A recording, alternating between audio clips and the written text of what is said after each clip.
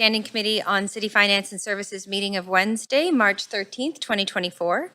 This committee meeting is being convened by electronic means as authorized under Part 14 of the Procedure Bylaw, the City of Vancouver electronic meetings, and as such, committee members may participate in person or by electronic means.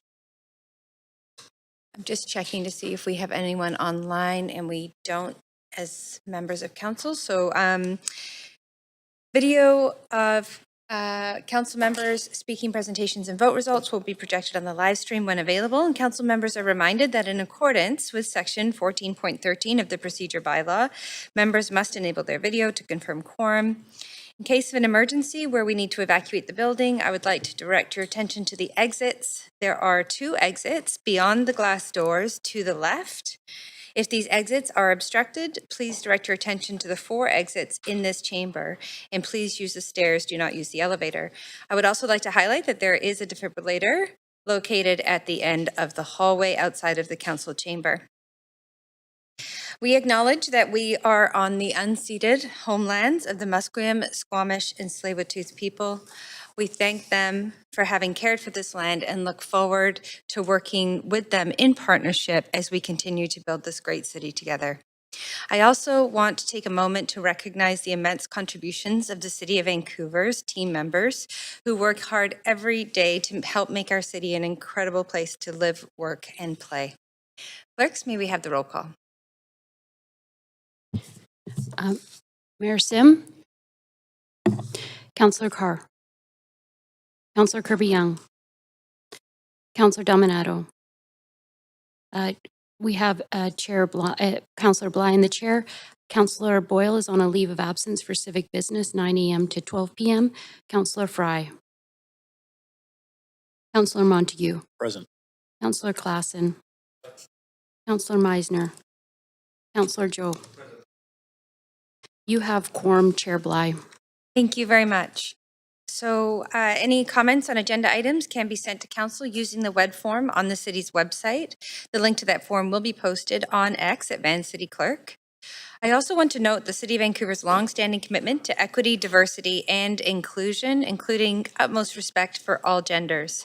I remind council that when addressing speakers and team members, we will avoid using gendered honorifics and will instead refer to the person by first and last name, role, or title. So the plan for the day, we have 4 reports and 6 council member motions. We are going to break at noon for lunch and continue to deal with the remaining items at 2:30 after the in-camera meeting. If needed, we will recess at 5 for the dinner break and reconvene at 6 to complete the agenda. And if the business does not conclude today, the meeting will be recessed and reconvene tomorrow, Thursday, March 14th at 6 p.m.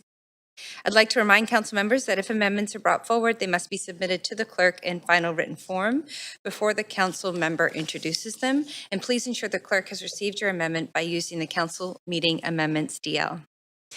I would like to remind council and members of the public that public individual speakers may only speak for up to 3 minutes, and representative speakers may have up to 5 minutes to speak, and council may not be asking questions of the speakers.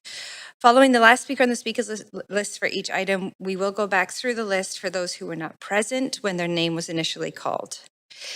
Council is committed to ensuring that all people who participate in council meetings or public hearings are treated fairly and respectfully, and the language that we use in these meetings should reflect respect for all residents. The creation of a safe and inclusive environment for the public, staff, and council to participate is all of our responsibility. And members of council may call a point of order if language used by anyone during a meeting is not respectful. As chair, I will ask the speaker to modify their speech to ensure they are using respectful language.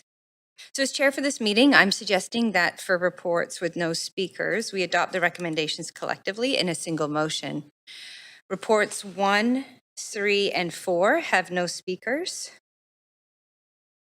And I'm going to read the title of those reports for clarity. So report 1, summary of updated hazard, risk, and vulnerability analysis. Report 3, 2024 property taxation. And report 4, contract award for supply and delivery of aerial fire apparatus. So does any member wish to hold reports 1, 3, or 4 for debate? And I see Councillor Carr's on the queue. I've got someone on the queue. Yeah, thanks very much. Could you hold report 1, please? Holding report 1. Any others? Not seeing any. I'll now ask, does any member wish to declare a conflict of interest on reports 2 and 4? Seeing none, I'll ask for a motion. Thank you very much. And it's Councillor Dominato move and seconded by Councillor Klassen. All those in favor say yay. Okay. Any opposed? Motion carries. So the following items have been approved on consent. Report 3, 2024 Property Taxation Pilot Development Potential Relief Program and Targeted Land Assessment Averaging. And Report 4, Contract Award for Supply and Delivery of Aerial Fire Apparatus. Okay, so the first report on the agenda is Report 1, Summary of Updated Hazard, Risk, and Vulnerability Analysis. And I will ask again, does any member wish to declare a conflict on this item? Okay, so we do have team members here to present this item. And so please, over to you.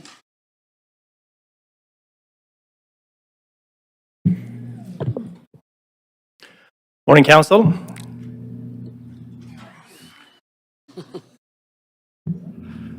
My name is Magnus Anfelt. I'm the city's Chief Safety Officer. Today, we're bringing 2 complementary reports to you. Staff been working hard over the past year across departmental lines and integrated work related to some of our key challenges when it comes to addressing and adapting to hazard risks. First, you will hear a presentation on our Hazard, Risk, and Vulnerability Analysis, or short, the HRVA. This report is presented by VIMA and contains an overview of the most significant hazards we face and how we're prioritizing work to address them. Secondly, our sustainability team will provide you with the climate change adaptation strategy update, which is aligned with the risk-based approach of the HRVA. This report lays out the actions the city is taking to address key climate change-related risks. The intention of sharing these 2 reports together is to provide you with a more comprehensive understanding of the risk we face and the work to reduce these risks and adapt to the challenges and changes and the benefits of doing so proactively. So with that, I'll hand it over to Katja to start with the HRVA. Great, thank you. And I believe there's a presentation. Yeah. So we're just bringing up the presentation now.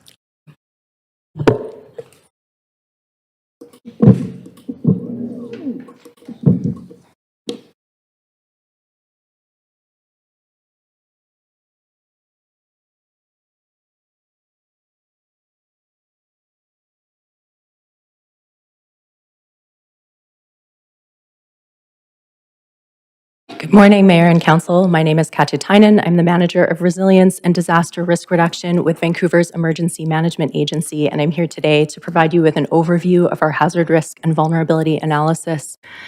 A hazard risk and vulnerability analysis is a summary of the hazards like earthquakes or floods that are of greatest concern. Sorry, back to the first slide, thanks. A summary of the hazards of greatest concern like earthquakes and floods and the consequences they pose to our community. Next slide, please. So to start, I'd like to acknowledge that this work has been conducted on the traditional and unceded territories of the Musqueam, Squamish, and Tsleil-Waututh peoples. These nations have unwaveringly called this place home since time immemorial and have stewarded these lands in resilient, sustainable, and adaptive ways in spite of colonization. Next slide. Our HRVA actually begins with a short story of the Great Vancouver Fire. In 1886, settlers started 2 land-clearing fires on the downtown peninsula. These fires very quickly merged and burned out of control, destroying 1,000 buildings and killing 12 people in 30 minutes. Survivors fled into the Burrard Inlet to escape the smoke and flames. Shortly thereafter, Squamish women saw the smoke and flames, took to their canoes, paddled across the water, and began pulling the survivors into their canoes and taking them back to safety. In the days and months that followed, the survivors returned to the downtown peninsula and began the painstaking process of rebuilding the city, and it has grown to the place we call home today. We start our HRVA with this story in recognition that Vancouver has deep experiences with disasters and recovery, and that our resilience is fundamentally linked to the resilience of Indigenous peoples on these lands. Slide, please. Over the next few minutes, I'll provide you with a background on our HRVA, summarize the risk scores within that report, give you a snapshot of the hazard profiles within the report, and provide you with conclusions and next steps for this work. Next slide, please. A hazard risk and vulnerability analysis, as I said, is a high-level study of the hazards that may impact our community and their potential consequences to people, buildings, infrastructure, the environment, and our economy. Hazard risk and vulnerability analysis are one way that we can understand the risks that we face. Understanding risk is the first priority in the United Nations Sendai Framework for Disaster Risk Reduction, which outlines best practices communities can adopt to reduce the harms or potential harms of disasters and build resilience. HRVAs are one of our ways of understanding risk. Next slide. So why do we need an HRVA? First of all, this is part of our compliance with the Emergency and Disaster Management Act adopted in November of 2023. The Emergency and Disaster Management Act outlines responsibilities for local authorities with respect to emergencies and disasters and includes a requirement that local authorities must complete risk assessments. In addition to that, Vancouver has a changing policy landscape. We have multiple thematic strategies and action plans that address key risks and build resilience. The HRVA does not supersede them, but helps knit them together, recognizing the interconnected nature of the risks that we face. Finally, staff have recognized that in order to prioritize actions and investments, we must better understand our risk across different hazards. Next slide.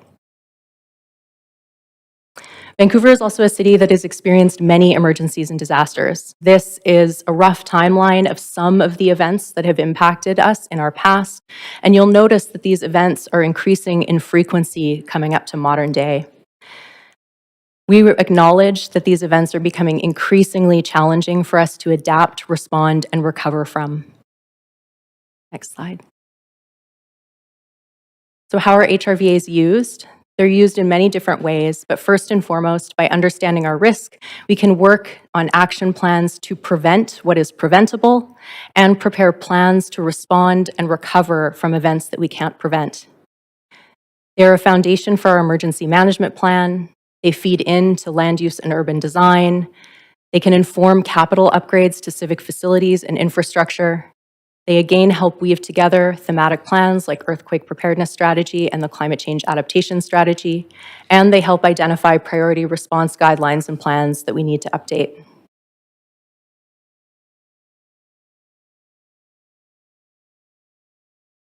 David? An important point within our HRVA is that there is no such thing as a natural disaster. There are hazards that are natural, like earthquakes, but the disaster actually comes from the decisions that we make as a society. Where and how we build our buildings and infrastructure, the quality of our social and economic systems and who they include or exclude, and the strength of our ecological systems. All of these determine whether a hazard turns into a disaster. And as a city, we're using many tools to address this risk. We can change our building codes to ensure that our buildings are able to protect occupants from earthquakes and extreme heat. We can strengthen our social and economic systems and increase equity within our community. And we can protect natural assets like urban forest canopy or shoreline habitats, which protect us from floods and help cool the city in the summer. Vancouver is ultimately a city that lives with risk. Our forests are increasingly dry, leading to uncontrollable wildfires and smoke. The mountains that hold our drinking water are also formed by the same forces that cause earthquakes. And our seas that we love swimming in are rising and exacerbating coastal flooding during storms. There are 13 hazards of greatest concern contained in our HRVA. I want to acknowledge that this list is not in order of risk.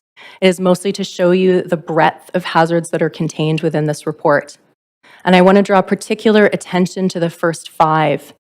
These key climate-related hazards are mirrored in the climate change adaptation strategy, which you'll see a presentation on next in the agenda. Next slide. In order to get to those 13 hazards of greatest concern, we started with a much longer list and worked with subject matter experts to narrow this down based on what will not impact Vancouver, like avalanches. From there, we received feedback from Musqueam, Squamish, and Tsleil-Waututh staff on how these hazards might affect their communities. And then staff worked with subject matter experts to develop scenarios that we would characterize as maximum credible threats. So the worst that a hazard can be, still within the realm of possibility. Staff then conducted deep analysis of physical and social vulnerabilities in Vancouver and pulled together spatial data and mapping. From there, workshops were held with staff and subject matter experts in other organizations to assign risk scores to these hazards. In our second phase of work, we did deep engagement with equity denied and disproportionately impacted communities to understand how these hazards would impact them. And we worked closely with our sustainability group to align the climate change adaptation strategy and hazard risk and vulnerability analysis and incorporate updated climate projections into this work. This has created a revised hazard and risk score list, which is in the final report. To speak a bit more to the physical and social vulnerabilities I mentioned, there are 5 key drivers of risk in our physical environment. Climate change is the leading one. It is increasing the frequency and severity of many of our hazards of greatest concern and adding general uncertainty and pressures to our systems and environment. In addition to that, we have aging and vulnerable buildings, whether we are looking at private homes and businesses or public civic facilities. Buildings, in many cases, were built before our modern day codes and are not designed to withstand some of the hazards that we have. It's a very similar story with infrastructure. Much of it is aging and vulnerable to the climate-related and non-climate-related hazards that we face today at the local and the regional level. And finally, ecological degradation.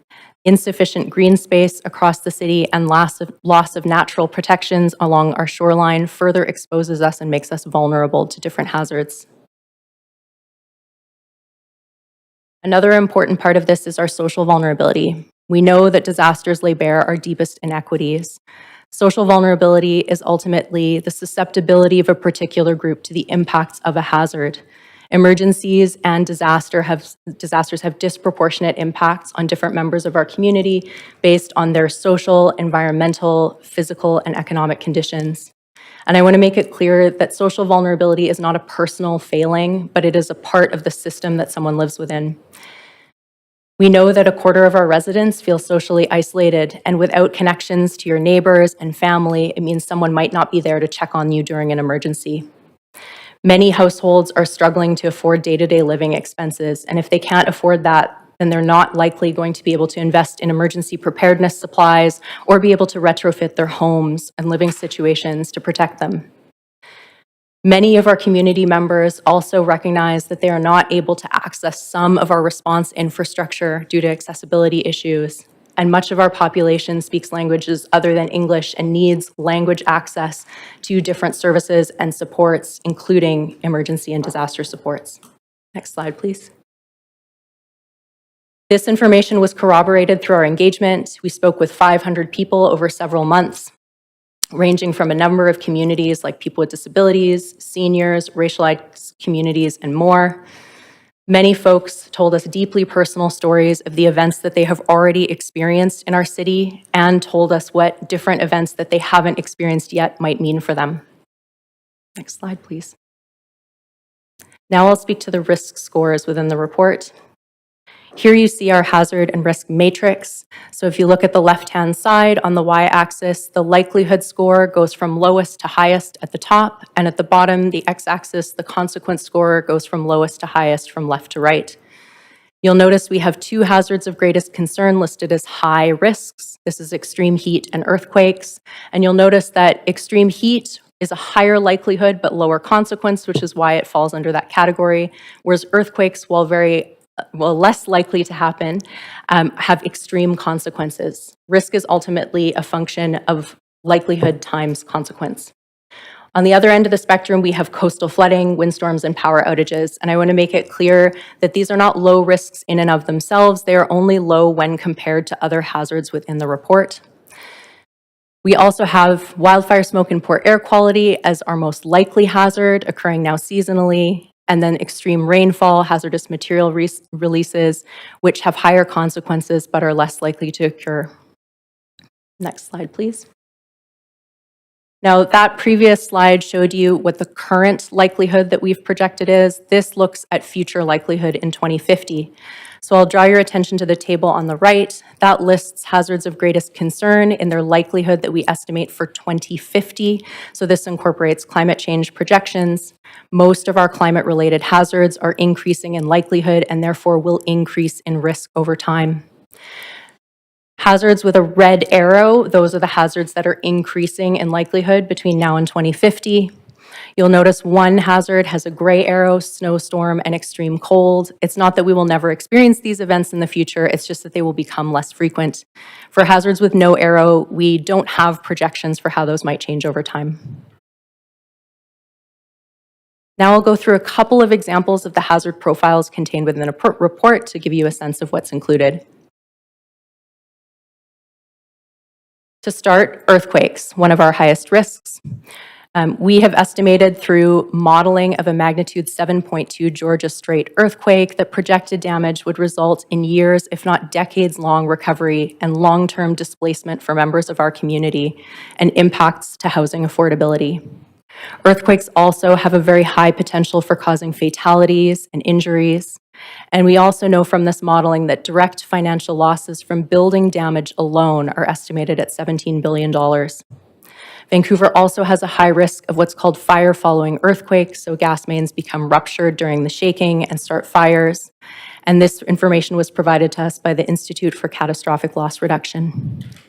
Overall, earthquakes have significant damage to buildings and infrastructure, including water, sewers, healthcare systems, and food security, and can result in mass displacement, causing long-term impacts, particularly in neighborhoods like the downtown east side, downtown, and west end. Our next high risk is extreme heat. Extreme heat is a silent killer, and unfortunately, we've had a very recent experience with it.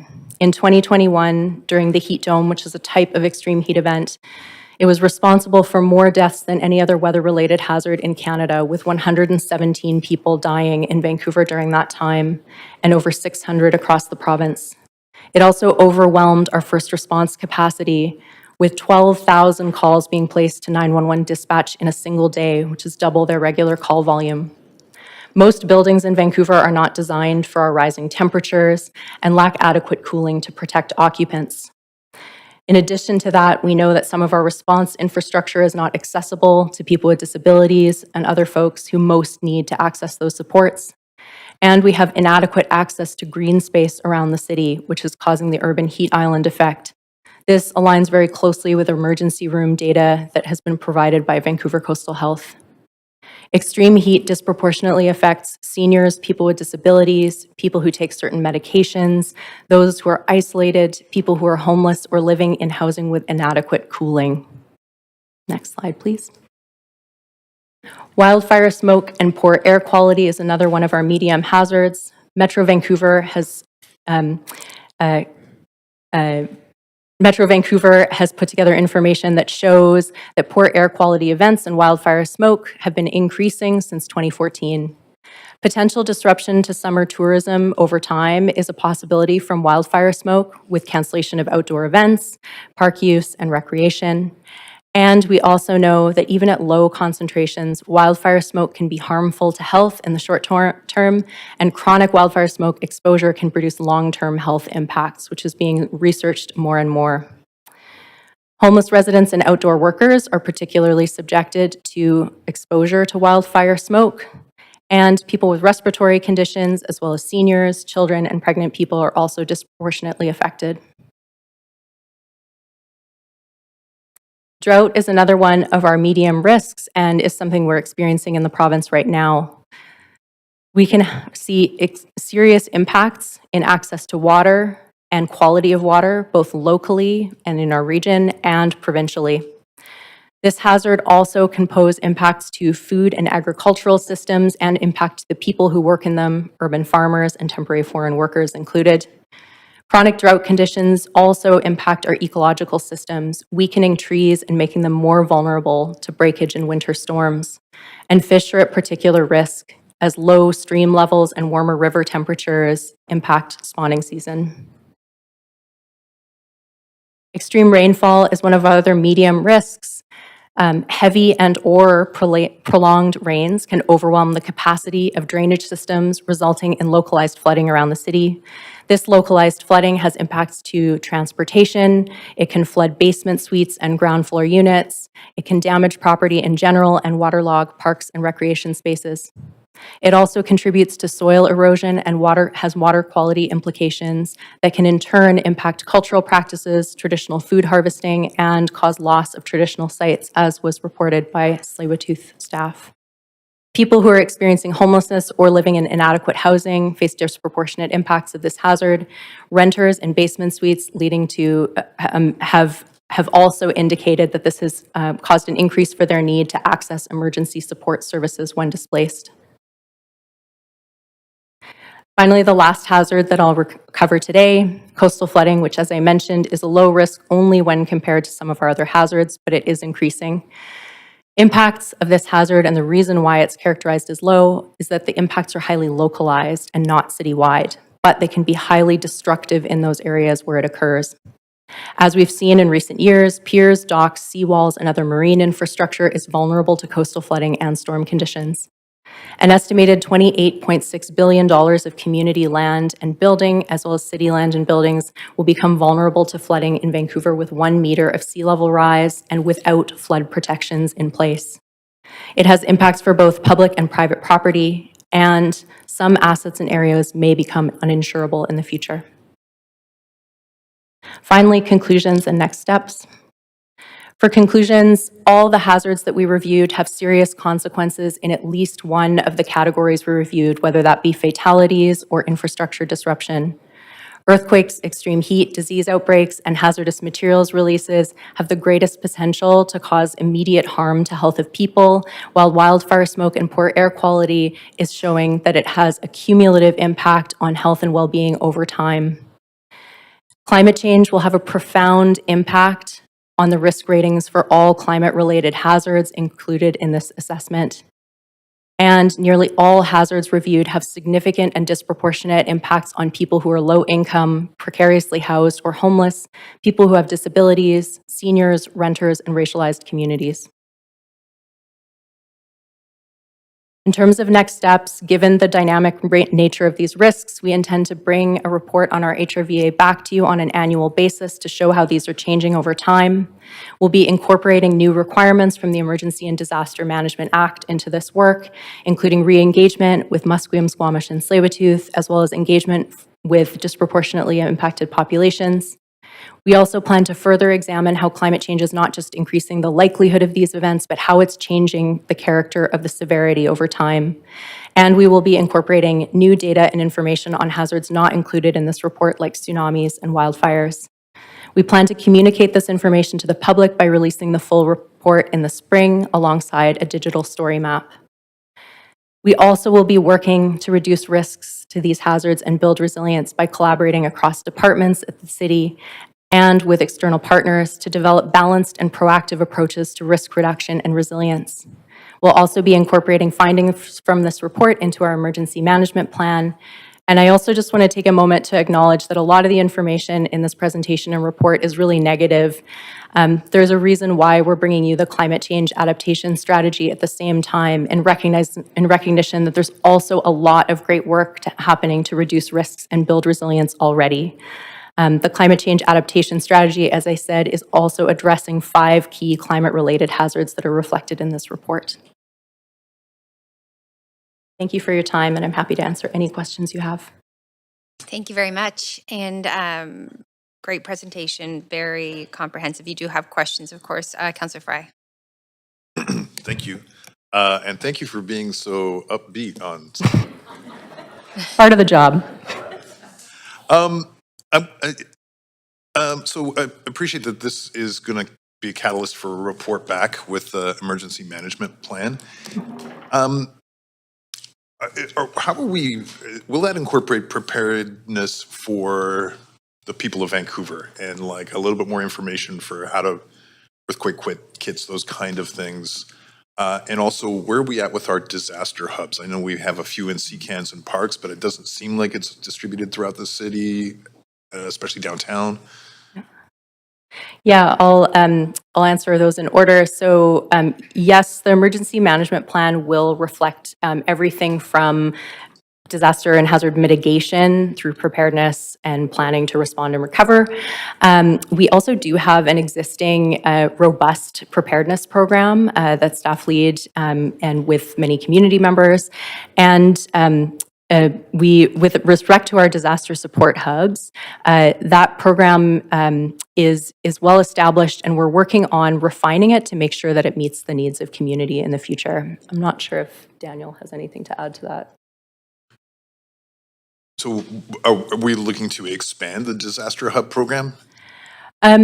Probably not expand the number of locations necessarily, but we're looking more and more at partnering with non-civic facilities like neighborhood houses and other organizations, which have a key role to play both in the sort of day-to-day resilience of the community and also work with them on how to develop complementary neighborhood scale plans that could work in conjunction with those disaster support hubs. So will we expect it to be sort of population-based, like recognizing there's a higher proportion in a certain part of town, and so we need more disaster hub resources?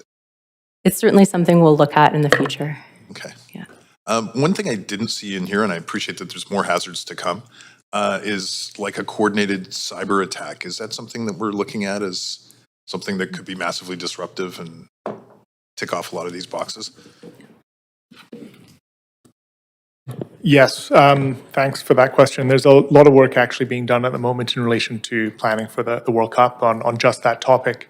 The city has a robust cyber response plan for many reasons that's not public. There's a lot of critical infrastructure, and we are working with our partners through a critical infrastructure working group on cyber attacks as one of the hazards that may impact our infrastructure, not just city infrastructure, but infrastructure throughout the city, BC Hydro, the telcos, et cetera. That's where I was thinking, yeah, like the larger scale cyber attack that could be Yeah. coordinated across the nation and take out bank networks or whatever, and what that could potentially look like. Absolutely, yeah. Okay, so that'll be in. That'll be coming. We are, one of the other areas that we'll be expanding in future updates to this is looking at security threats. Explicitly, we included public disorder as one of the hazards we looked at. But those types of risks and hazard events they need to be assessed a little bit differently, closer work with police and some of our other partners, and the cyber security aspect of that will be captured there as well. So that'll be coming in updates to the HRVA. What we're looking at in our critical infrastructure group is really the impacts of those cyber attacks. So if it's a cyber attack that takes out infrastructure and the power system goes down, that could be similar impacts to the power system failing due to other reasons. So two avenues. All right, great, thank you. Thanks, Chair. Thank you very much, Councillor Fry. Councillor Carr. Yep, thanks very much. I have a number of questions. And in fact, could I move for a second round? I'm not sure I'm going to get through. Need a seconder? All those in favor? Any opposed? Thanks very much. Extreme heat. We lost 100 people in Vancouver during the heat dome. I wonder if you can give me an update on what we are requiring in terms of new builds and the retrofit program, especially for civic buildings that could be places for people to retreat to in the case of extreme heat. Thank you. I'll actually defer that question to my colleagues in sustainability if they're comfortable answering. Good morning, Brad Bedell, Director of Sustainability. I can speak to the building code part. Councillor Carr, I'll look to Craig Edwards to speak to the civic facilities. According to our building code, as of 2025, all Part 3 buildings will need to have air conditioning, mechanical cooling. Part 3 buildings captures basically everything bigger than townhouses. The province is now essentially mirroring that requirement in the provincial requirement as well, kind of following on the heels of our BBBL change. And I'll look to Craig for the civic facilities. Thanks for the question, Councillor Carr. Craig Edwards with Manager of Energy and Utilities with Real Estate and Facilities Department. Yes, so we've recently updated our facilities standard manual for a requirement for full mechanical cooling in all of our buildings, city-owned buildings with public spaces. So any new community centers or other buildings with public spaces have full mechanical cooling. So, for example, we're under design with the Sunset Community Center, Seniors Center, the Marpole Community Center, which is under construction now, the West Fraserland Community Center, which is upcoming, and the Oak Ridge Community Center, which is under construction. Those all have full mechanical cooling. And then they also have full filtration systems, MERV 13 filters for filtration for wildfire smoke events. And then they also have a provision for carbon filters, which will be installed during smoke events to help reduce the impacts of smoke. Right. Do we have safe centers of retreat in the case of extreme heat or, as you pointed out, also wildfire smoke in every neighborhood of this city? I can't exactly answer that question as to whether we have it in every neighborhood, but we have it in about 28 community centers and libraries right now.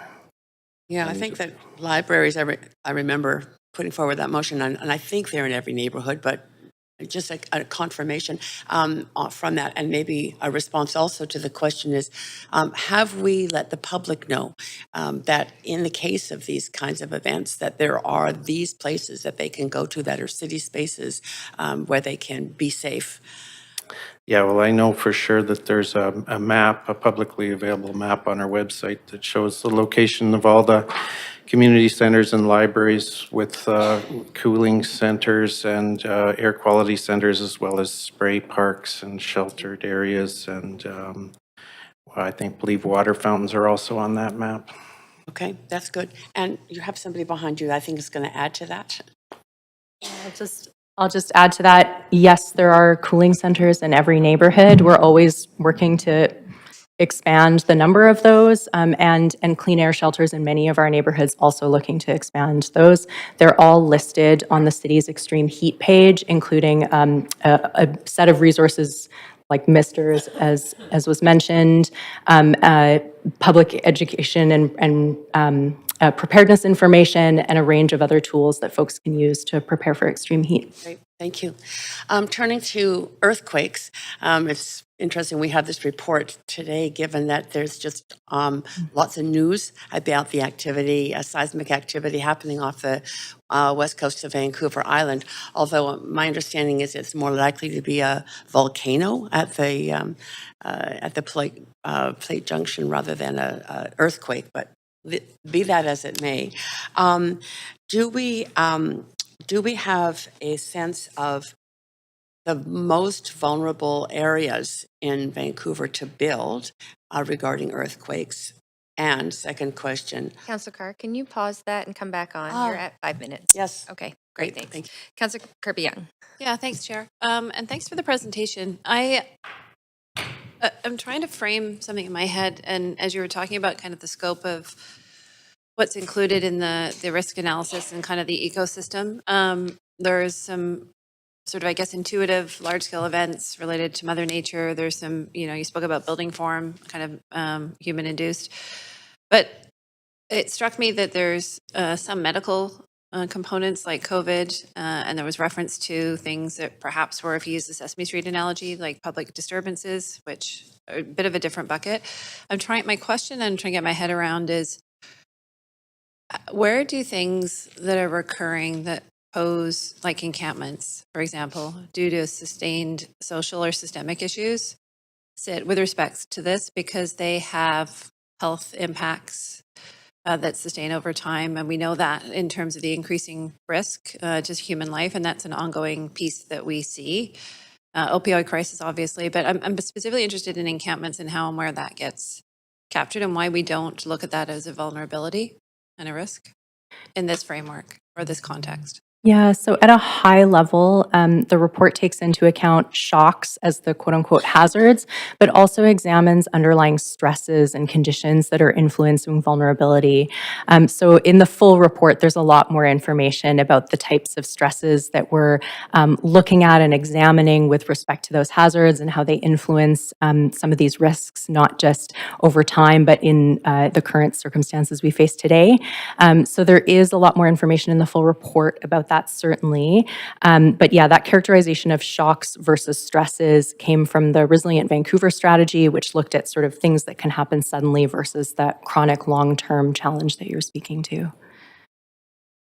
Okay, but I mean, I guess just to sort of push this and discuss it a little bit further, arguably climate change is a long-term stressor. It's not a sudden shock, for example. So again, I'm just looking to sort of synthesize and reconcile in my head how we define and what sits in there. If we know something is occurring and has specific stressors that are causative factors and it's occurring on a recurring basis, and as is climate change, how is that different to determine that that should be something that's included versus something that is not?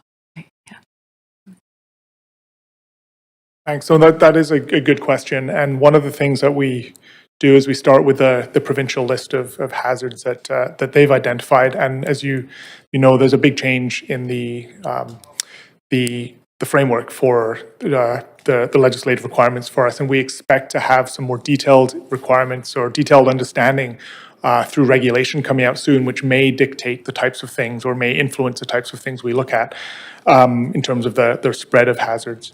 One point to clarify, though, we don't look at climate change specifically as a hazard. We look at discrete events such as extreme heat, wildfire smoke. Some of these are exacerbated by climate change over time, but they are discrete hazards that are already happening today. So you'll see in the report they're listed as sort of discrete events rather than the climate change bucket as a whole.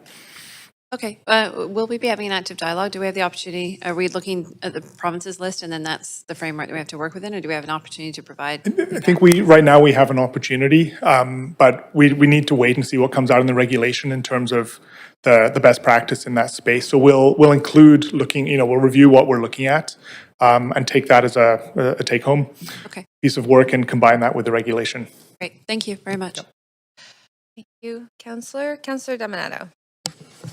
Thanks, Chair, and thanks for an excellent presentation. I just want to follow up a couple of points. Appreciating, well, you touched on sort of the highest risk items. You did note public disturbances in there as well as part of the risk assessment. I'm curious if you could just expand on our work in coordination with emergency services, whether it be VPD, fire, or others, with respect to public disturbances or human-caused events, whether that be riots, whether it be active shooters, whether it be other incidents that do have both a physical impact on the city, but also, life and limb for the public. So could you comment on what that looks like in terms of the work you're undertaking here? Yes, absolutely. Daniel, would you like to? Yeah, we do work closely with VPD, with fire, with other services in our response plan. So we have hazard response plans for a number of those events. Some of them are primarily driven by policing when it comes to the security type events. But we deal with the consequences of that. So we have plans around how we'd communicate to the public. We have plans on activating the Emergency Operations Centre to coordinate the city response in support of police, and likewise for fire and for medical incidents. As we saw over the number of years through COVID, we weren't taking the lead role for that health event, but we were there doing a range of supports dealing with the consequences and the impacts of the event. So yeah, we work very closely with them. That's great. That's a perfect segue, and it's not just specifically to public disturbances, but I'm curious if staff could expand, and maybe this is coming with the emergency management planning report, around our communication protocols and what that plan looks like in terms of activating, in terms of outrage management, responding quickly, getting information into the public's hands, and do we do any I guess, drills around that, just to ensure that we're getting the right information to the right people's hands. the right time. You're talking about during an emergency Any, response? not Yeah. just specific to public disturbances. I'm talking any incident. So we do have a public alerting system that we have that we work with Vancouver Police and Vancouver Fire as our closest partners on that. And we use that to get some information out during the Burnaby refinery incident a few weeks ago. So that's something that and we use it for extreme heat events as well in the summer to let the public know of our supports, and we would use it for other events that come up. We also have access to another system for a limited number of events, the national alerting system to get information out, and we have procedures within the city in how to connect and coordinate very quickly to issue those alerts, and if we need to escalate it to the national system, we would do that through the province. Okay, great.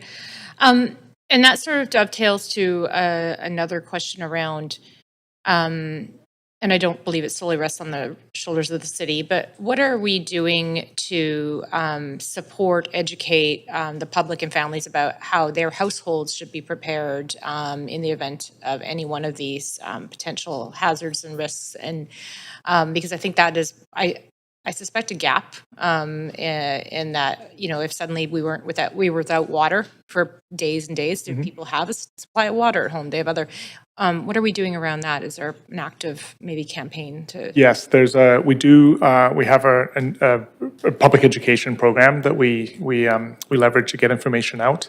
It usually ramps up public workshops, online workshops around Emergency Preparedness Week and the Shakeout earthquake drill in November. So Emergency Preparedness Week is in May. That's when we've seen the largest uptake of people seeking this information. We also have information that's available all the time on our website, and we leverage the provincial tools as well. The province has been creating far more guides in recent years that we can leverage to help educate the public as well. So we reference those in our materials. And we're adding to that the story map that Katja mentioned earlier, which will be released when we distribute the report in the coming months, the HRVA report, which will go into more specifics about the actual hazards and where the impacts are. So people will get that hazard specific information as well as the preparedness information that already exists on our website and through our workshops. Okay, great. One really quick question, going back to the question around cyber and that being part of the broader report around emergency management.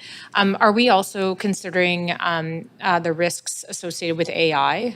It's a great tool. I think there's a great opportunity, but is that also being looked at as part of our index? That's a very good question. That's currently not included in our framework right now. I think those risks are broader than sort of emergency situations per se, but we'll take that away. Yeah. Thank you. That's my time. Thank you very much, Councillor Dominato. And Councillor Carr, second. I'm actually just going to follow up on the public education piece, which I think is really important. Have we thought about putting just a little link in the mail out that goes out to every property owner, for example, in the tax thing that just links to the website where you can go as, for example, safe places of retreat? Yes, thanks for that suggestion. We do look at many different ways to get the message out. That has come up in the past, and there's a lot of Great. That's all I need. Tension for that.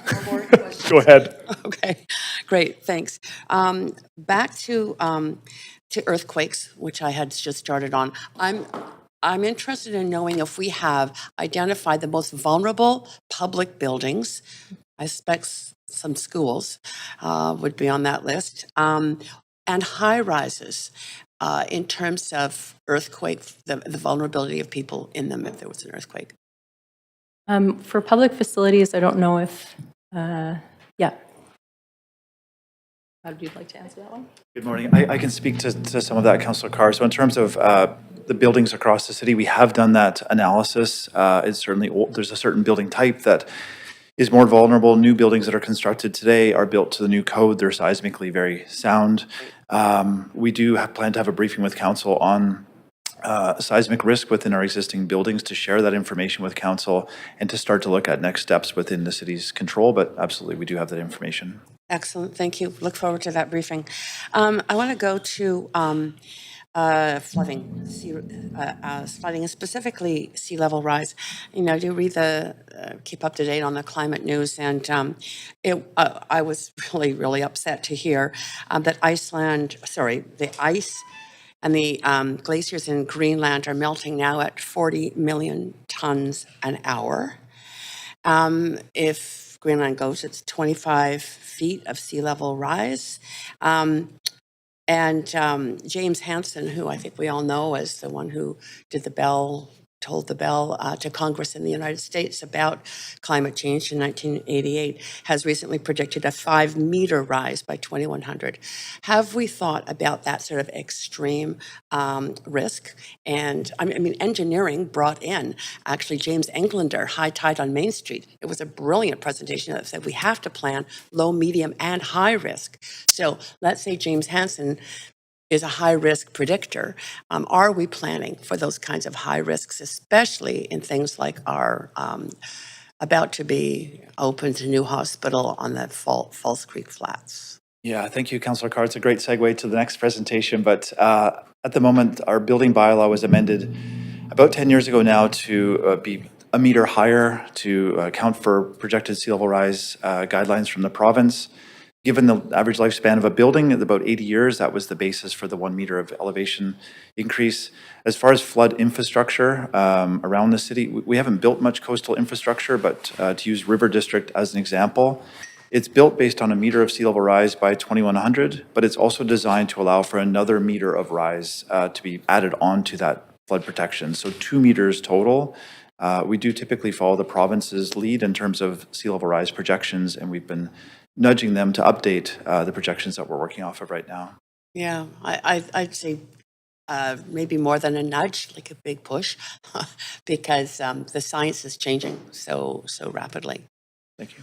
Okay, I'd like to move just a bit to fires and urban fires. Last night at the public hearing, there was a building that was approved. It was only, I think it was 7 feet. Was it 7 feet? Councillor Meisner will remember the 7 feet from adjoining buildings, which were low rise, but it was a high rise. Do we not have very strict measures about not building buildings close to each other due to fire risk? Good morning, Saul Schwebbs, Chief Building Official. We do. We have limiting distances for spatial separation to create gaps between buildings. Depending on the proximity and the type of construction, there may be additional requirements in terms of like window shutters or water curtains, but yeah, that is closely looked at in the permitting process. And does it allow 7 feet separation? In certain conditions, yes. I'm not familiar with the buildings you're talking about, but yeah, in certain conditions. I mean, we have certain buildings downtown with zero lot line. The buildings are right tight to each other, and it's just the makeup of the wall that provides a fire resistance to make them safe. Right. Okay, well, something to look at in the future. I think that's my time again. So thank you very much, staff, for a very, very good presentation. Oh, and I'm happy. Great, thank you very much. Councillor Kirby Young seconded. Any discussion? Seeing none, we can go straight to a vote.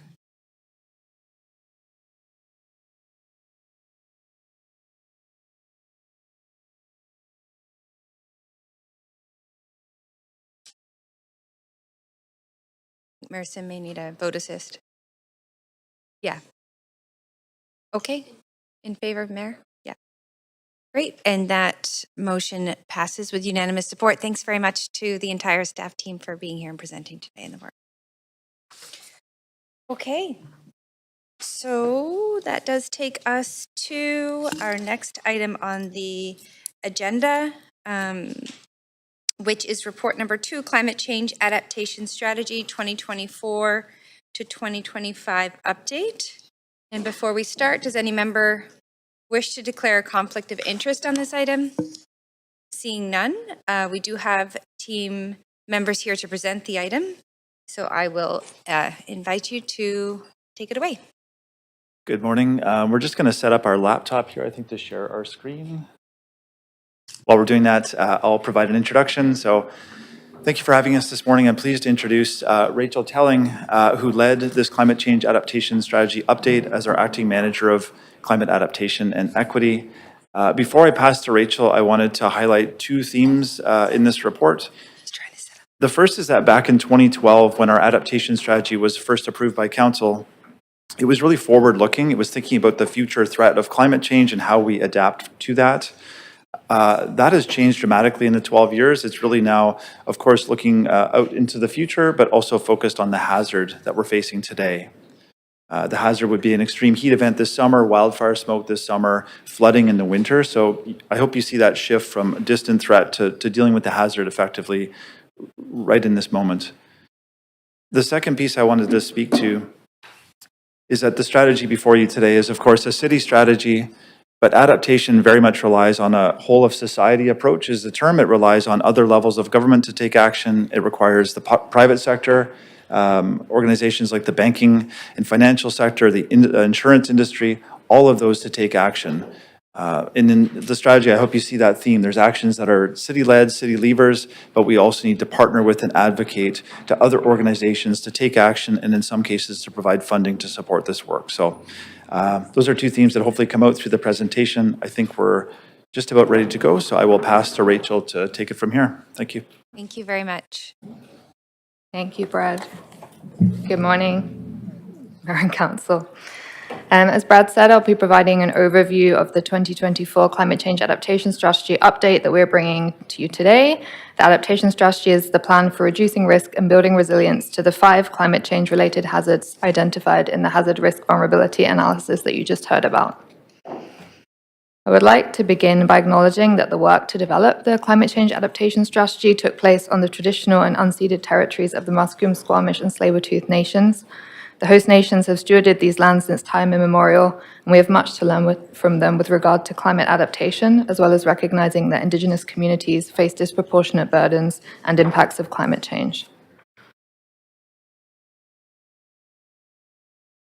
In my presentation, I'm going to cover some climate change context, both global and local, some history of the climate change adaptation strategy, details of the 2024 to 25 strategy update that we're bringing forward today, the financial implications associated with this strategy, and close with looking forward to next steps. So to begin with the climate change context, this chart is taken from the most recent report of the United Nations Intergovernmental Panel on Climate Change, which was published last year and shows global surface temperature change since 1950. So on the x-axis there, you can see time. On the y is degrees of warming in degrees Celsius. The black line with the kind of shaded gray to the left shows historical observed temperature change. So this chart clearly shows that we've already seen 1 degree C of global warming since the 1900s, and we will see more. So the 5 colored lines to the right are the 5 different socioeconomic scenarios for future warming used by the climate science. From a rapid, immediate reduction in carbon pollution on the bottom there, which still does result in some warming from residual emissions, through to business as usual and increasing carbon pollution, the top line there, causing a large degree of warming. So the blue bottom lines are where we want to be. The red lines are currently where we're currently headed. It's important to note that even in scenarios that we're trying to get to, the impacts we'll experience are still worse than what we're experiencing today. But the amount of additional warming we'll see is reliant on a number of factors, including governmental carbon reduction targets. This chart clearly demonstrates that despite our best efforts to reduce carbon pollution, we do need to adapt to a warming world. Many impacts are unavoidable, but we still need to take every possible action to reduce carbon pollution. And Canada is warming at twice the global average rate. Western Canada is already on average 1 to 2 degrees warmer than it was in the 1940s. And climate change is already affecting many weather and climate extremes in every region across the globe, leading to widespread adverse impacts and losses and damages to people, biodiversity, and infrastructure. On a more local scale, in the last 3 years, British Columbia has experienced Canada's most fatal climate-related event, which was the 2021 heat dome that we've already spoken about this morning. The province's most costly weather event, which was the 2021 atmospheric river and flooding, which caused estimated insured losses of $675 million and many more uninsured losses. And the most destructive and expensive wildfire season on record in 2023, in which wildfires burnt almost 25,000 square kilometers of land, which was nearly double the previous record set in 2018. And nearly 140,000 people in BC were impacted by wildfire evacuation orders. Other local climate impacts we see include repeated damage to Vancouver's shoreline infrastructure, some of the most extreme drought conditions on record, and periods of the worst air quality in the world due to wildfire smoke. And we know that Vancouver residents are concerned about climate change. In polling undertaken last year, 93% of Vancouver residents said they were concerned or very concerned about climate change and named extreme weather and disasters as their top concern. And these findings match recent Canada-wide polling, in which 75% of Canadians were concerned or very concerned about climate change. So how do we respond to this challenge? There are two sides to this coin. Climate mitigation, which looks to reduce carbon pollution to limit the effects of climate change, and climate adaptation, which looks to adapt to the inevitable impacts of climate change. In Vancouver, these are guided by the Climate Emergency Action Plan on the climate mitigation side and the Climate Change Adaptation Strategy on the climate adaptation side. There are some significant areas of overlap between the two. For example, building upgrades such as the installation of electric heat pumps can reduce carbon pollution while providing indoor cooling and air filtration, and planting trees and installing green rainwater infrastructure to reduce the impacts of extreme heat can also sequester carbon from the atmosphere. And this highlighted area here is the focus of the Climate Change Adaptation Strategy, which does look to prioritize actions that advance both climate mitigation and adaptation where possible. As well as reducing carbon pollution, there are a number of associated benefits from climate change adaptation measures. Firstly, on the health side, Vancouver Coastal Health recently released a report on climate change and health, naming climate change as one of the biggest public health crises of our time. Events like extreme heat and air quality events from wildfire smoke have immediate impacts on people's health, and emergency room visits increase significantly. So making homes and public spaces safer can reduce negative health impacts and relieve some of the pressure on the healthcare system during such events. We also know that increasing access to green space as an adaptation measure can also have positive outcomes for both physical and mental health. On the financial side, a Canada-wide study used for the National Adaptation Strategy found that for every dollar invested in adaptation, governments and businesses can save $5 to $6 in direct damage costs and another $6 to $10 in economic benefits, such as avoiding work stoppages or productivity slowdowns. And we are looking at updating this number with a locally specific study. And this is particularly important for municipalities who own and operate 60% of Canada's public infrastructure. For example, building flood-protected buildings now can avoid costly damages and retrofits in the future, and taking proactive adaptation measures can also benefit the economy directly, for example, through the creation of jobs in the green building sector in response to the demand for home cooling upgrades. And lastly, on the environmental side, increasing green rainwater infrastructure and adapting our sewer system to a changing climate can reduce the number of combined sewer overflows and subsequently improve water quality in receiving bodies such as False Creek and English Bay. And increasing tree canopy to provide shade during hotter summers can improve ecological connectivity and habitat. So just a short history of the Climate Change Adaptation Strategy. Vancouver's adaptation strategy was first approved by Council in 2012 and was one of the first of its kind in Canada. An update to the strategy was approved by Council in 2018, which laid out a new set of priorities supporting actions and several new focus areas that you can see on the screen there.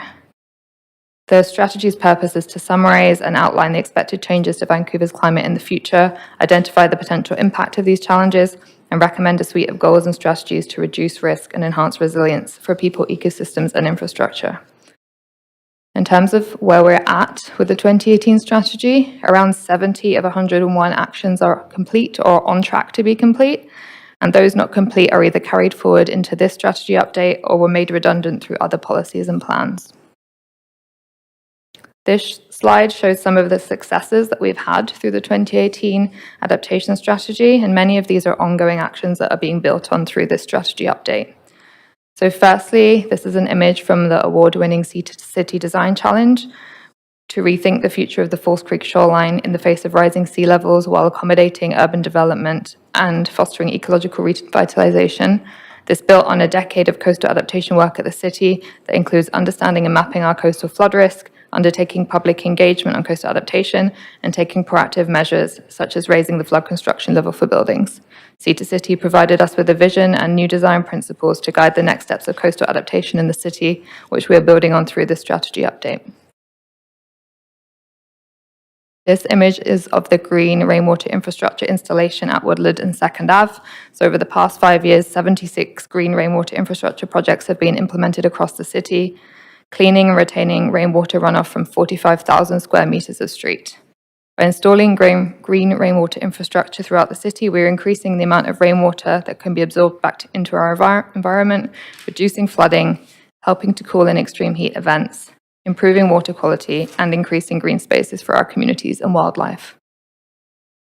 This image speaks to our work to continue operating cooling centres as respites during extreme heat events. In 2023, there were 38 cooling centres at community centres and libraries across the city, as well as 26 misting stations and 14 spray parks available for the public to use. And recognising that often our most vulnerable residents are unable to access cooling, we piloted a low-cost and accessible cool kit programme with community partners to support 4,000 vulnerable residents sheltering at home during extreme heat events.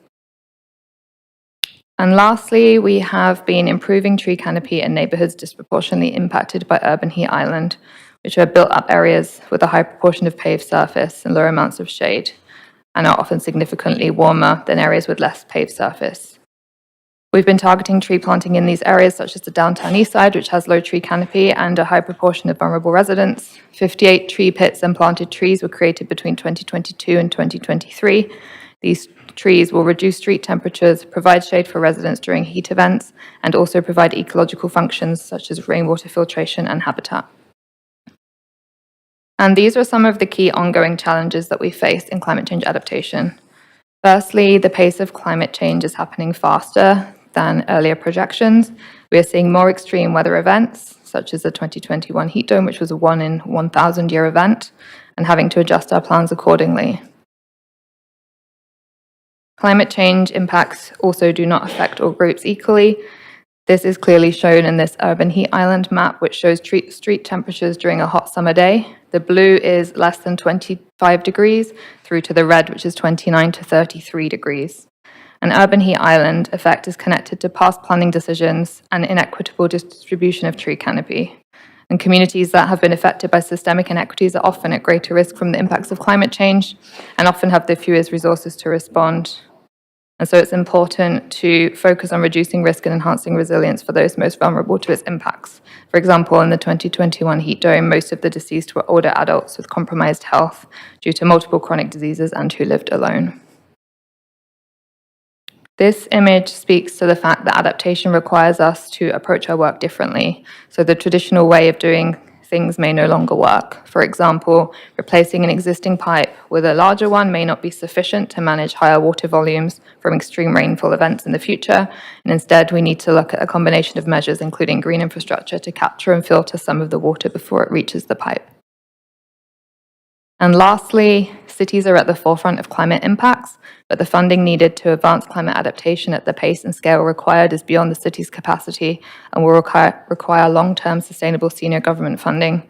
Both the provincial and federal governments released climate change adaptation strategies in the last 2 years, with some associated funding for municipalities, and we hope to see this funding sustained over the long term. So I've shared the context and history of the adaptation strategy, and now I'm going to walk through an overview of the 2024 to 25 update that we're bringing forward today. So the previous two plans have had actions for 5 years. The plan that we're bringing forward today only has actions for 2 years to 2025. And the reason for that is that the Climate Emergency Action Plan will be renewed in 2025 for actions for 2026 to 30, and staff plan to update the adaptation strategy at the same time to better align our climate mitigation and adaptation work and have a more coordinated climate approach. The process to update the strategy followed the adaptation cycle, which is best practice globally for developing and updating climate adaptation plans. Updating the plan involved updating our climate projections, which I'll speak to in a couple of slides' time, creating cross-departmental working groups around the hazards, identifying impacts and areas of highest risk, aligning our work with that to develop the hazard risk vulnerability analysis, undertaking a vulnerability assessment, and developing actions based on known risks, vulnerabilities, and climate projections. And just a note here that we didn't do public engagement for this plan due to the short time frame and the fact that we plan to undertake public engagement with the Climate Emergency Action Plan this fall for the next climate plan. But what we did do is incorporate the outputs of other engagement processes into this plan, such as the engagement our colleagues in VEMA have done with communities impacted by extreme heat, and engagement on sea level rise that the sustainability group has done through Sea to City and other coastal adaptation work. So there are a couple key changes to this strategy. The first one is that the plan is structured around the 5 main climate change related hazards facing Vancouver that you can see here. These are taken directly from the hazard risk vulnerability analysis. I'm going to walk through each of these hazards briefly and provide some information, including details of updated climate projections that we received from the Pacific Climate Impacts Consortium at the University of Victoria using the most recent available climate science. And the projections are for the 2050s using a high emissions scenario or business as usual, which has been used by all senior levels of government for their adaptation planning. And while local and global commitments have been made to reduce carbon pollution, planning based on climate projections under this scenario can be considered a no-regrets strategy for adaptation, and it's prudent to plan for this scenario until climate change mitigation actions begin to catch up to commitments. And the high emissions scenario for 2050s is comparable to medium emissions at end of century. So starting with extreme heat, which is our highest risk, by the 2050s, we see warmer temperatures year-round with an average temperature increase of 2.4 degrees C. The hottest days will be hotter with 3 times as many days over 25 degrees, 9 times as many days over 30 degrees, and we see more frequent, intense, and longer-lasting heat waves. The impacts of this are heat-related illness and mortality, especially in more vulnerable populations, overheating in buildings, terrestrial and marine ecosystem stress, and unsafe conditions in indoor and outdoor workplaces. For poor air quality, this is the only hazard that doesn't have modeled projections. And the reason for that is that wildfire smoke is the leading cause of exposure to poor air quality in the Vancouver region, but exposure can occur even when fires are burning quite far away. The frequency of air quality advisories has increased over the past 20 years in Metro Vancouver, and we will also see warmer and drier summers leading to elevated concentration of ground level ozone, which is largely emitted by cars. The consensus among climate scientists, public health experts, and others is that hotter, dry summers will mean longer and more severe wildfire seasons, leading to more wildfire smoke exposure and poor air quality days. The impacts of this are cardiovascular and respiratory health impacts due to smoke exposure, particularly for individuals with pre-existing conditions, poor indoor air quality in buildings due to lack of filtration, and disruptions to businesses, especially those with outdoor workers, and disruption to outdoor recreation, outdoor events. For drought, our projections show decreasing summer rainfall and longer lengths of time with consecutive dry, rain-free days or dry spells. And the combination of these mean more frequent and severe drought conditions, the impacts of which are increased stress on vegetation and trees, higher risk of wildfires in urban forests and green spaces, and the potential for more frequent residential watering restrictions. For extreme rainfall, we see shifting precipitation patterns with more rain in every season except for summer. And by the end of the century, some years may have more rain in fall than in winter. Average annual snowfall will decrease by 60%, which obviously isn't great for those of us that like to ski, but has some really deeper implications for our region's water supply. And we also see more frequent and intense rainfall events happening more frequently and with more rain when they do occur. The impacts of this are flood damage to buildings and infrastructure, increase in sewer backups, harm to marine ecosystems, and potential for rising flood insurance costs. And lastly, for sea level rise, the province currently advises cities to plan for 50 centimetres of sea level rise by 2050 and 1 metre by 2100, though projections past 2050 do vary widely. And in addition to what Brad said earlier in response to a question, we are expecting Canada-wide projections to be updated in 2024-25 by the federal government. Sea level rise can be exacerbated by king tide and storm surge, and we see increased coastal and Fraser River flooding, as well as damage to buildings, infrastructure, coastal assets, and the seawall. Another key change since the last strategy is that we have a new policy landscape both internally and externally. So all 3 levels of senior government have released climate adaptation plans or climate plans that include adaptation in the last few years. The National Adaptation Strategy was launched at City Hall last summer, and I think much of Council was there for that announcement. And we have a number of internal strategies as well. Vancouver Plan, Resilient Vancouver, Equity Framework are really important work to align with, as well as more specific plans such as the Rain City Strategy. And this strategy we're bringing forward today aligns with and supports the work outlined in those strategies, as well as sets us up for taking advantage of funding opportunities associated with senior levels of government plans. So our response to reducing risk and enhancing resilience to these 5 main climate-related hazards in this 2024 to 25 update includes the following for each hazard: climate projections, impacts, disproportionately impacted populations, objectives, and actions. There are 61 actions in total, organized by priority focus area and based on risk from the hazard risk vulnerability analysis. The majority of these are within our current budget and capital plan, and many build on work from the previous plan. I just have a slide on each hazard just to give kind of a high-level view of our priority focus areas and an example of an action. So for extreme heat, our priority focus areas are supporting indoor cooling and thermal safety at home, improving access to cooling in public spaces, and stewarding the urban forest and green space to support outdoor cooling.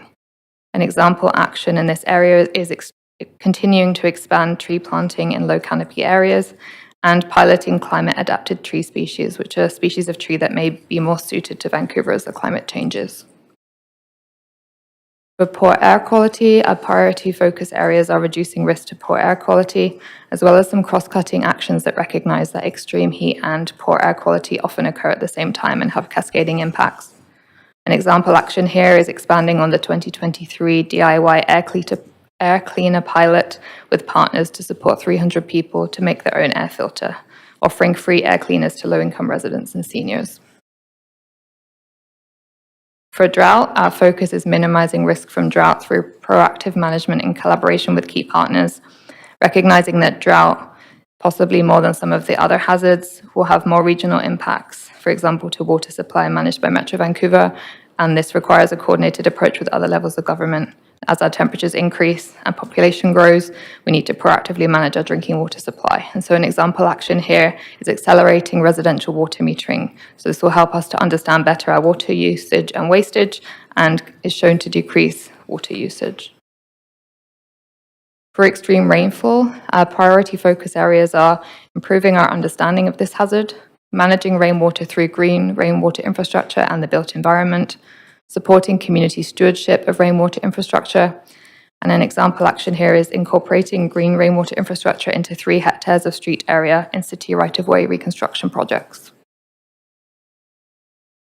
For sea level rise, our focus is on planning for sea level rise and coastal hazards and piloting creative solutions for coastal resilience.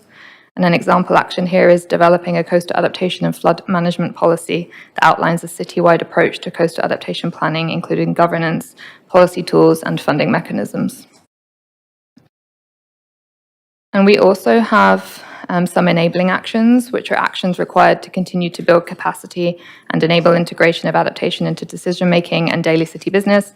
In other words, they're not just the what, but the how. Our focuses here are mainstreaming climate adaptation and city practices, collaborating with key partners and senior levels of government, building community awareness of climate change hazards, and setting intentions and commitments for the 2025 strategy, which mostly speaks to committing to public engagement and engagement with the host nations. An example action here is integrating updated climate projections into city processes to inform relevant planning policies and infrastructure projects. We also developed an indicator and financial framework to support the action plan. We've long had indicators for climate mitigation, but it's more challenging to do so for adaptation, and most cities don't yet do this. The indicator framework in this update to the climate change adaptation strategy builds on previous efforts to do so, and the focus is twofold. One, it's to monitor over time Vancouver's climate impacts. So for example, how many days of air quality alerts there are each summer, as well as track climate-related costs of these impacts, such as flood damage to city-owned shoreline infrastructure. And secondly, to ensure that the actions taken through the strategy are making the City of Vancouver more climate resilient. For example, percentage of tree canopy cover or hectares of street area managed by green rainwater infrastructure. This update has been largely developed within the current budget and capital plan. There are a small number of unfunded actions totaling about 3% of the total planned budget that we are either actively pursuing external funding for or will look to bring forward through the mid-capital plan update. And again, I just want to reiterate that the funding needed to advance climate adaptation at the pace and scale required is beyond the city's capacity and will require long-term sustainable funding from senior levels of government. So looking forward, in summer 2025, staff plan to bring a 2026 to 30 climate plan to council, focusing on actions for both climate mitigation and adaptation. And in the meantime, we will be doing annual progress reporting alongside the Climate Emergency Action Plan and the Hazard Risk Vulnerability Analysis. We plan to undertake public engagement on climate adaptation for the next climate plan, focusing on those most impacted by climate change. We plan to seek meaningful collaboration with Musqueam, Squamish and Tsleil-Waututh on host nations' priorities for climate adaptation, and we will look to develop future investment needs and potential savings for longer-term climate adaptation. Thank you, and I'm happy to take any questions. And thank you very much. You do have questions, starting with Councillor Carr. Great. Thanks so much for a great report. Really, it's actually really good read. I mean, it's not good. It's scary, but it's a good read. I want to start with talking about trees in the city and the urban tree canopies. What are we making sure we're paying attention to the kinds of planting, the kinds of species that are going to be well adapted to a changing climate, and what are those kinds of species, and how well do they perform in providing shade? I don't know if I can answer the second part. I would maybe look to colleagues in Park Board, but one of the actions in this plan is to do 3 pilots with different species of tree to understand better which ones will be best suited to Vancouver's climate as it changes and be more sustainable in the long term. Yeah, at Metro Vancouver, they have issued a kind of a guide for that, and I think they're saying that we can expect Vancouver's climate to be like California. So for the trees that we're planting, is Stanley what are they planting in Stanley Park? Are they going to be resistant to fire and drought? Andrew, are you able to answer that, or?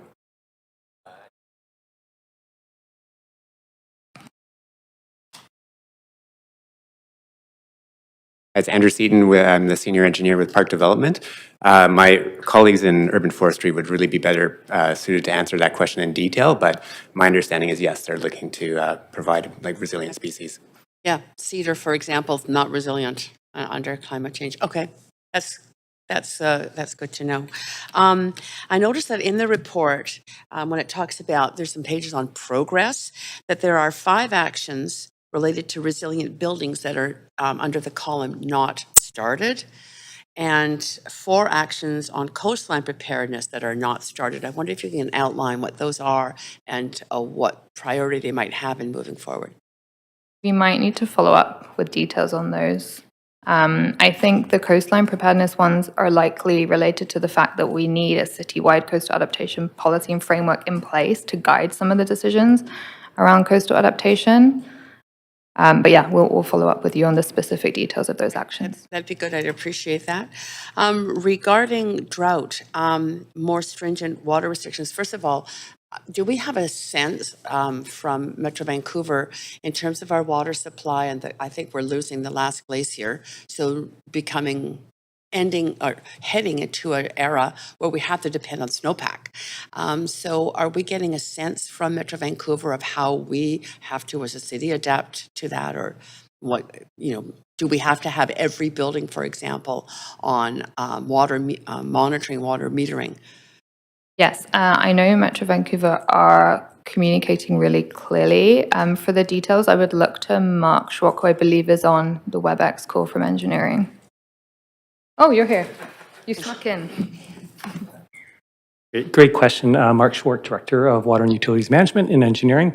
We work really closely with Metro Vancouver on their assessment of the snowpack within the region. It's no surprise that the province is still under, some drought conditions. They issued a notice update 2 weeks ago about different basins within the province, and it's not looking great for this season. It's too early to tell on when, or I guess maybe if or when watering restrictions will come in place, but it is expected this summer. Right, yeah. It's not a good year this year, it's true, for snowpack. Okay, that's good. What about impacts of water availability on the economy in terms of industry? One of my worries is I love the beer that's produced here, but beer is a big user of water. So how are we working with industry in terms of adapting to greater water shortages? I'll take a stab at that. I also like the local breweries, which is kind of nice. I think the key for focusing water use is for industries and uses that are the best use of that high quality potable water. And so reducing our, I'd say, outdoor lawn watering use as not a really high priority function for that potable water is a key priority. And we're doing that through our accelerated water metering program to allow that high quality water to go to the businesses that support our local economy and drive our local communities. Yeah, that makes sense. Thanks so much for both the report and the question answers. Thank you. Great, thank you, Councillor Carr. Councillor Kirby Young. Yeah, thanks, Chair. I just have a follow-up question around trees and just in practical, kind of non-scientific terms. We're densifying. Therefore, as you've development, you're losing some of the older trees. We replace with newer ones, takes them longer to grow, and so we're losing some of the tree canopy. We have limited control. I mean, we have our tree bylaws, but over private land, and I think past updates have shown that we're kind of maximizing what we're building for, or sorry, not building, but what we're maintaining and expanding for street trees within the city's ability, and the issue is private land. So two questions. How are we adapting our strategy with respects to the fact we've got a goal to grow the canopy and at the same time our built environment is increasing? And two, what's our current funding towards new trees and tree canopy, and do we have a gap, and what does that look like? Thank you, Councillor Kirby Young. I'll take the first question. They're both quite good, tricky questions. So the first one to do with private lands. With densification, there is a tension with tree canopy. It's unavoidable. We are planning to move forward an update to the tree protection bylaw. An important feature of that bylaw, there's a couple components to it, but one is streamlining the process for applicants to be clear and streamlined for them, but it also will have a cash in lieu component, whereas if a tree is taken down on private land and it's unavoidable, it has to come down, they will provide cash in lieu for the city to replant a tree elsewhere in the city. It's likely going to mean a shift from private land into public, such as street right-of-ways or parks, but we will see that shift happening, but at least we'll see the compensation for the tree loss through developments. So we might get some funding if the trees have to come down, but how do we actually achieve more trees, or what do we do with that funding? The intent is that the funding will go to new trees, and over time that the canopy will equalize over time as those new trees take hold. And I'll add an additional benefit would be we can plant those trees where they're most needed. Okay, and then just to clarify that, then we would plant the new ones, but would we be relying on trying to do it more on private land adjacent, or I'm sorry, public land adjacent to private, or that's what I'm trying to get at, is where can we actually locate some of the trees and space that is now going to be taken out by built form? It will put more of the onus on public space for sure, and there's challenges there in terms of finding that space, but the benefit of that is it also provides more benefit to residents, particularly if we plant them in public areas that are in underserved neighborhoods at the moment. Okay. And the funding question? Yeah, I was hoping to look to Patrice or someone from Parks. We might need to get back to you on the funding question. It's a complicated question in terms of funding for new trees. Okay. I'm seeing, could we get back to you on that one, Councillor Kirby? No problem. Thank you very much. Those all your questions, Councillor Kirby? Thank you. Councillor Fry. Also interested in the tree piece, and actually, looking, great report, by the way, but page 32, figure 12, I couldn't think of a more stark illustration of the sort of discrepancy between the west side and the east side as far as what is land surface temperature on a hot summer day. It seems quite extreme. Now, recognizing, and I appreciate all the answers around the trees, do we do kind of an audit in the private property context? Do we go back and check on those trees? I understand that people plant trees to get their building permit and get the occupancy permit signed off, but I also hear from some landscapers that those trees don't really last, and they're just put in to get the permit, and then they're done. Do we kind of do a post-tree audit? I don't know if we have the details of that right now. What I do know is the update to the tree bylaw that is coming forward has some improvements around tracking and compliance.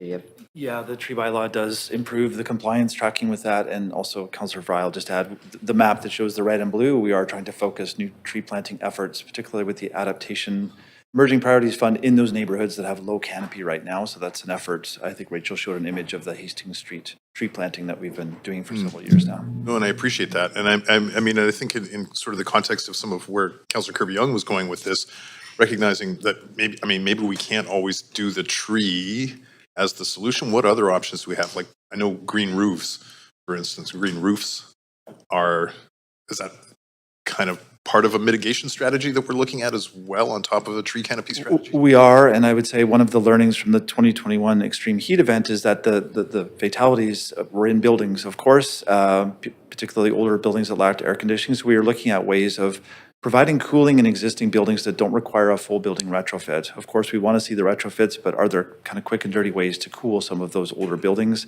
That's work that's highlighted in the strategy that will start this year. Okay, and I know my colleague here, Mr. Councillor Klassen, has oft opined on the country lane approach and how we can mitigate that sort of hard concrete surface with something a little greener. Is that?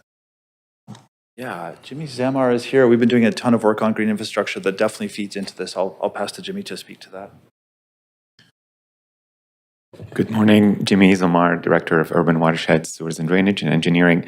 The short answer is yes, we are looking at multiple tools on site, like green roofs and infiltration within the lot and in the right-of-way, both in terms of green spaces, like green infrastructure, such as bioswales and tree pits, and adding new trees. And as Brad indicated, we use multiple criteria, 7 criteria for defining the typology of green infrastructure needed, and one of them is the lack of tree canopy, and that would drive us to concentrate tree planting in areas where there is such lack. So, and beyond the tree, to the country lane kind of idea where we have a sort of semi-permeable surface that's not just concrete, but concrete with Yes. in it? Yes, absolutely. There's an effort for depaving and pilots being explored, as well as looking at multiple other ways to kind of increase perviousness in the street right-of-way, which is about 50% of the city's area, and decrease the heat generation from those surfaces. Okay, I'd definitely be curious to hear more about how concrete street surfacing impacts our heat performance and that kind of thing relative to. Sorry, Councillor, I can add to that council is going to be receiving a report back on the lanes as well as local improvement program in the next month. So that's coming. Oh, fantastic. Fantastic. Were you about to say I'm out of time? No, I was just letting you know that the city manager was. Okay, great. Okay, well, no, it's a Jimmy. Jimmy, where it talks about community stewardship of rainwater management, and I'm assuming that's to mitigate not just flood, but drought. What does that look like? Similar to the Adapt the Catch Basin program, which has been extremely popular and has been increasing in uptake year over year, there are ways, and also similar to the street horticulture program that has community groups take on stewardship of street horticulture assets.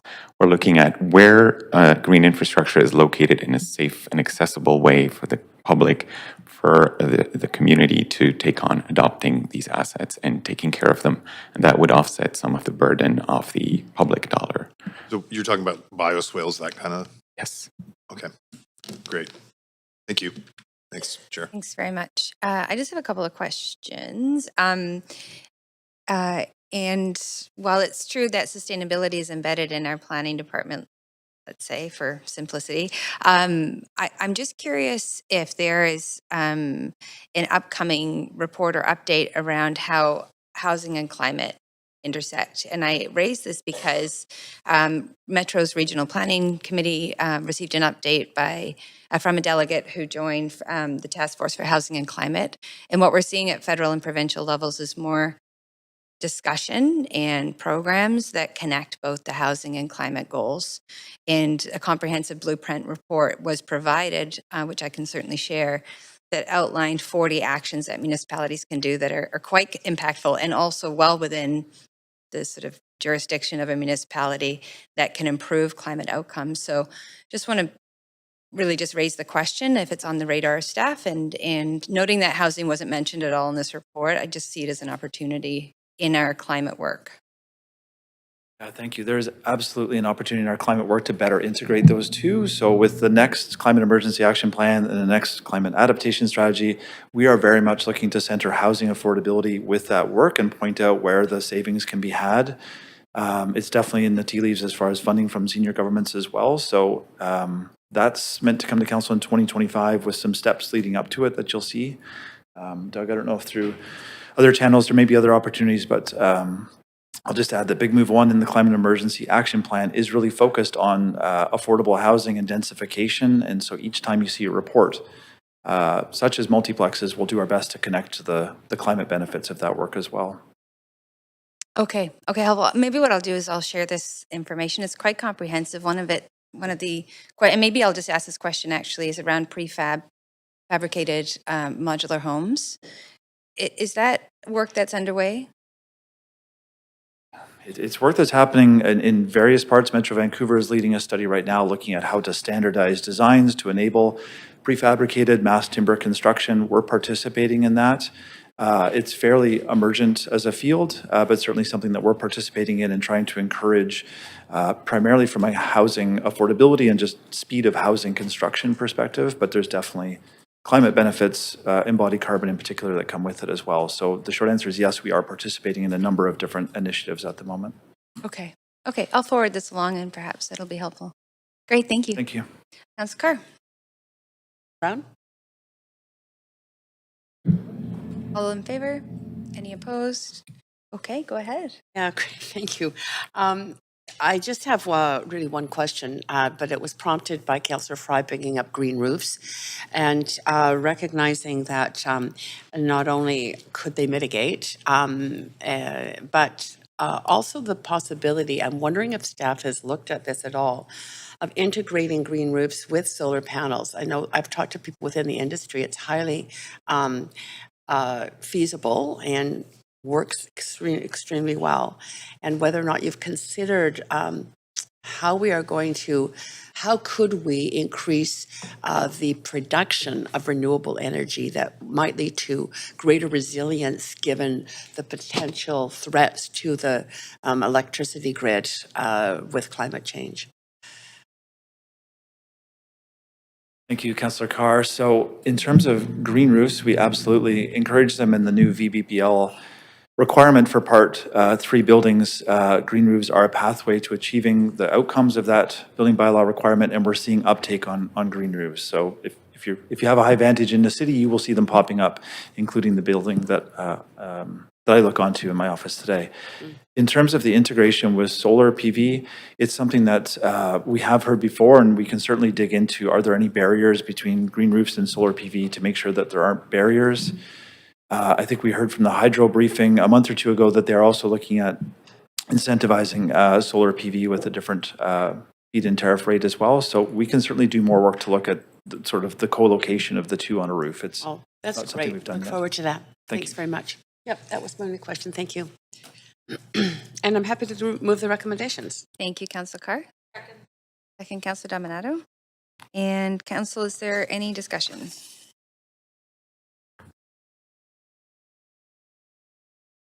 Okay, seeing none, we can go to a vote. Oh, sorry, speakers. My apologies. I'm jumping ahead. We do have speakers on this item. So maybe I'll hold off from moving it and you can come back on. Apologies. So we do have a speaker one to this item, Michael Schwant from Vancouver Coastal Health, Medical Health Officer. Thank you for being here.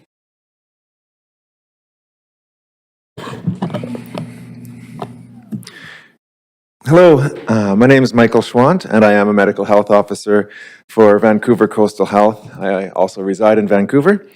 Thank you very much to the Mayor and Council for the opportunity to speak with you on the Climate Change Adaptation Strategy Update as shared with Council. My remarks are in support of the presented recommendations. I'd like to highlight several areas of strategy progress that are expected to protect and promote health, and also highlight areas where accelerated action may build on this progress. Now, as you know, the gravity of the climate change emergency has become increasingly clear in the region. Increased frequency and intensity of wildfire smoke events, increasingly unpredictable, severe winter storms, and the deadly heat dome of 2021 have all shown us that climate change impacts are not only a matter for future planning, but also part of our year-to-year expectations now. Recent scientific updates to climate change projections have been concerning and reinforced the urgency of adaptation. The city's climate change adaptation strategy has been a foundational document for action on climate resilience within Vancouver, and it's an example to other communities within our coastal region, within the province, and the country. The information reported in the 2024 update reflects public health findings described in the recent report of our Chief Medical Health Officer for Vancouver Coastal Health, Protecting Health in a Climate Emergency. The health of our community has benefited from city achievements in areas such as cool and clean air shelters, green spaces, and the Resilient Neighborhoods program. Our program has closely reviewed the update document and are pleased to note the attention to equity in the analyses and proposed actions. While climate change is expected to impact on all of society, our local evidence shows us that specific groups have been more impacted, including older adults, children, and people who are socially isolated. Place of residence also is an important factor, with local data suggesting heightened risks in downtown and southeast areas of our city.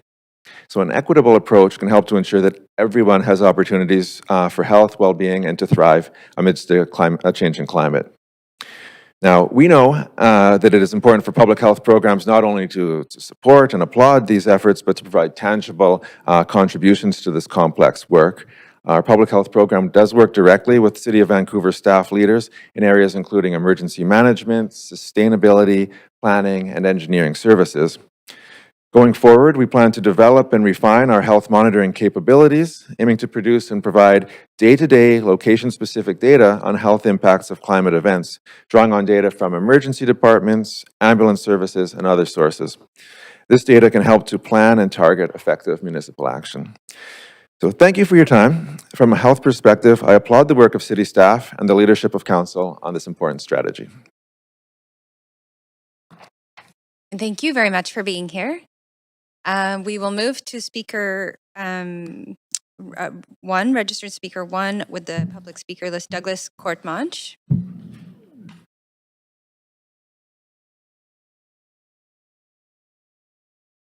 I was watching the podium move. I was wondering. Would you, yes, let's raise the podium a little, please. Just, thank you very much. It looked like it was automatic from where I was sitting. Anyway, good morning. Thank you for the opportunity to speak to you about the motion to approve the climate change adaptation strategy for the next 2 years and update and begin implementation. I'm Doug Courtemanche. I'm 65. I grew up in Vancouver. I practiced reconstructive plastic surgery at Children's Hospital in VGH for more than half my life. I have the privilege of living 2 blocks from the Camosun Bog, which is the headwater of the Musqueam Creek, home of the Silke, the two-headed serpent, whose stories help teach the children their proper, respectful relationship to the land. I'm a member of Doctors for Planetary Health West Coast and also the Canadian Associations of Physicians for the Environment, and I teach third-year medical students at UBC about planetary health. So these roles inform my personal understanding and allow me to speak to you as a citizen. I have children and I have grandchildren. And I'm very impressed with the 2 reports presented this morning, and it's been a pleasure to sit and watch the operations of my city. I'm in favor of adopting the report and putting it into action, and there are 4 reasons to do this that are important personally and for individuals and for the population. So the first is that the climate crisis has resulted in a huge psychological toll which is being borne by the population. We have eco-anxiety, eco-grief, soul nostalgia, and other existential crises. So there's a need for people in positions of responsibility and leadership to move towards climate solutions, and this will benefit the mental health of our community. There are benefits to moving to climate-friendly solutions, which are green jobs, a healthier environment, an improved quality of life. If there's less land, air, and water pollution, there's less exposure to toxins causing ill health, and there will be health benefits for people from being in nature, and these have been proven in the medical literature. Hopefully, we will avoid some of the bad events of the past few years, which have already been mentioned. The heat dome was the most lethal public health event in VC, a greater rate of death during the heat dome than either the COVID or the toxic drug epidemic, which are public health emergencies. The drought continues. Salmon streams along the coast have dried up and salmon have failed to spawn. They are a critical part of our ecosystem. If they fail to spawn, there will be no salmon return to that site 4 years later. We have flooding. The Sumas Prairie flood resulted in the deaths of 6 people, the deaths of over 600,000 livestock animals, and the loss of crops. Critical infrastructure for transportation and communication was destroyed at a great cost to restore. 4, other cities have done this, and this means that Vancouver can do this too. When Vancouver adopts a long-term strategy for mitigation and adaptation to the climate crisis, others will follow, and we can be a catalyst for change. We as a city and you as a council are in a position to show leadership.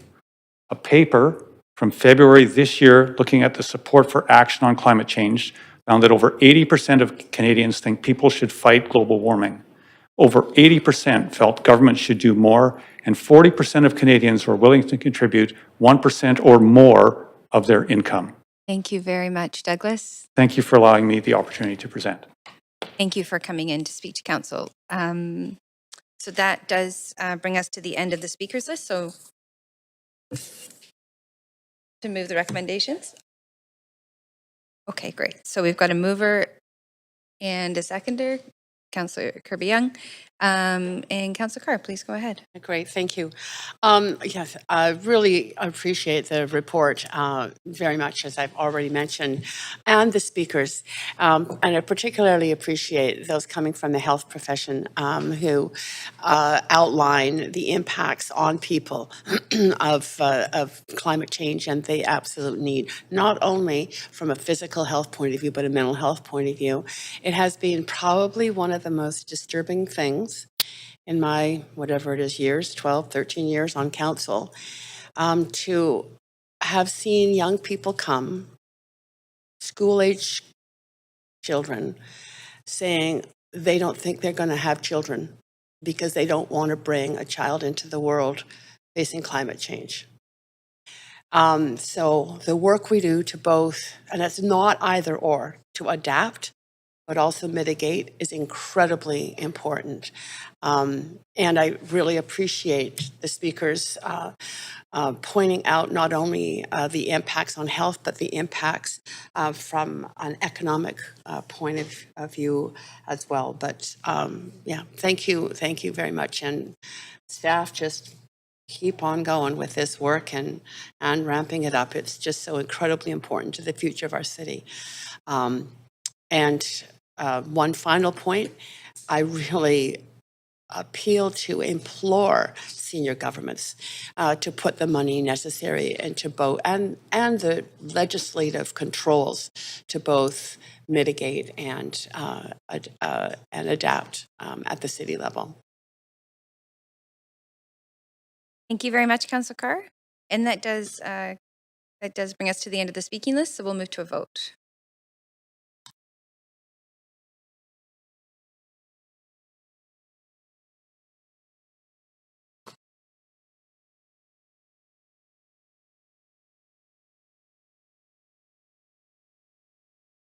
Great. Thank you very much. That motion, that report does pass with unanimous support. So thank you very much, staff. And that does conclude item 2 on our agenda today. So we will continue on. We are moving to council members' motions. And the next item is motion 1, Stanley Park Train Accessibility, and is to be moved and introduced by Councillor Fry. Of course, council members, as we know, may not ask questions of the mover. And before we start, I'd just like to ask if any member wishes to declare a conflict of interest on this item. And seeing none, Councillor Fry, over to you. You have 2 minutes to introduce your motion. I'm just going to get you to put a mic on there. Have quorum. And we've just lost quorum, so, oh, almost. No, we just barely have it. If everyone can stay put, that would be great. Thanks.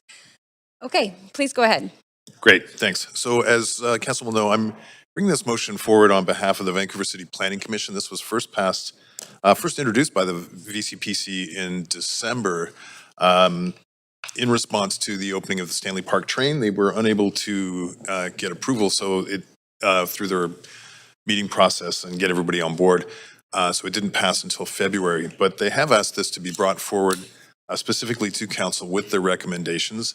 Obviously, since that time, we know that the train has, the accessibility cars have been brought about to the train. So part of this ask is for some consideration for how the train can accommodate folks who are not allowed to embark on the train when it was introduced. So specific asks are, really looking at how I think we as a council and can really take a look at accessibility and ensure that when we're looking at accessibility, we're not removing accessibility when we introduce new programs. And similarly, when we work with our partners. Now, I know that some of the comments back from staff reflected that this raised a higher bar to many of our partners.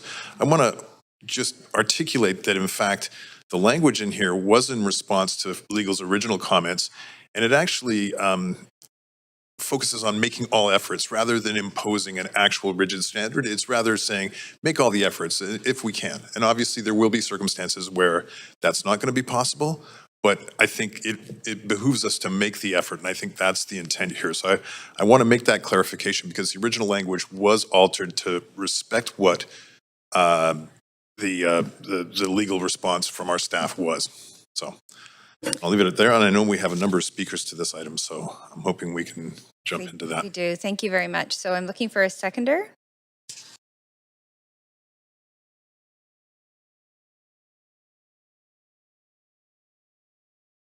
Thank you, Councillor Kirby Young. So we can now hear from registered speakers on this item. And we do have a number of speakers registered who are calling in. So I'll ask the clerks to confirm. Our first speaker, public body representative as co-chair of the Vancouver City Planning Commission, is Gabrielle Peters.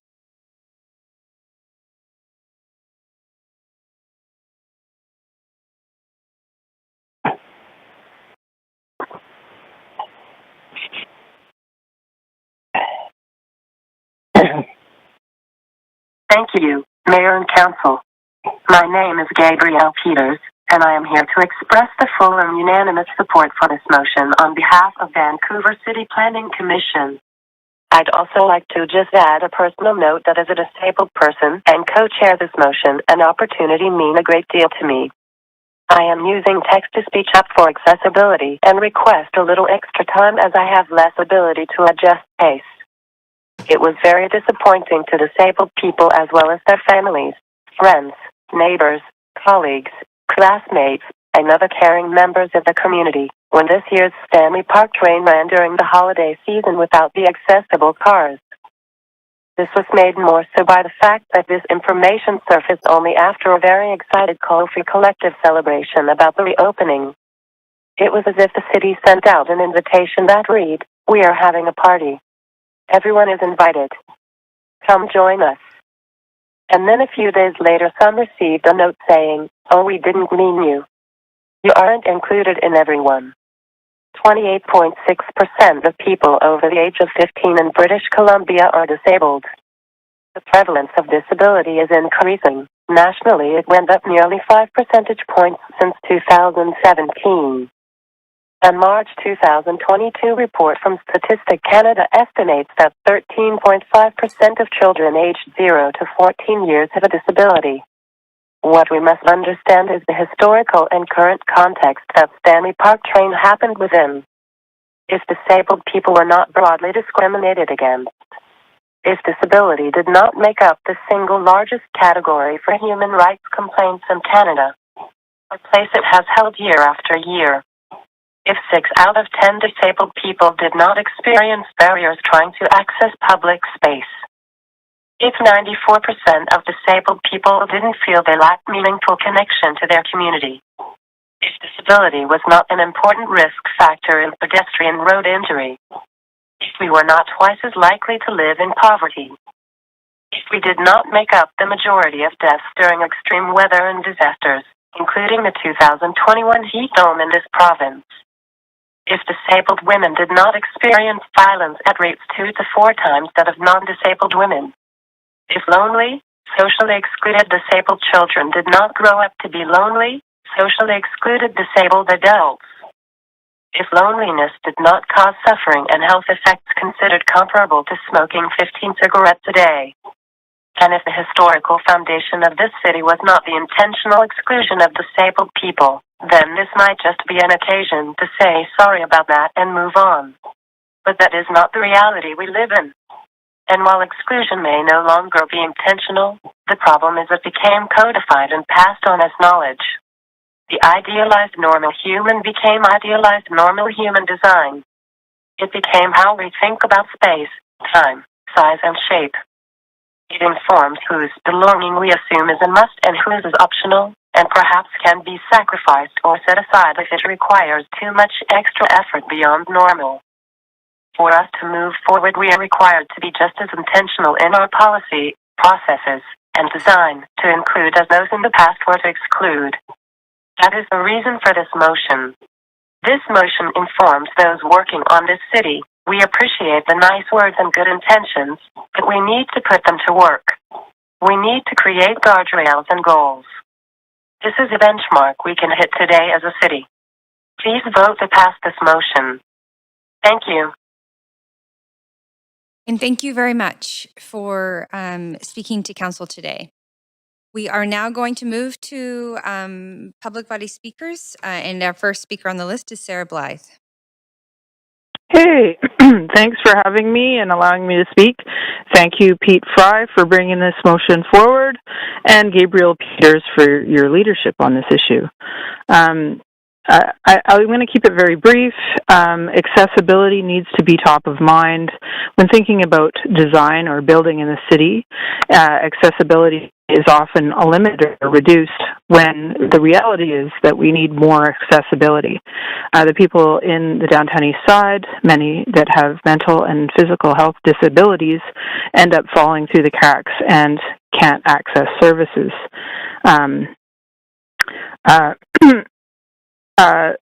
For the fact that we didn't have a train that was accessible for kids, devastating for young people, and we need to make sure that we focus on making sure that kids are able to access with disabilities any parks, any city facilities, because it just creates a lot of stigma and hardships for people that they don't really deserve, and we better.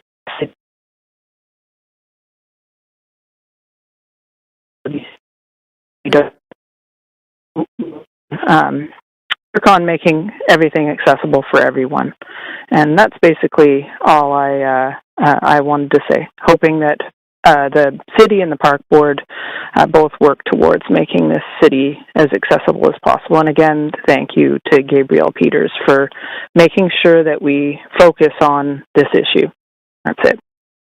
Thank you very much for calling in today. Next, we'll hear from speaker number 2, David Leonard.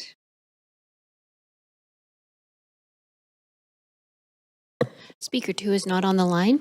Thank you. Speaker 3, Ian McPhail.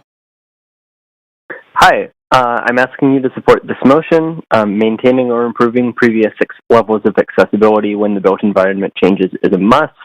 There are enough existing barriers. It's really important that we don't further restrict accessibility just because it's more convenient to do so.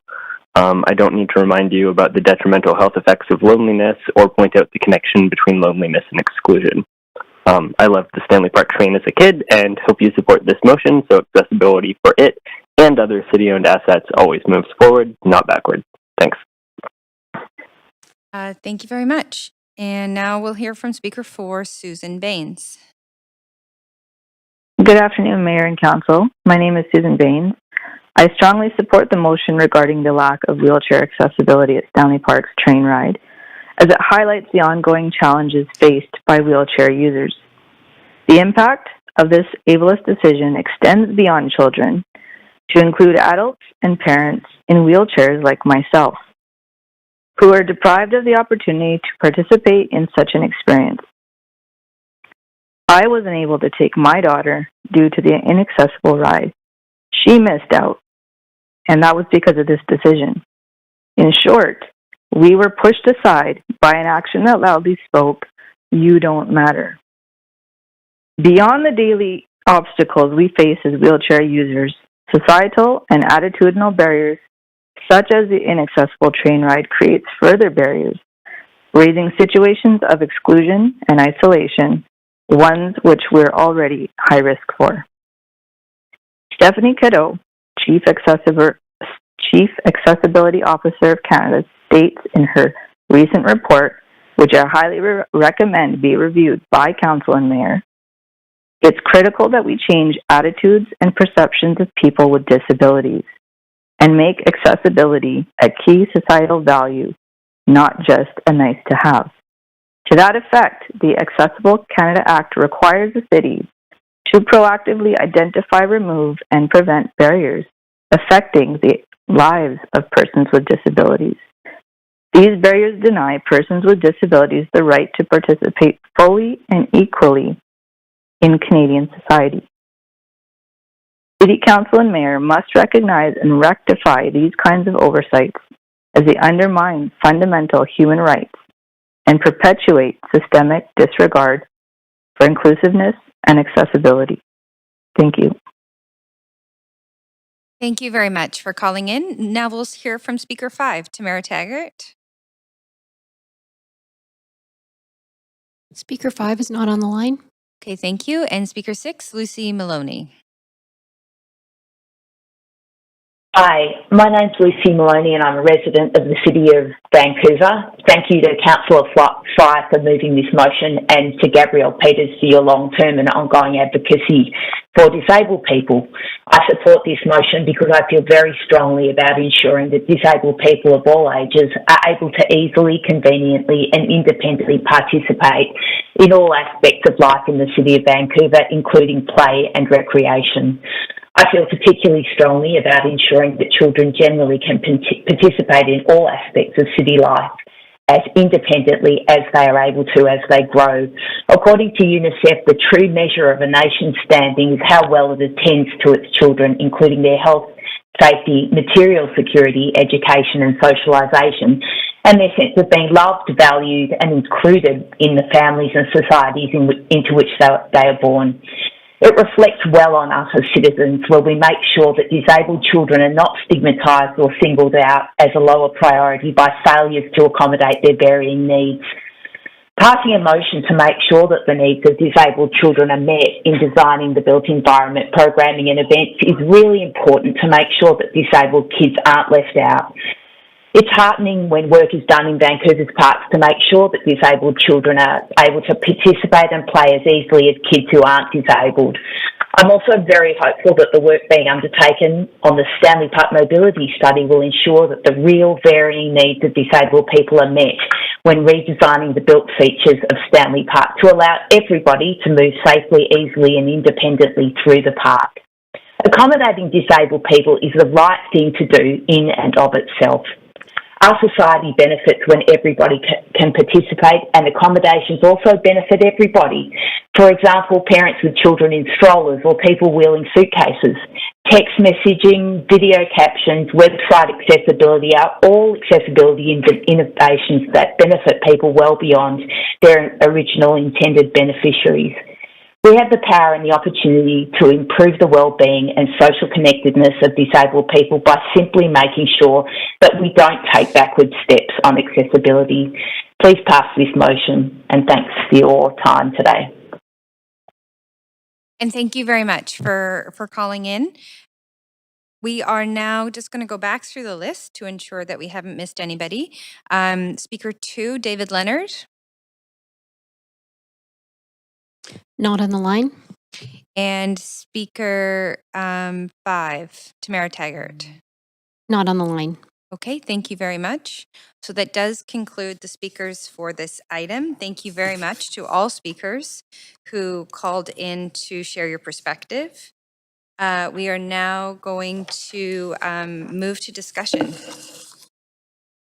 And Councillor Meisner, I see you're on the queue there. I'm going to move us to a main queue. So I'll just put you back on the queue and please go ahead. Great. Thanks very much, Chair. I did circulate an amendment before the speakers began, and I'd first like to thank everyone who spoke this morning from the disability community and also allies of the community.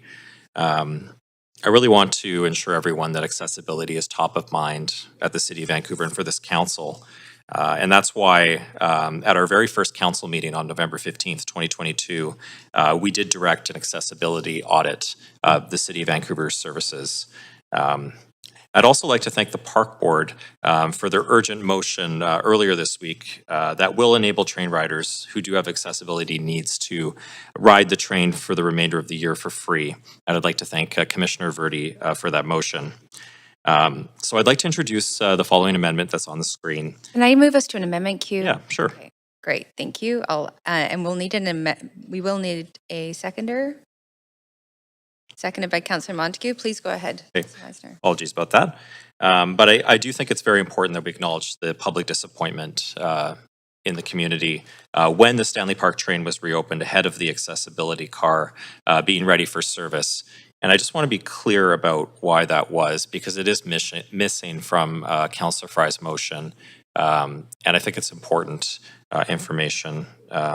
So the reason that was there was a delay in receiving essential parts needed for this accessibility carriage.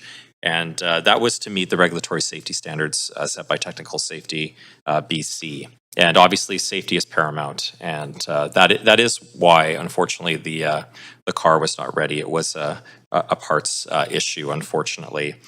Despite the best efforts of our staff, those parts didn't arrive in time for the Bright Nights opening. So as we move forward, I'd like the Council to affirm our deep commitment to diversity, equity, and inclusion, and strive to ensure our current levels of accessibility are not only maintained, but improved. And that is the intention of these amendments. And just lastly, I'd like to take a moment to thank all of our city team members who worked very hard to get this train open and back on track for Vancouverites to enjoy. Thank you. Thank you very much. And Councillor Fry, to the amendment. Yeah, I don't support this amendment. I mean, I can appreciate that the Park Board has since this motion was introduced, or since this motion was put on the agenda, the Park Board has moved an emergency motion to compensate accessibility users with free train rides. I have big problems with this amendment, specifically because it's striking the entire direction for staff to amend the accessibility strategy to include a requirement that all efforts be made to prevent any loss of existing accessibility in any of the city's programs, services, communications, events, or environments or spaces, and further develop a policy requiring that any organization receiving funding, partnering, or endorsement also agree to this. I think that's the biggest piece of this particular motion, I think, that is remaining unaddressed. And by striking this, despite any lip service about an accessibility audit, this is sending a pretty clear signal. I do want to remind folks that this motion in its entirety was crafted and passed unanimously at the Vancouver City Planning Commission. This isn't, me taking shots. This is actually about an accessibility-led engagement with this council and asking us to do something meaningful, and in this case, specifically amending the accessibility strategy to prevent these kind of issues and recognizing that this was a failure. And I think to the issue that, yes, I recognize that the parts weren't ready to make the accessibility car available, but the issue here is then in that case, we should not have gone ahead and opened the train with such fanfare, recognizing that in fact we were othering users. And I want to also add that I appreciate that this identifies barriers to children, but this isn't just about children with disabilities. This is about people with disabilities, and that's fairly clearly articulated in the whereas preambles to this motion. That this isn't just about kids. This is about all people with disabilities and ensuring that we have accessibility for all Vancouverites. So I think that this amendment really not only misses the mark, but actually really does harm to the intent behind this motion as was presented from the Vancouver City Planning Commission. So I won't support it. Thank you, Councillor Fry. Councillor Zhou. Yeah, thanks, Chair. So I want to speak to support this amendment. So I think accessibility is always on top of City of Vancouver's mind. It is always for the Stanley Park train. And if we talk about the Stanley Park train, we should give the complete picture to the public. It is not a lip service. It is about concrete action being taken. So I'm just going to read one of the email that we received from the Deputy City Manager on December 21st. I think every council member received the email just telling us what exactly going on with that train. So the email says, per consultant's assessment early this year, which is 2023, it was discovered that two accessibility carriage had structural issues and were taken out of service. In order to find a cost-effective solution, operations explores different options and discovered that train manufacturers offer accessibility kit that can be used to modify a regular carriage to accommodate a wheelchair. Operations proceed with the order of the kit, along with other necessary parts to recommission the first train. Our purchasing team has worked closely with the manufacturer to expedite the fabrication of the kit, which took longer than expected to be complete. So unfortunately, we did not receive the kit until the end of November. And since installing the kit involves significant modification, and it is crucial to ensure that all adjustments are approved by our engineering consultant, and we were unable to outfit the carriage in time for this event, which is the Christmas event. Our consultant must provide a stamped report for commissioning the work to the Technical Safety BC. And once this is done, the carriage will need to undergo the test drive and inspection before it can be certified for service. And our fleet management service anticipates that the carriage will not be complete and return to the train for testing and inspection until Q1 2024. So this is aligned with all the timeline we're talking about for the accessibility part. So I just want the public and the council member know, so this is the complete picture. And again, so this is the concrete action. It's not lip service, and it is always on top of mind of City of Vancouver in terms of the accessibility. Thanks. So with that, I'm going to support this amendment. Okay, thank you, Councillor Zhou. Councillor Meisner. Yeah, thanks. I just wanted to respond to some of the comments around the amendment from Councillor Fry. We all share the collective disappointment that this accessibility carriage wasn't ready in time.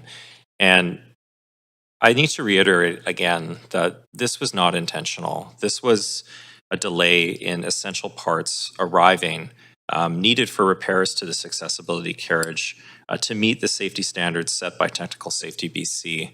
And I'll just remind everyone that the reason we're in this situation is because this train had been neglected for years by the previous park board.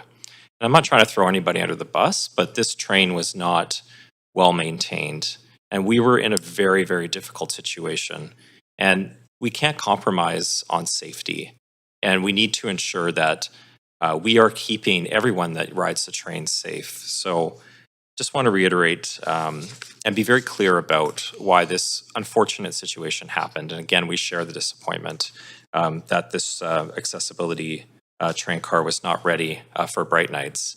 But we are taking steps to rectify the situation through these amendments and also through the motion at Park Board by Commissioner Verde that I mentioned for free tickets for the rest of the year for the accessibility carriage, which is also going to be ready for the Easter event. But just in response to the elimination of Clause D about the free tickets, again, we're doing that. That emergency motion came to Park Board and was approved on Monday night. So that part's redundant. On C, I'm changing it because we've received feedback from staff that the original motion imposes a very extremely high threshold on organizations that work with the city in terms of accessibility. So we've received feedback from staff that imposing the same standard as stipulated in Clause D of the original motion on every organization that receives funding or support from the city, especially when many of these organizations do not have the same capacity or resources at the city, can cause some unintended challenges and consequences. So this motion is really about moving forward, recognizing that there is some collective disappointment among council, among park board commissioners, and of course the disability community, but making a commitment to accessibility, which is not lip service. It was passed by this council at our very first meeting, and I'm pretty sure that Councillor Fry voted in support of that motion as well. So let's move forward. Let's reaffirm our commitment to accessibility and an inclusive city for everyone. Thanks. Thank you very much. Councillor Montague. Thanks, Chair. I guess I'll start by saying I disagree with Councillor Fry's comment that we shouldn't have opened the train at all. I think one of the things that we forget too is that that train is a huge source of fundraising for the Firefighters Burn Fund, and that would have resulted in a loss of much needed charitable dollars for a fantastic charity. And I'll just briefly say that I do support the motion or the amendment that Councillor Meisner put forward, because I do think it addresses the concerns in the original motion that were raised by staff, and it affirms our commitment to making Vancouver more accessible. That's all I have. Thanks. Thank you. Councillor Carr. Thanks very much. I won't be supporting the amendment. And I do, for one, very much respect the Vancouver City Planning Commission and all of our agencies that work on our behalf, but bring in a different sort of set of expertise.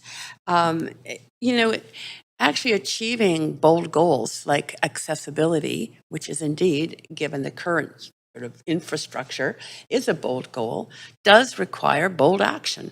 And I think the elimination of Clause C in particular is why I'm not going to be supporting the amendment, because I do think it is bold. It's going to be hard or tough for some, but unless you set a bold goal, you rarely achieve the outcome that you really want, which is a truly accessible city for all. Councillor Fry. Yeah, just to wrap it up on a couple of comments, and again to Councillor Meisner's comments and why I'm not supporting this. Councillor Meisner rightly pointed out that this was not intentional, and I believe that it wasn't. He also said that we can't compromise on safety, but what we did compromise was on accessibility, and I think that's the issue, and that's what we're reflecting here. I also want to note that and I appreciate that this may have been staff not registering the actual changes to this motion, but I want to just read to you how the original VCPC motion actually was that the Vancouver City Planning Commission recommended Mayor Council amend the accessibility strategy to include a ban on any loss.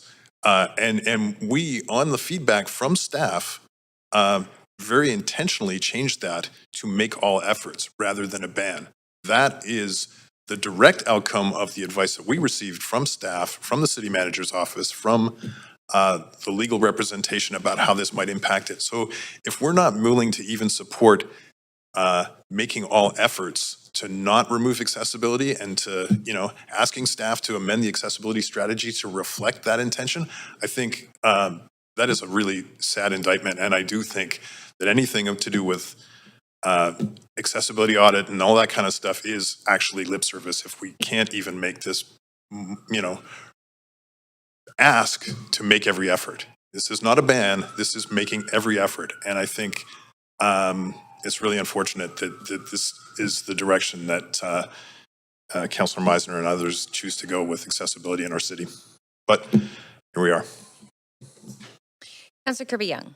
Yeah, thanks, Chair. A couple things. I just heard Councillor Fry say that, and I'm paraphrasing, but I think it's pretty much the same, that Council is not willing to commit to making all efforts to maintain and improve previous levels of accessibility. And I know he's talking about, he was specifically talking his last points about Clause C, but I'm actually reading the language here on B1 that says, and I quote, making all efforts possible to maintain and improve previous levels of accessibility.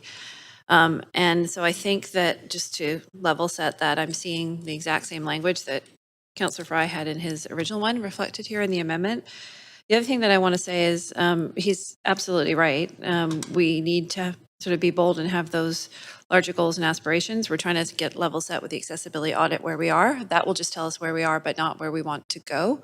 Where we want to go is being the most accessible city. But I think that there's significant potentially unintended consequences of C as it's written. So when I look at language around requiring any organization receiving funding, partnering, or endorsement of the city to agree to the same ban, that's particularly challenging. We just approved, I think, $7+ million in grants to different nonprofit organizations, social service agencies yesterday. We have about 20 million in grants, I think, that goes out for arts and culture organizations. I think of groups like the Fire Hall Arts Center who are desperately fighting for a new venue to improve accessibility.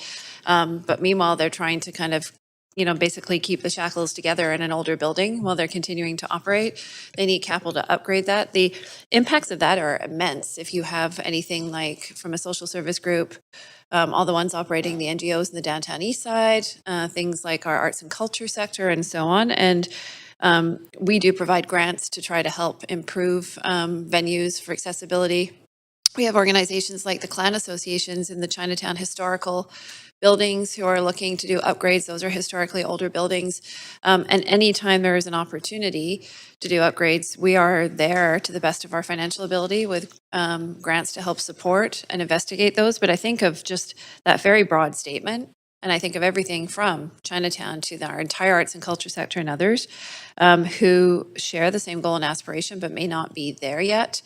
I know and the fire hall's a particularly interesting one, right? Where they're having to develop some workarounds now when they had a bathroom that was out of service and how their performers who, we did a walkthrough that may have physical disabilities can have a dignified experience of being part of the performance and delivering that. And so they're trying to work around their old building. That's a very specific example.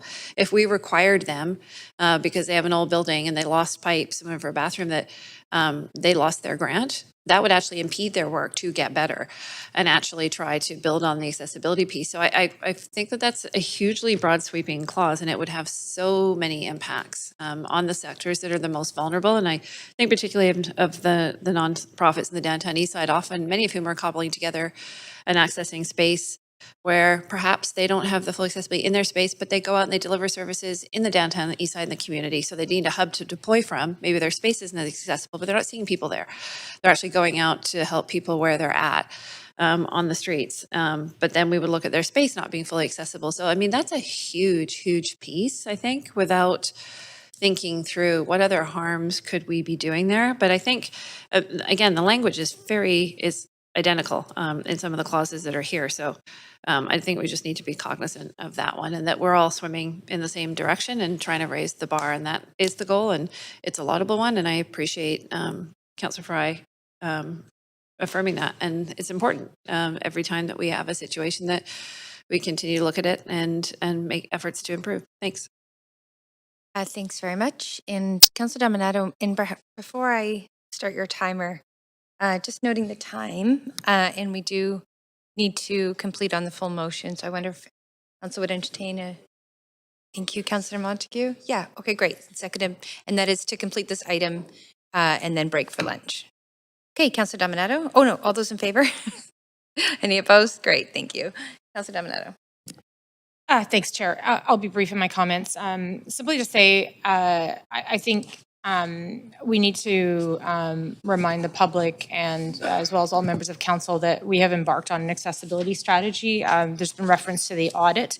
But in fact, we've actually adopted an entire accessibility strategy, which is informed by an actual committee now that's actually mandated by the province, as well as we have our own advisory committee that will be feeding to and informing the further implementation of that strategy. And I do want to just draw council's attention to focus area 7 of that strategy, which is capacity and collaboration goal, together with nonprofit organizations and persons with disabilities, build capacity and awareness to increase collaboration in the sector and address accessibility challenges in the community. And so that is part of that strategy, is to address gaps within community, not just within civic buildings and spaces. And so I just want to identify that as part of this discussion today. But I think that I think we just need to, I guess, reinforce that this is an ongoing effort, and I really appreciated the speakers who spoke today, and the fact that we need to go further. We're certainly not done. We do have gaps in our system. We do need to acknowledge that, and we can certainly do better, and that is why we've adopted an accessibility strategy to make improvements citywide. Thank you. And thank you very much. So with that, we can go to a vote on the amendment.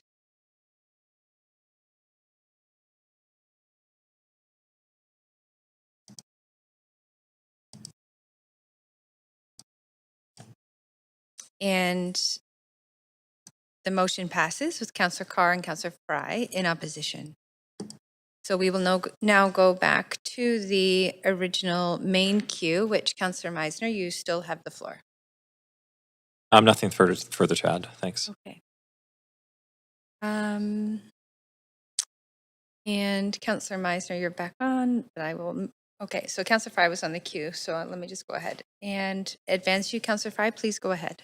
Only to express my disappointment in how this has been amended, and reflecting that the request was to amend the accessibility strategy to make all efforts. It was not an outright ban. It was not going to impact social service agencies. All it's asking is to make that effort. And if we're not going to make the effort, then I guess that's a pretty clear signal that's being made and sent here today. So it's disappointing, and I won't be voting for the motion as amended because I think it's completely missed the point. So. Councillor Dominato. Thanks, Chair. And I just, I guess a final reflection on this is that certainly the way I read the amendments that we just passed, and also the commitment of the accessibility strategy, is to make all efforts.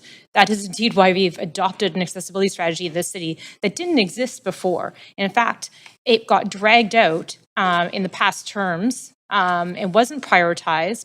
And so I just want to add that. So to suggest that, in fact, we're not making this a priority is quite the contrary. And I appreciate the fact that we've got staff who are dedicated to this work. They're going to be operationalizing it. We're only in the first phase of that, and there's more to come. Thank you, Councillor Dominato. Councillor Meisner. Yeah, thanks, Councillor Dominato, for that. This is really about reaffirming our commitment to accessibility. And I think the points that Councillor Dominato raised are important. This is why we directed an accessibility audit at our first council meeting after being elected. And the concern around Clause C that Councillor Fry was just mentioning is not about the city's commitment to accessibility. The city is extremely committed to an accessible and inclusive Vancouver. This is about that clause potentially putting the onus on some of the nonprofits that the city works with, and having them have to meet a standard that they may not be able to due to resources or funding. And that's the feedback we received from staff on that aspect of the motion, and that's why it was amended. But make no mistake about it, we are 100% committed to an inclusive and accessible Vancouver, and we know we have work to do, and we're working hard at that. Thank you, Councillor Meisner. And we can now go to a vote on the amended motion.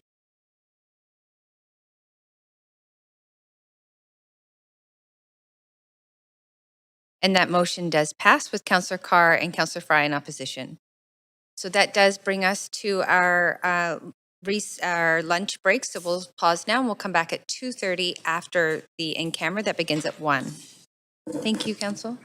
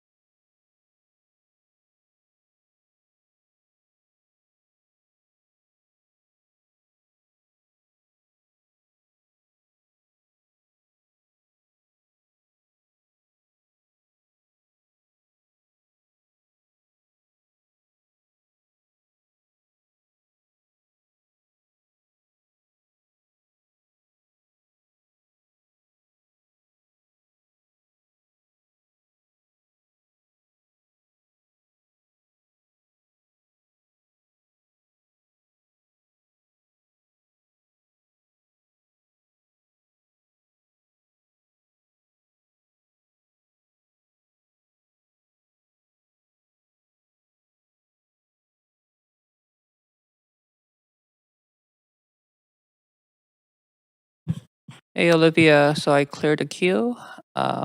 Calling back in again.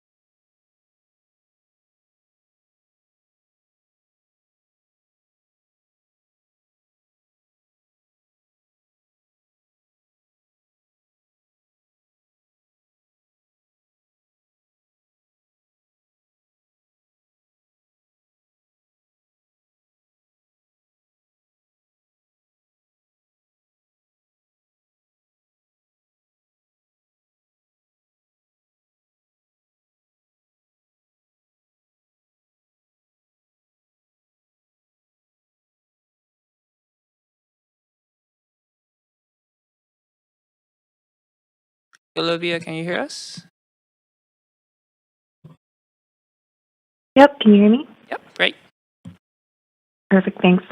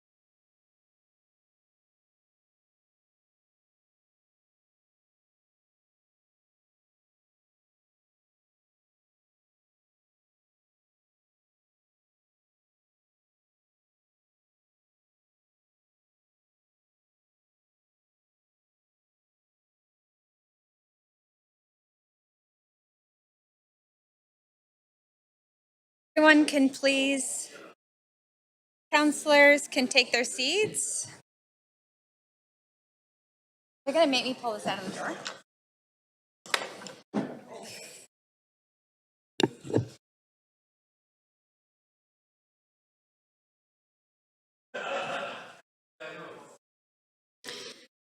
Okay, so I just want to welcome everyone back, and we've got a number of folks in the chambers speaking to motions, I suspect, so we are going to get going here, as we've got a number of items to cover this afternoon.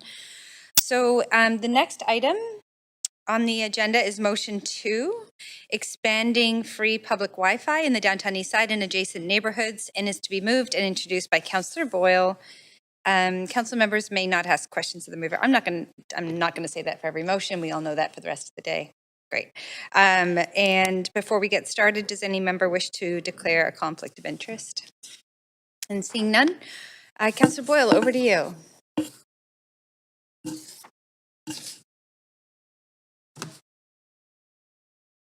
Oh, here, I can pop you on. There you go. Great. Thank you very much. I want to just start by saying thank you to many, many advocates in the downtown east side and beyond who have been pushing forward on this topic for a while now. The motion is to expand access to public Wi-Fi in the downtown east side and beyond, and outlines very clearly, so I won't take up too much time now, but really critical Wi-Fi access is really critical for strengthening social supports, as well as access to a whole range of resources and supports that help people remain or get healthy and stable and access knowledge and employment and healthcare and more. We know that these days digital access is key to so much of what we do, and especially for folks on limited incomes where a data plan or ongoing cellular plan may not fit within their monthly budget, certainly not on a pretty tight social assistance budget. Access to Wi-Fi can be an absolute lifesaver in reducing social isolation and allowing people to stay in touch with their family and building stronger social networks. It also increases access to many vital publicly funded services, from the nurses hotline and the city's own shelter hotline to life-saving overdose prevention apps that are increasingly available and more. These are services that we know matter, and they're effective when people who need them have access to them. And so that piece of the puzzle, making sure they're accessible to those who need them most, is the focus of this motion. Thank you very much. So the motion is seconded by Councillor Carr. And we do have public speakers, so I will just reiterate, all public speakers should state whether they are in support or in opposition to the recommendations and may only speak once. I'll also ask speakers if they are a resident, but everything is indicated here. So I'm going to have us move right to our speakers list. Speaker number 1, Una Craig, is here in person. Yes, hi, welcome. Yes, thank you. And you're welcome to start whenever you're ready. Sorry, I've never been in here before, so. Honorable members of the council, my name is Una Krieg. I am indeed a Vancouverite. I'm also a founding member and chief operating officer of Brave Technology Cooperative. I'm also a co-founder of the National Overdose Response Service, which is otherwise known as NORS.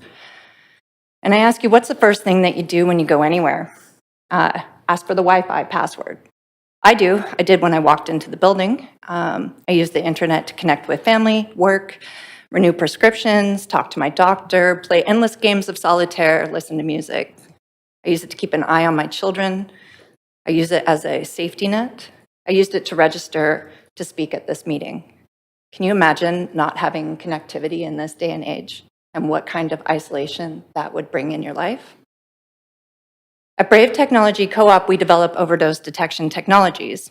Our work has shown us the stark reality that digital divide is leaving our most vulnerable citizens without access to essential services.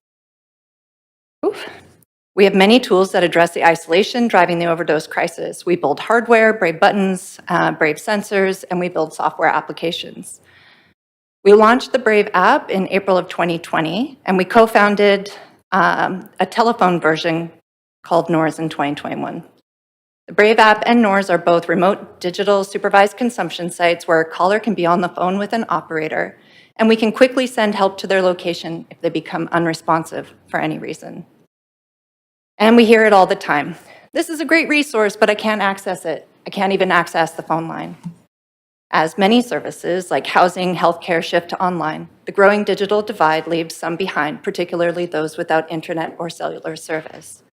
So critical services, including the City of Vancouver's initiatives like the shelter hotline and weather warning systems, remain inaccessible to many, especially to those they are intended to serve. All of our work at Brave underscores the critical barrier of connectivity. Our commitment to this cause is driven by the understanding that connectivity can be the difference between life and death. So we strongly support the motion tabled by Councillor Boyle to expand free public Wi-Fi in the downtown east side and adjacent neighborhoods. Our endorsement stems from recognizing that access to the internet is a critical lifeline for those at risk, providing essential connections to support services, healthcare, and emergency information. Enhanced connectivity not only bridges the digital divide, but empowers our community with equitable access to life-saving tools like the Brave app. We believe this initiative is a significant step toward creating a safer, more connected, and inclusive city for all, especially those in dire need of these digital resources. So thank you for making and considering this motion to expand public Wi-Fi, especially in your journey toward a more connected and accessible Vancouver. Thank you very much. Next, we have speaker number 2, who is registered as on the phone, Sarah Bligh. I'm here. Hey. Sarah Bligh, Vancouver resident. Thank you all for allowing me to speak today again. Thank you, Councillor Christine Boyle, for bringing this motion forward. And I know Councillor Zhu has been also putting some work in to see how that they could make this work to get internet for low-income residents. I'm the executive director of the Overdose Prevention Society. We had a community meeting not too long ago where we asked what would make a difference for people living in the downtown east side and living in extreme poverty. And the top thing that came up was internet would be helpful. And they brought up the apps that Una was just talking about, apps where, actually one of a person had died, and his partner was at this meeting, and she said, if he had, sometimes he would use a loan, if he had an app where he was able to either call in or he was able to connect to an app where you could connect to another person while you're using, or use the lifeguard app where you press a button you use and then you press the button when you're done to make sure you're okay. She said she thought that he could live through that. For the overdose crisis, so I also talked to one mother who said when her daughter has data for her phone, she could keep in touch with them via WhatsApp, an app that she could use, so she would know that her daughter was safe, and keep in touch on a regular basis. So also seniors, people with disabilities have limited income, have a lot of money to pay for these services, so it's always a scramble. During COVID, many appointments went online, doctor appointments, counseling, shelter services, and during emergencies, both heat and cold shelters are. So it's really hard for people to find out what's available, and we saw that this winter. Housing applications are online, job opportunities are online, everything is online. The infrastructure is in place. It's a matter of an audit of what we have and expanding it. We can also advocate that any city housing and social housing that comes available includes it within the housing, into the contract. I think if social housing had it, I think we would save a lot of lives and really, really improve people's lives in a big, major way. And I think a lot of this can be done in talking to Councillor Boyle and studies that I know, the infrastructure is in place. It would take, a couple folks walking down, just seeing where, where the hotspots are. Yeah, go ahead. Yeah, it's fine. I'm very sorry to interrupt. I just needed to bring attention It's to okay. your time. Okay. Yep. Thank you so much. Bye. Bye-bye. We need to move on now. So we're heading to speaker number 3, Shauna Blomskog. Hi. Thank you for listening to me this afternoon. My name is Shauna Blomskog, and I work for Brave Technology Co-op, as well as I do peer work for people with multiple barriers. I support Wi-Fi for the downtown east side, as I feel it's important to have access to information such as welfare, BC housing applications, shelters, availability of detox beds, meals, health services, as well as access to apps pertaining to harm reduction sites and supplies. And most of all, for people to be able to access social media to get in touch with and keep in touch with family. Thank you for listening to me. Great. Thank you very much for calling in today. We'll now move to speaker number 4, Landon Hoyt. Hi there. Can you hear me okay? Yes, we can. Great. Thank you, Mayor and Council. My name is Landon Hoyt. I'm the Executive Director of the Hastings Crossing Business Improvement Association. As many of you know, we represent over 800 business and property owners in our catchment area, which is entirely in the downtown east side. We're excited to support this motion from Councillor Boyle regarding expanding free public Wi-Fi, and from the perspective that it benefits all community members and visitors. As the previous speakers have noted, access to services is critical, in addition to, finding housing, overdose prevention sites, food, healthcare, whatever it might be. It's a lifeline for so many community members, but it also has significant opportunity for enhancing local economic development, and that includes visitors to the area, tourists, that sort of thing, as well as our existing individuals who live and work in the community and are accessing our local businesses. Another key point of this, I think, is that we also rely on access to internet for our members and our community navigator programs, and helping to address and report things like community safety and cleanliness issues in the downtown east side, and address providing the opportunity to connect people with those services, and helping to create a better community for everyone. So I just want to express our support for this motion, and excited to work together to make it a reality. Thank you. And thank you very much. Next, we will hear from speaker number 5, Amanda Burrows. Hello. Hi, everyone. My name is Amanda Burrows. I'm the Executive Director of First United in the Downtown East Side on the unceded territories of the Musqueam, Squamish, and Tsleil-Waututh. I'm a resident of Vancouver, and I've lived in Chinatown for 8 years. I am happy to support this motion, and it really actually feels like a non-ideological issue. I mean, who doesn't want vulnerable communities to stay connected, not only in a crisis, but regularly to access information regarding life-saving support, social services, and benefits. And look, this idea isn't new. There is precedent. Remember 4 years ago, COVID? Can't believe it's almost been 4 years. In the downtown east side, there was fear that this pandemic would disproportionately affect the community. And we knew that in order to decrease the spread of COVID, we needed to share information ranging on social distancing, masks, hand washing, testing sites, etc. And we came together on this issue. All levels of government, nonprofits, and the corporate sector provided thousands of smartphones, prepaid data, free plans, and public Wi-Fi. And the provincial government press release at this time even said, and I quote, "The need for internet connectivity has never been as important as it is right now, but for people who are experiencing homelessness. Providing for people on the street will help create easier access to those services and support people in staying connected to family, friends during this time." So during that time, we came together in this emergency, yet in this post-pandemic era, We do not have the same coordination or access for ongoing basic needs, let alone from incidents we know are coming every year, like extreme weather.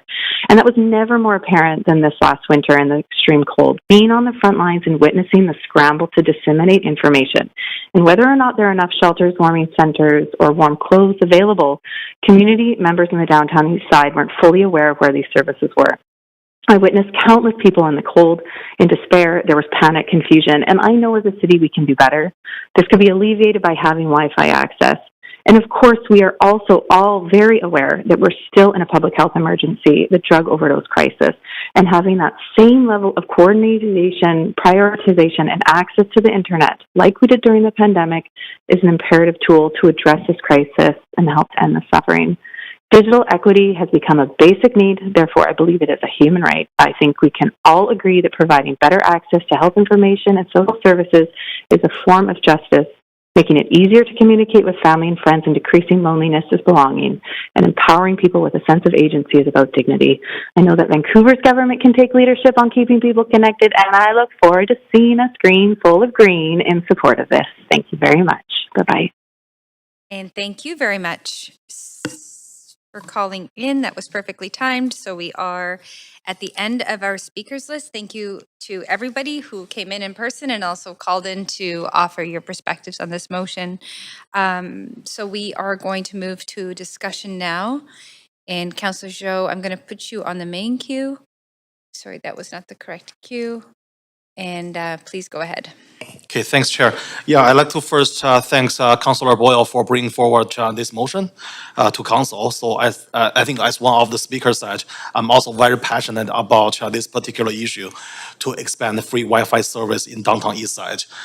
Since December last year, I've been talking and working with different stakeholders on this matter as well, including nonprofit organizations, residents in downtown East Side, and also our business community. So with that, Chair, I'd like to table an amendment. I believe it will be a very good addition to this existing motion. Chair, if you want, move me to the amendment queue. Okay, great. Thank you very much. Okay, thank you very much. Please go ahead. Okay, do we need a seconder for the amendment? Councillor Kirby Young seconded. Oh, okay, good. Thanks. So I think this amendment is pretty straightforward, as you can see from the screen.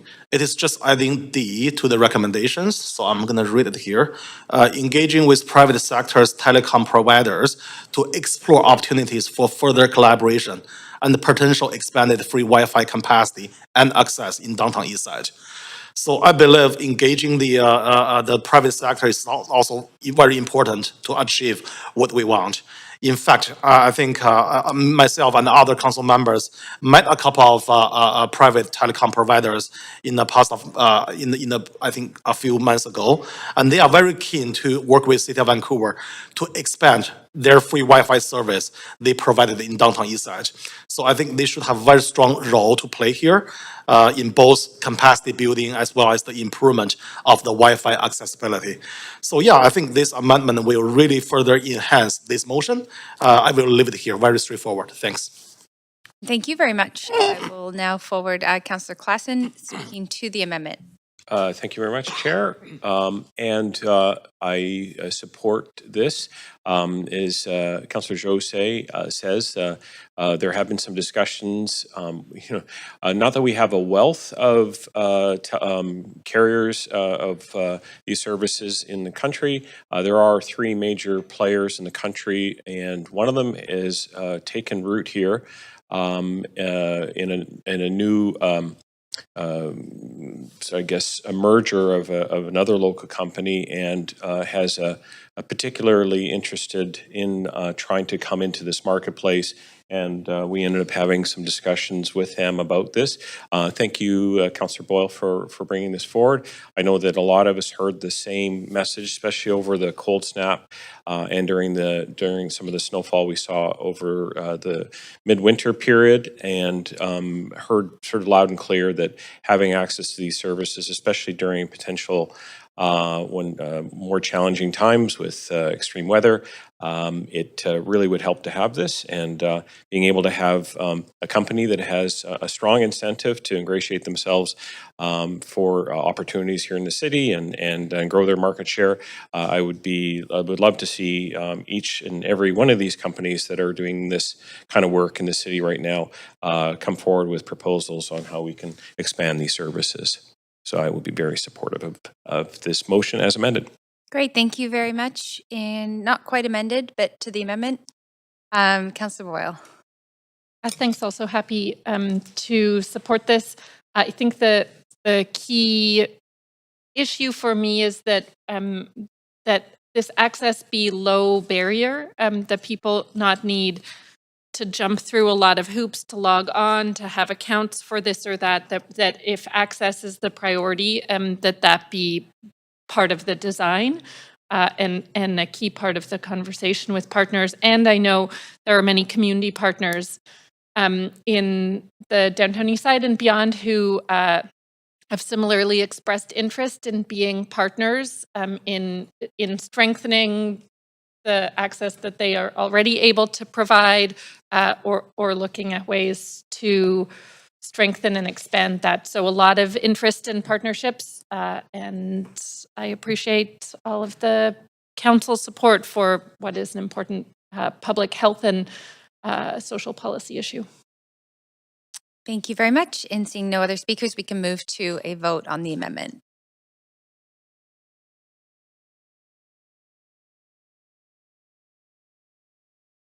Great, thank you very much. That motion has passed with unanimous support. Amendment. Now we'll go back to the main queue as amended. Councillor Zhou, you still? I'm good, thanks, Chair. Okay, Councillor Kirby Young. Yeah, I just want to thank Councillor Boyle for bringing this forward. I think it's a brilliant motion. It identified a specific need and a gap, literally, not to parse out the words, but there are gaps in access. And I think that it's a good addition as well from Councillor Zhou in terms of if folks are willing to provide some services to be good corporate citizens and do that so that we can move that work forward and provide some donated services or financing. I think that would be great. But we did definitely see the impact, as we always do, during major events, whether it was COVID or other catastrophes. I think that's when situations of people that don't have access to these services are exacerbated and highlighted. So I really appreciate the motion and I'm very happy to support it. Thank you. Councillor Carr. Thank you. Just also want to echo the thanks to Councillor Boyle for bringing this forward. I mean, this, as has been stated, I think fairly clearly, this is not just an issue of access that that makes sense in terms of equity. This can be a life and death situation in terms of whether or not people can reach those who can help them. So I'm really pleased to also and see the amendments by Councillor Zhou. It's a good motion, and it will make life better for people in the downtown east side area. Thank you. Councillor Boyle. Thanks. In closing, I just want to say again, I really appreciate the support and the recognition of this very practical and tangible thing that we can be doing. And the initial scope of this motion, as we see and know, is the downtown east side and adjacent neighborhoods. I also think it's important to recognize that there are folks struggling across our whole city, and I have heard from people living in social housing buildings in other parts of the city who have similarly said, boy, what a difference it would make in my life if we had Wi-Fi access in our social housing building. It's not in the downtown east side, but that these similar issues we see most concentrated in this neighborhood, but exist all across the city. And so I'm delighted to see and hear such broad support for this motion and hope we move there next, that we be looking at what conversations we can have with BC Housing and nonprofit housing providers to expand that access to folks who need it in pockets all over our city. Thanks. Great, thank you very much, Councillor Boyle. So seeing no other members on the queue, we'll move to a vote on the motion.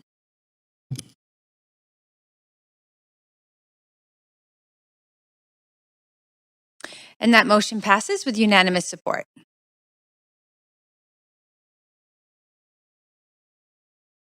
Great, thank you very much. And again, thank you to all speakers who called in and came in person to share your thoughts on this motion. We are now going to move to the next item, which is motion 3, the future of co-op housing, a path to delivering more co-op homes in Vancouver. And it is moved and introduced, it is to be moved and introduced by Councillor Kirby Young. Council members may not ask questions. We've covered that. So does any member wish to declare a conflict of interest on this item? And seeing none, we are going to move to Councillor Kirby Young for an introduction. Thanks so much, Chair. I am really happy to be able to introduce this motion this afternoon, which is titled The Future of Co-op Housing. And it's really a recognition that co-op housing is a model that has been beloved by many. It has enabled the creation of long-term affordable housing in member-led communities that have led to vibrant, diverse, and long-term communities where people have been able to put down roots. However, it has stagnated, I think, if I can say that, due to a lack of support over past decades from senior levels of government. And now we have an opportunity, I think, with on it, and this motion is really about levering existing co-ops that are on existing city-owned land. We have about 7,000 co-op homes across the city. About half of them in round terms are on city-owned properties. And a number of them are aging out. And there's also, I think, opportunity, particularly on areas that are undeveloped. And that's certainly something that we've heard from community stakeholders. It does require a level of partnership, but I also think it requires fresh thinking and a new approach to look at this in a strategic way, as opposed to development by development, but to work together with stakeholders in existing communities, with the nonprofit sector, with organizations like the Co-op Housing Federation of BC, to actually architect a framework that can robustly deliver and move forward. And so this is really about scaling it up. I also think that we are at a point in time where the stars are aligning a little bit with respects to all 3 levels of government, who have very clear focus and a very clear articulation around delivering more housing, but it is the attainable piece that is really important. There's some very significant opportunities on the horizon with respects to funding coming through from BC Builds, with things like $2 billion to access of funding, the federal government matching that. We had developed last term, with lots of great input from the community in Falls Creek South, for example, a vision for that community, which council holds true to. But we haven't actually been able to action any of these projects. And I want us to actually see that moving forward. When you hear about... That is your time, Councillor. Oh, okay. Thank you. I forgot how short that is. Thanks. Thank you very much. So we are looking for a seconder. Thank you, Councillor Meisner. And we will now hear from registered speakers on this item. And our first public speaker is Tom Armstrong.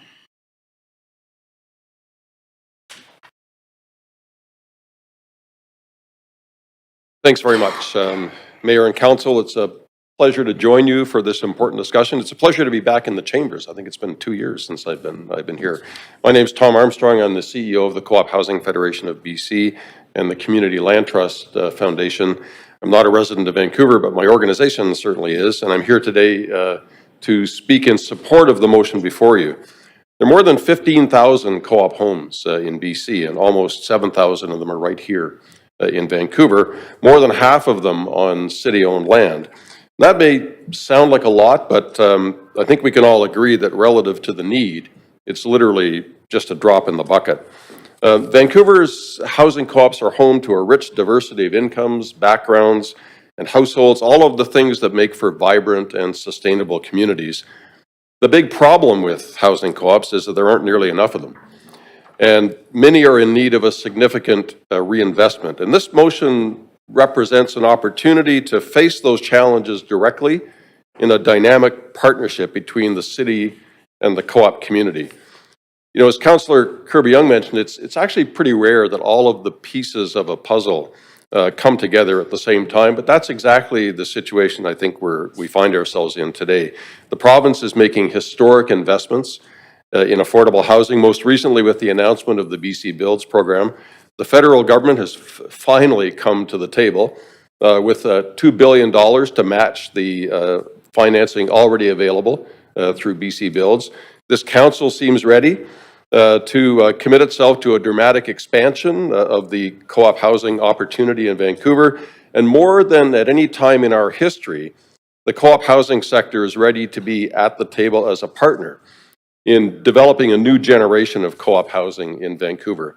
I mean, it does seem obvious that the low-hanging fruit here is the inventory of vacant land in the city. That's the quickest route to BC Build's funding, and we're ready to tackle that opportunity with you. But the motion highlights the opportunity with existing communities in co-ops that are ready to expand the sites they've occupied for decades.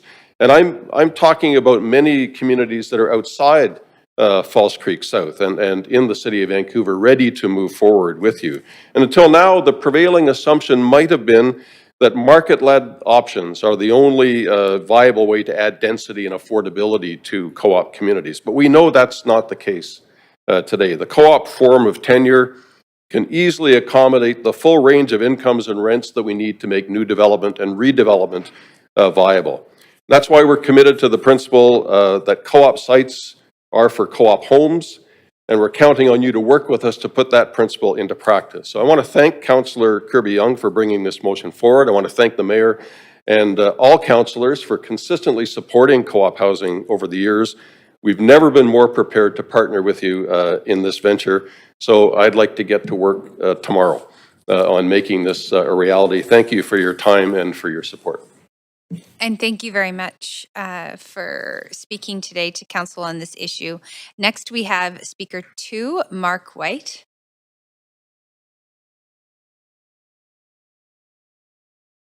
Well, it's wonderful to be here just as a resident. We do have a speaker actually for OPIAC, but didn't sign in with that credential, but that he will be speaking. So I'm speaking as an individual.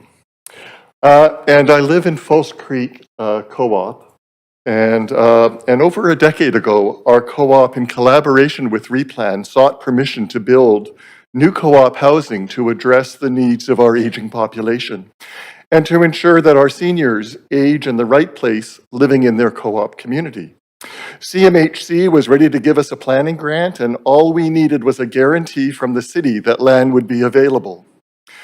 Today, a decade later, we have a new council, and we have city management leadership with decades of expertise in nonprofit housing. And thanks to Sarah Kirby Young, we have a fabulous motion in place that recognizes the need to create a new partnership with False Creek South and other co-ops and work towards an innovative goal to drive innovation and rapidly build new co-op housing as the stars line up. We must remember that all housing co-ops are in fact nonprofit developers. Each co-op was responsible for its design and securing a mortgage from CMHC, and we have also learned that successful housing co-ops must have sufficient capacity, both in size and breadth of skills and expertise, that is only possible with mixed income housing co-ops. Based on the 2016 census data, just under 20%, 18.7% of co-op members in Vancouver are single parents. 32%, almost a third, of households living in co-ops are 55 plus. That's over 55%. Deep affordability of current co-ops help single parents and 55 plus live in a mixed income community, and they do not pay 30% of their gross income for housing. As per my report to Council on the social benefits of co-op housing in the City of Vancouver in 2021, through census data, we've demonstrated that co-ops predominantly serve households in the incomes deciles of 3 to 7. Co-ops create social equity, social capital for its members regardless of income, gender preference, or racial background. As a member of False Creek Co-op Housing and the past and current treasurer, I'm proud that we are one of the first self-subsidy co-ops where higher income members paid into a subsidy pool to support lower income members.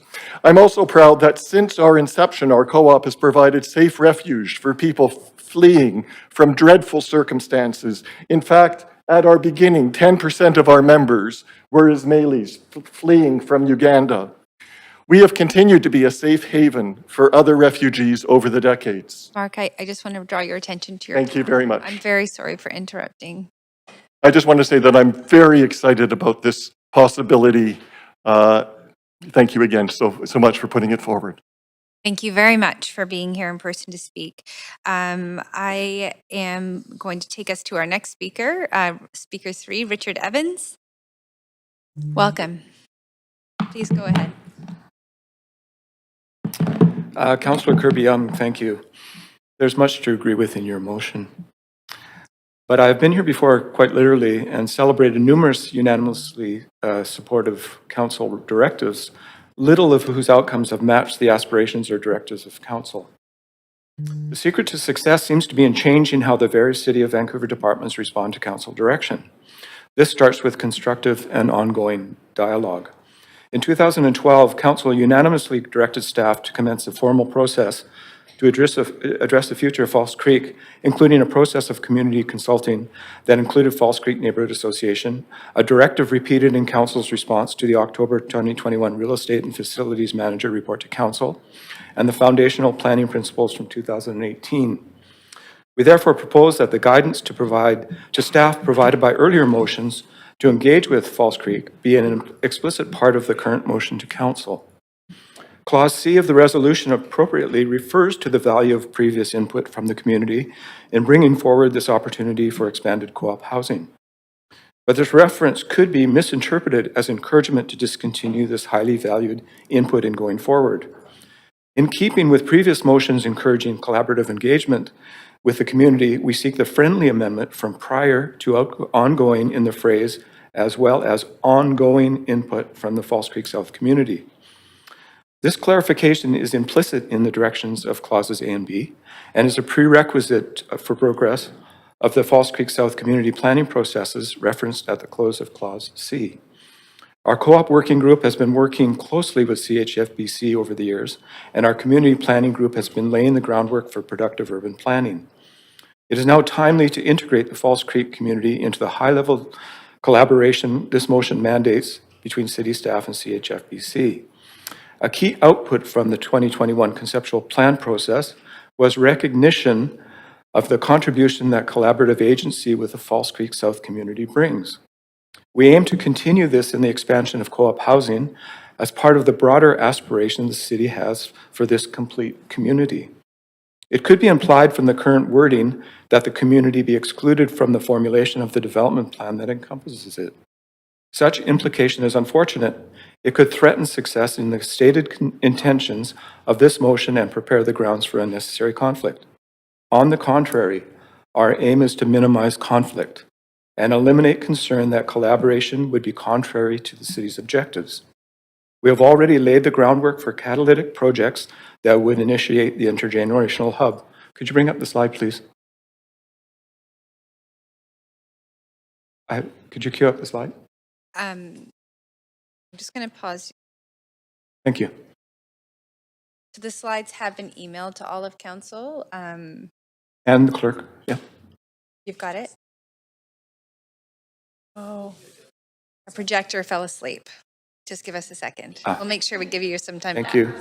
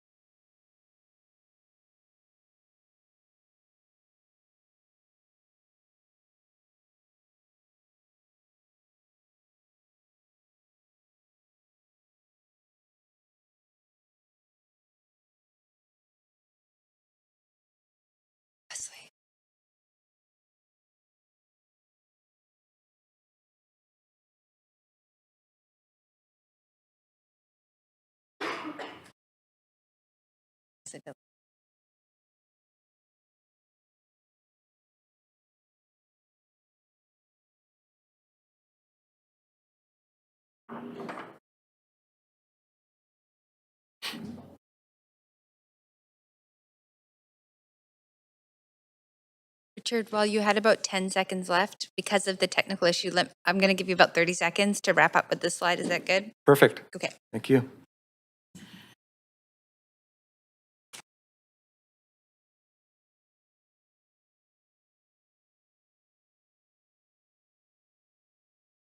When it comes up. Thank you.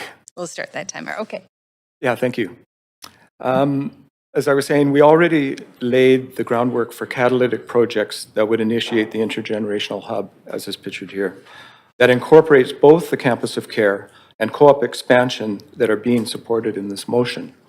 In that regard, we are immediately ready to work with city staff on the priority projects identified in Clause D. Accordingly, we urge that you adopt our friendly amendments and look forward to a new protocol for collaborative agency with our False Creek South community. Thank you. Great. Thank you very much. Perfectly timed. And appreciate your patience with that delay. And we do have this as well. Presentation's been circulated to all of council. Okay. So we are now moving to registered speaker number 4, Robin Chan. Thanks. Oh, I'm a little short. Okay. We will lower that for you. That's okay. I can. Thank you, Chair Bligh, Mayor and Councillors, for the opportunity to speak to you today. My name is Robin Chan. I'm the project manager of Replan at the False Creek South Neighborhood Association, and I've lived in False Creek South with my family since 2018. In 2021, I spoke to council, including many of you that are here today, about a conceptual development plan for False Creek South. And here we are again. Understandably, the phrase conceptual development plan raises a little bit of anxiety in our community, but we're so pleased to be able to present today to council some options and opportunities for retaining and expanding co-op housing in False Creek South that are in line with the motion that is in front of you. Since 2021, some things have changed. My kids are no longer little babies. Our housing and affordability crisis across the region has gotten worse. And positively, we are seeing a watershed moment of alignment between all 3 levels of government in supporting affordable mixed-income co-op communities. However, since 2021, some things have not changed. The False Creek South community has continued to be engaged, and we remain committed to housing tenures and affordability mixes that support mixed-income communities of lower, middle, and higher-income people across our neighborhood. We continue to be committed to retaining existing and significantly expanding the amount of new nonprofit developed and nonprofit operated affordable housing in our neighborhood, including co-ops. And finally, we remain committed to working collaboratively with staff, council, and others through an open and transparent process that meets the pressing needs of the city.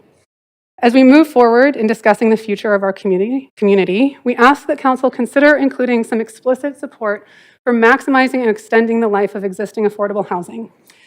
If I can quote the venerable Tom Armstrong, imagine being focused on new housing supply. So you're rolling that rug out in front of you, and for every foot of rug that you roll out in front, 3 to 4 feet are rolling up behind you. A commitment to existing housing co-ops provides opportunities to work in partnership with co-ops in identifying those redevelopment opportunities at the end of their building life, while maintaining an increasingly important supply of affordable housing stock. It's worth noting that half of co-op families in False Creek South earn less than $60,000 a year, and that existing affordability can be leveraged to deepen the affordability of new housing as it's built. Finally, in my final seconds, I want to say that it is a privilege and a pleasure to live in and work with the False Creek South community, who within 5 days have come together to put forward a cohesive and collaborative response to this motion. And they made me this shirt that says world-class cities include co-op housing. I look forward to continuing to work with the community, with staff, council, CHFBC, and others in creating new mixed-income co-op communities in Vancouver, and particularly in False Creek South. Thank you very much. Great. Thank you very much. Perfectly timed. So we are now moving to speaker number 5, Varouj Gamuchian. Hi, welcome. Thank you, dear Mayor and Council. My name is Varouj Gamuchian. I'm a resident of Vancouver as well. I support this motion. I'm the co-chair of the, as Mark mentioned earlier, the OPIAC Housing Subcommittee, or the Olders and Elders Advisory Committee. Wonderful name, OPIAC. And there was a unanimous e-vote with the OPIAC to strongly support this motion. In fact, we have, it is critical to quickly take this unique opportunity to leverage federal and provincial funding under the BC Build program, as we talked about earlier, that brings with it significant capital grants for this nonprofit cooperative housing, with a couple of provisions to have shovels in the ground within 18 months requires a new partnership with existing co-ops and the co-op community to create a new affordable housing co-ops on vacant land in Falls Creek South. Co-ops in Falls Creek South have a higher percentage of older persons on fixed income than other areas of the city, as Mark mentioned earlier. For 10 to 15 years, seniors living in Falls Creek housing co-ops have experienced high anxiety and other mental health issues. And some seniors reporting that the stress that has caused contributing factors to the death of their spouse in reality. As a result, we're watching that City Council make unanimous motions and guiding principles that have not, unfortunately, have not resulted in one affordable land lease extension at the bargaining table as it stands. That is of significant duration. And the cost to address this immediately needs to be looked at. Clearly, a new model of co-op is required. Building new co-ops requires a new relationship and partnership with the city. Mixed income, we know co-ops have proven to be provide and sustain affordable housing, and we applaud the council's commitment to rapidly expand the co-ops and using innovative community land trust to remove land from future speculation, to preserve affordability and across generations. Falls Creek South is a unique, internationally recognized, award-winning development, both in the creation of safe enclaves and built on the premise of one-third low-income, one-third moderate income, and one-third higher income. OPIAC made several motions to council on the advisory committee and has asked Councillor Klassen to ensure that we preserve the deep affordability of existing co-ops when phased development need to occur within OPIAC recommendation. That this footprint of current co-op housing is reserved. I'm just about there. Oh, you're past your time. If you could just wrap up with one Yeah, sentence. just so finally, the last sentence. As we was talking about, the city of Vancouver is essential that this life cycle planning needs to be looked at to make the city more sustainable. Thank you very much. Yeah. And thank you very much for being here to speak to council today. We're now going to hear from Speaker 6, Sarah Brown. Hello, and thank you, Chair, Mayor, and councillors for the opportunity to speak to you today. To Councillor Kirby Young, I would like to say thank you for your leadership and support for creating more desperately needed co-op housing in the city, and for your openness to hearing input from Replan yesterday. My name is Sarah Brown. I'm the Community Planning Assistant at Replan, and I've lived in Twin Rainbows Housing Co-op with my partner and our 2 kids since 2020. At our co-op, I can confirm firsthand that the work of sifting through prospective membership applications has been heart-wrenching. Every time our waitlist has opened, we've been flooded with hundreds of applications from deserving Vancouverites who take great pains to articulate the dire housing situation in which they find themselves. For these hopeful co-op applicants, and for so many other stressed and vulnerable renters in our city, who have so much to contribute to a housing co-op community, I sincerely thank you for your commitment to expanding co-op housing. And I would urge you to prioritize and protect the affordability of co-op units at every step as this important motion takes shape in our city. In Falls Creek South, there's a considerable amount of vacant land that can be used for new co-ops and other nonprofit housing, perhaps most notably and most immediately at the Olympic Village SkyTrain station site. Getting a project underway there that contains meaningful input from the community would be a huge win for all involved. It could go a long way to reestablish a relationship of trust and collaboration between City Council, the Falls Creek South community, and the City of Vancouver Planning Department, and the Real Estate and Facilities Management Department. We're ready to collaborate and work alongside the city to get something done here. We'll even bring the shovels. We know that the successes of an early pilot project at the station site would expedite a complete community planning process for the rest of the neighborhood. Such a plan can take advantage of the many early opportunities in False Creek South while keeping the affordability that we've worked so hard to maintain here by protecting existing co-op housing.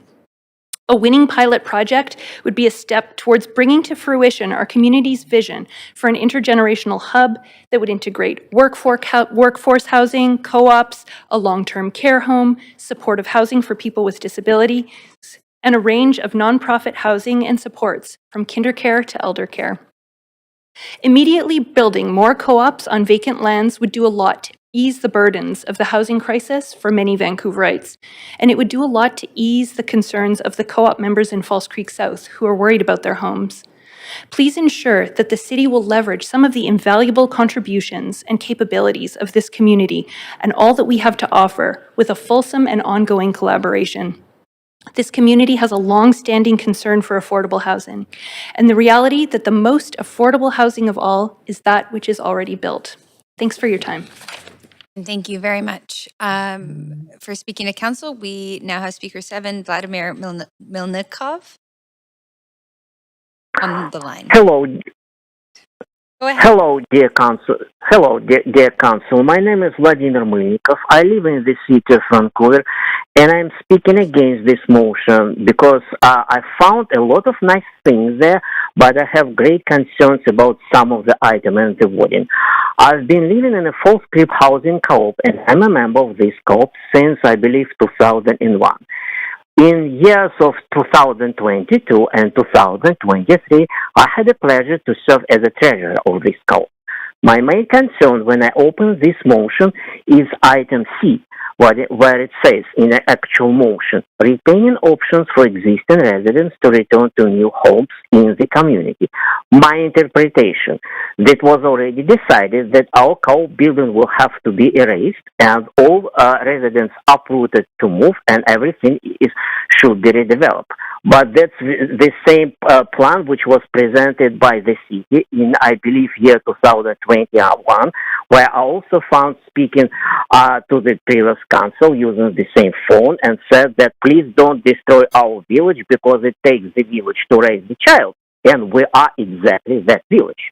Now, if I go a bit higher in this document, section 19, it says that many of the dozens of co-op sites on the city land are very low density today and have the ability to accommodate new co-ops and new co-op homes now.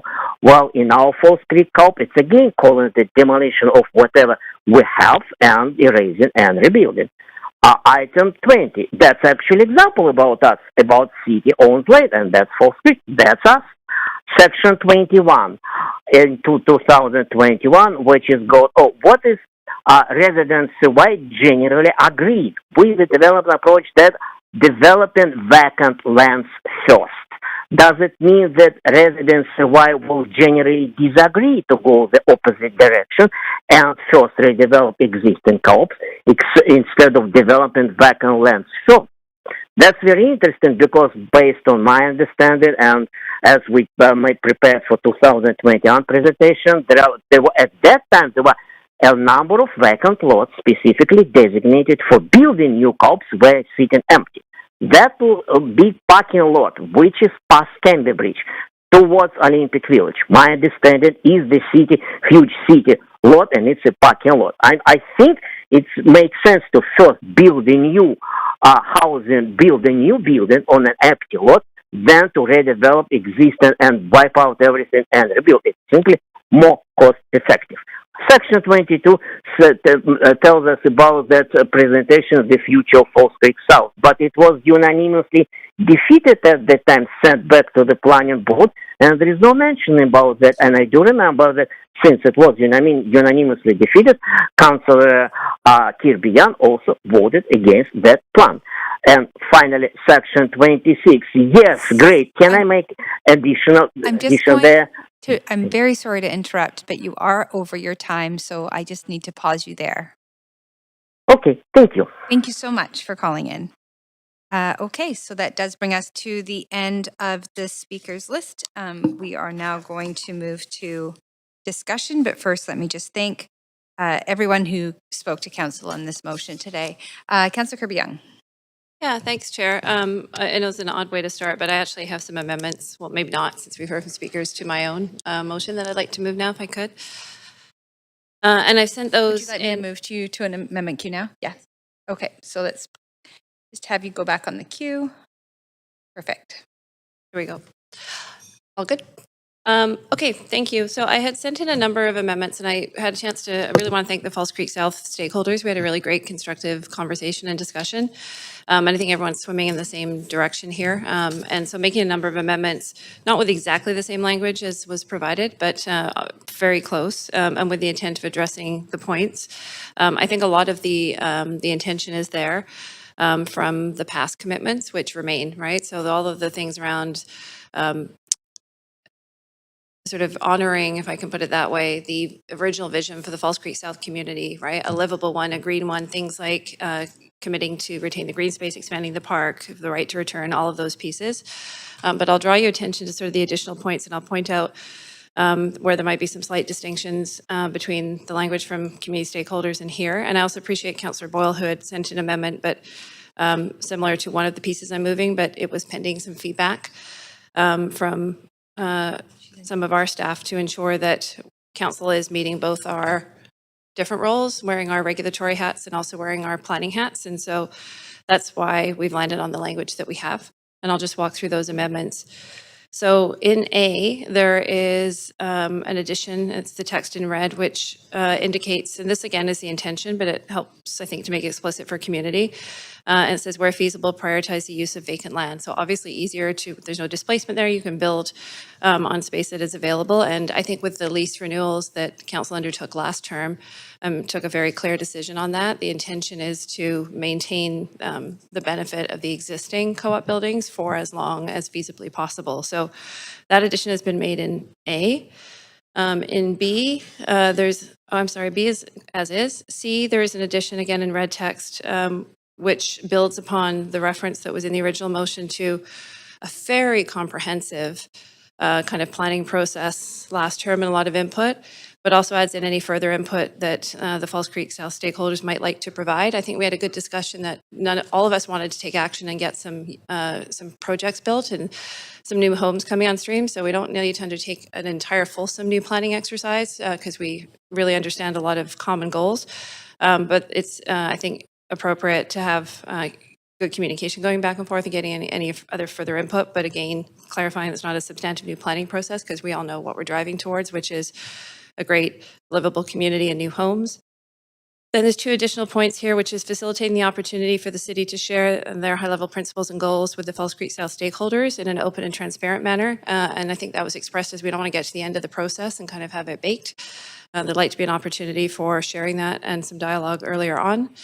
And then some language here around where feasible, optimizing the contribution of the affordability of existing co-op housing in Falls Creek South for as long as possible while building additional affordable housing. And the reference here and where feasible is really that on a case-by-case basis, some have longer term leases, some buildings get to the point that they're very old and the cost to continue those becomes punitive, and then those charges are not affordable. But again, with the commitment to leases, the intention is to build on existing vacant land, and the intention is to let all those leases run their course and then look at those opportunities. So hopefully I think that speaks to that point there, and that's pretty much the substance of the amendments. Do we have a seconder?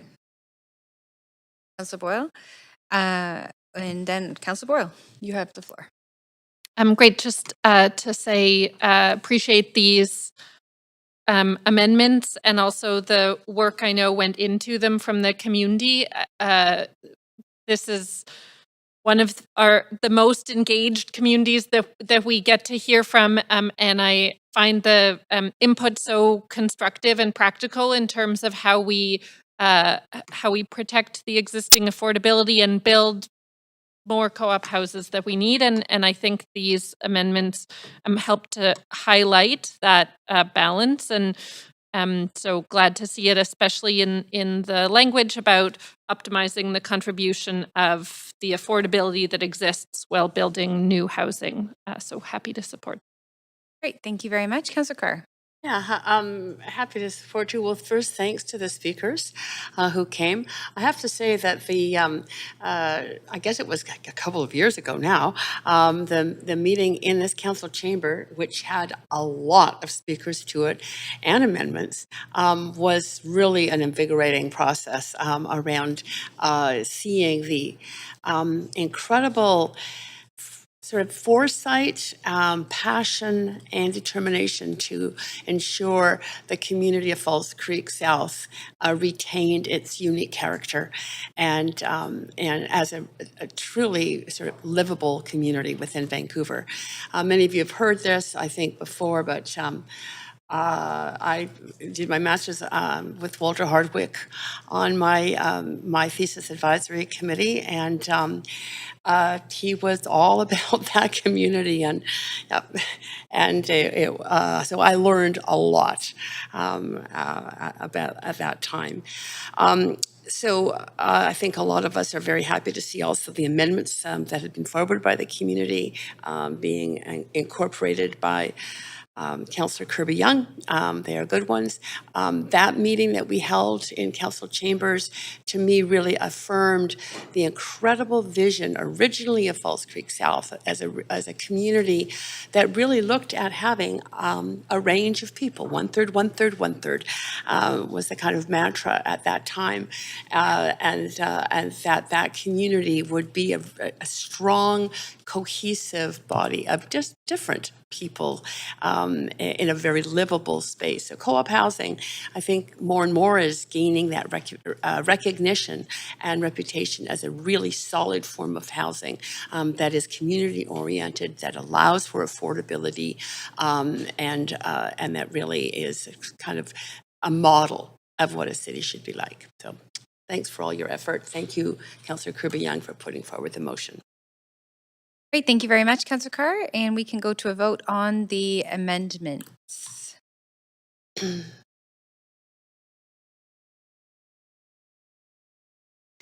And that motion passes with unanimous support. Great, thank you very much. So we're going back to the main queue, and Councillor Kirby Young, you do have the floor. Thank you, Chair. Great, thank you. Councillor Klassen. Thank you, Chair. I actually also have an amendment, and I'd like to add an E, a Can letter. I move us to an amendment queue and ask that you go back on the queue? And then I'll be asking for a seconder. Thank you, Councillor Joe. Yeah, thanks very much. First of all, thanks very much, Councillor Kirby Young, for bringing this forward, and also it's great to see Tom Armstrong here, and appreciate all your leadership around co-ops across the region. Mark White, of course, who's been a steadfast leader on issues around older adults, and it was really great to meet with Richard and Robin and Sarah yesterday and kind of hear some of the concerns in the community that you brought forward. So my E is that adds to the motion is that council directs staff to report back options to deliver age-friendly housing in Falls Creek South in partnership with the province and Vancouver Coastal Health, consistent with a continuum of care model that provides independent living and long-term care options as part of an updated and enhanced Falls Creek South development plan. I'm actually quite struck by the fact that nearly 1/3 of people living in Falls Creek South are 65 and older. That's about 35.9% of the area's population, according to a recent census. That's double the city as a whole. So this will provide an opportunity to really allow us to focus and meet the needs of an aging population in this neighborhood and across the community.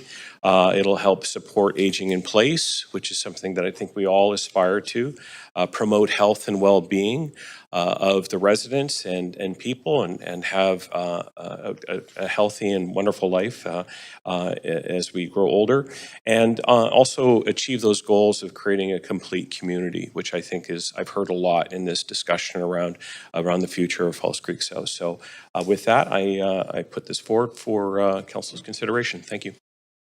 Great, thank you very much. And well explained. I don't see anyone on the queue, so we'll move to a vote.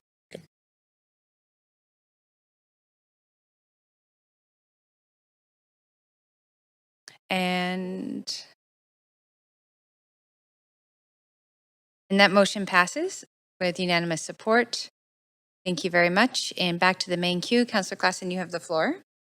I'll just conclude by just, no, I don't know if there's, I think there is another amendment coming, but I just wanted to say that, again, my appreciation for Councillor Kirby Young and all the stakeholders who have come forward, engaged on this one. I did spend quite a bit of discussion beforehand with the folks at Broadway Lodge. I used to work in the seniors care sector and got to know Simon Neal quite a bit, and I've met several times with Catherine McGrath about the future of Broadway Lodge. So, I've also met with Vancouver Coastal Health and asked them about what their plans are as well. So I think there's a really great future for this community of False Creek South, and I think a great future for older adults as well. So very happy to support this motion. Great, thank you very much. And Councillor Kirby Young, closing on your motion. Yeah, thanks, Chair. Very happy to close on this one. I'm going to borrow some words from some of the existing speakers because I'm probably not as articulate today because I'm super excited about this motion. And I do think it's a watershed moment of alignment, I think was said. And I think Robin gets that one. That was attributable to, so that was a good moment. And I am struck because I've done a number of interviews this week and people are like, why are you so passionate about it? Or what do you like about co-op housing? And I said, look, what we prioritize as a city, we have had success in moving forward. So I use the example that in the past number of years, Vancouver has really prioritized rental housing. And then when you look over the last number of years and we put policies in place to support that, enabling some of them citywide, you saw the number shift of what we were building. And for the first time, I think a year or two ago, we had built more purpose-built rental than we had built strata. And now I think we're at another inflection point where we're actually trying to significantly build more co-ops, and we have the opportunity to do that. And I think that's why the direction and kind of the strategic approach makes a lot of sense. We're not going to get there at scale and sort of revitalize this and define the future of co-op housing if we keep chipping away at it project by project. I think that we need that broader viewpoint on it. And what I like about it is that purpose-built rental was better than strata, but it remains typically pegged to the market. And so the rates are the rates. It's more affordable than other options, but it's still not attainable for a lot of people. Whereas co-op can become it's more attainable now with the mixed income communities, but it can become the most affordable over time. And that I think is something that is really noteworthy because we're trying to build a city where people can feel that they can put down roots and be part of communities, and whether it's young families or other folks that are having, people that are working that make up an important part of our economy, the diversity of people in our city. And I think we're seeing the face of co-ops change as well to reflect that. And I think that's a real positive thing. So I'm really looking forward to hopefully actually identifying some projects and getting going. I thank partners like the Co-op Housing Federation of BC for being willing to step up with a bit of faith to look at a model like this, and the False Creek South folks also for coming, and the good discussion yesterday. That I think is, if we also are in the same direction, I think it'll help, and I hope we can get moving so we can nab some of that funding and move ahead. So thank you for the discussion, and thanks to Council for the support. Great, thank you very much. And now we'll move to a vote on the amended motion.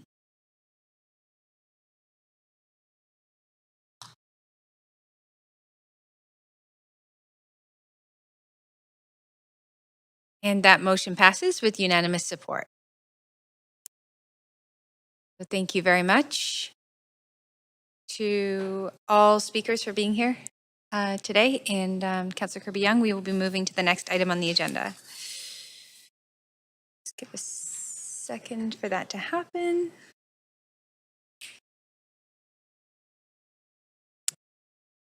So the next item is motion 4, permanent outdoor location for an iconic Vancouver sign, and is to be moved and introduced by Councillor Meisner.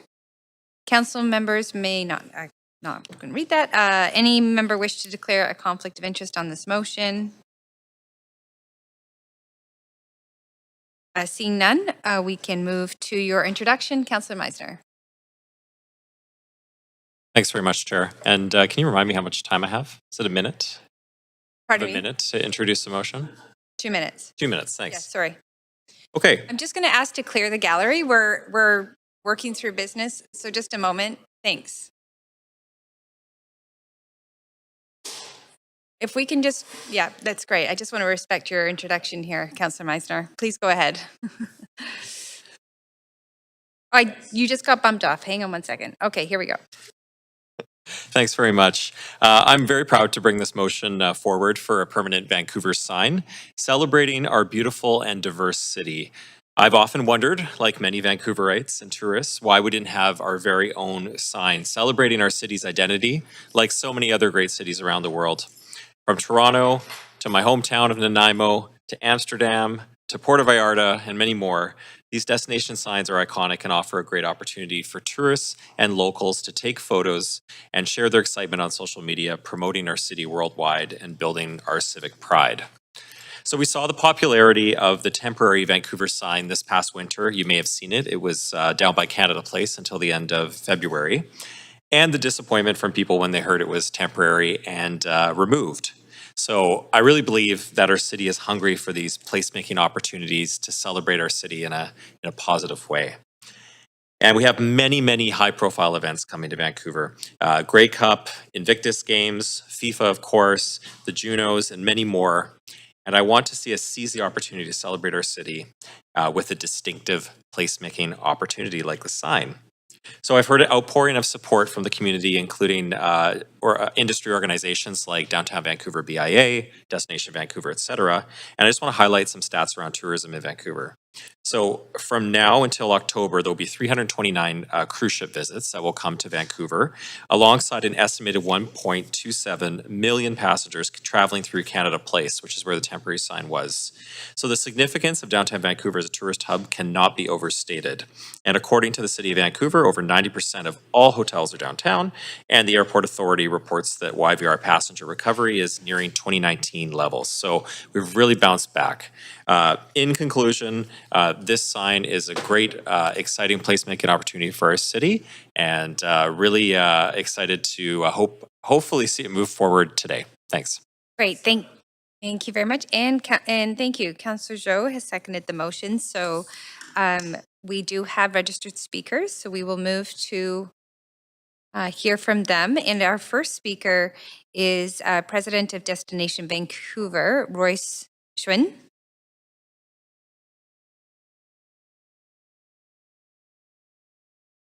We have Royce on the line. Can you hear me? Oh, we can hear you. Thanks a lot for calling in. You're free to start when you're ready. Great. Thank you. Good afternoon, Mayor and Council. Royce Schwinn, Destination Vancouver, Vancouver resident in support. Thank you, Councillor Meisner, for bringing this up. What's in a name? And Shakespeare famously pondered this question: that which we call a rose by any other name would smell just as sweet. And in the context of our vibrant city, Vancouver, our name embodies our spirit, diversity, and our aspirations, and so much more. Considering a motion to explore the viability of installing a permanent Vancouver sign, let's reflect on the power of our city's name to unite, to inspire, and to welcome. And as Councillor Meisner just pointed out, the power of destination signs is incredible, and we've seen this from around the globe. Destination signs have transformed ordinary places into icons. Think of the Hollywood sign, Amsterdam, Ottawa, Toronto, and so many more. But these signs do a lot more than simply spell out a name. They create a gathering place for both visitors and locals alike, encouraging that shared sense of belonging.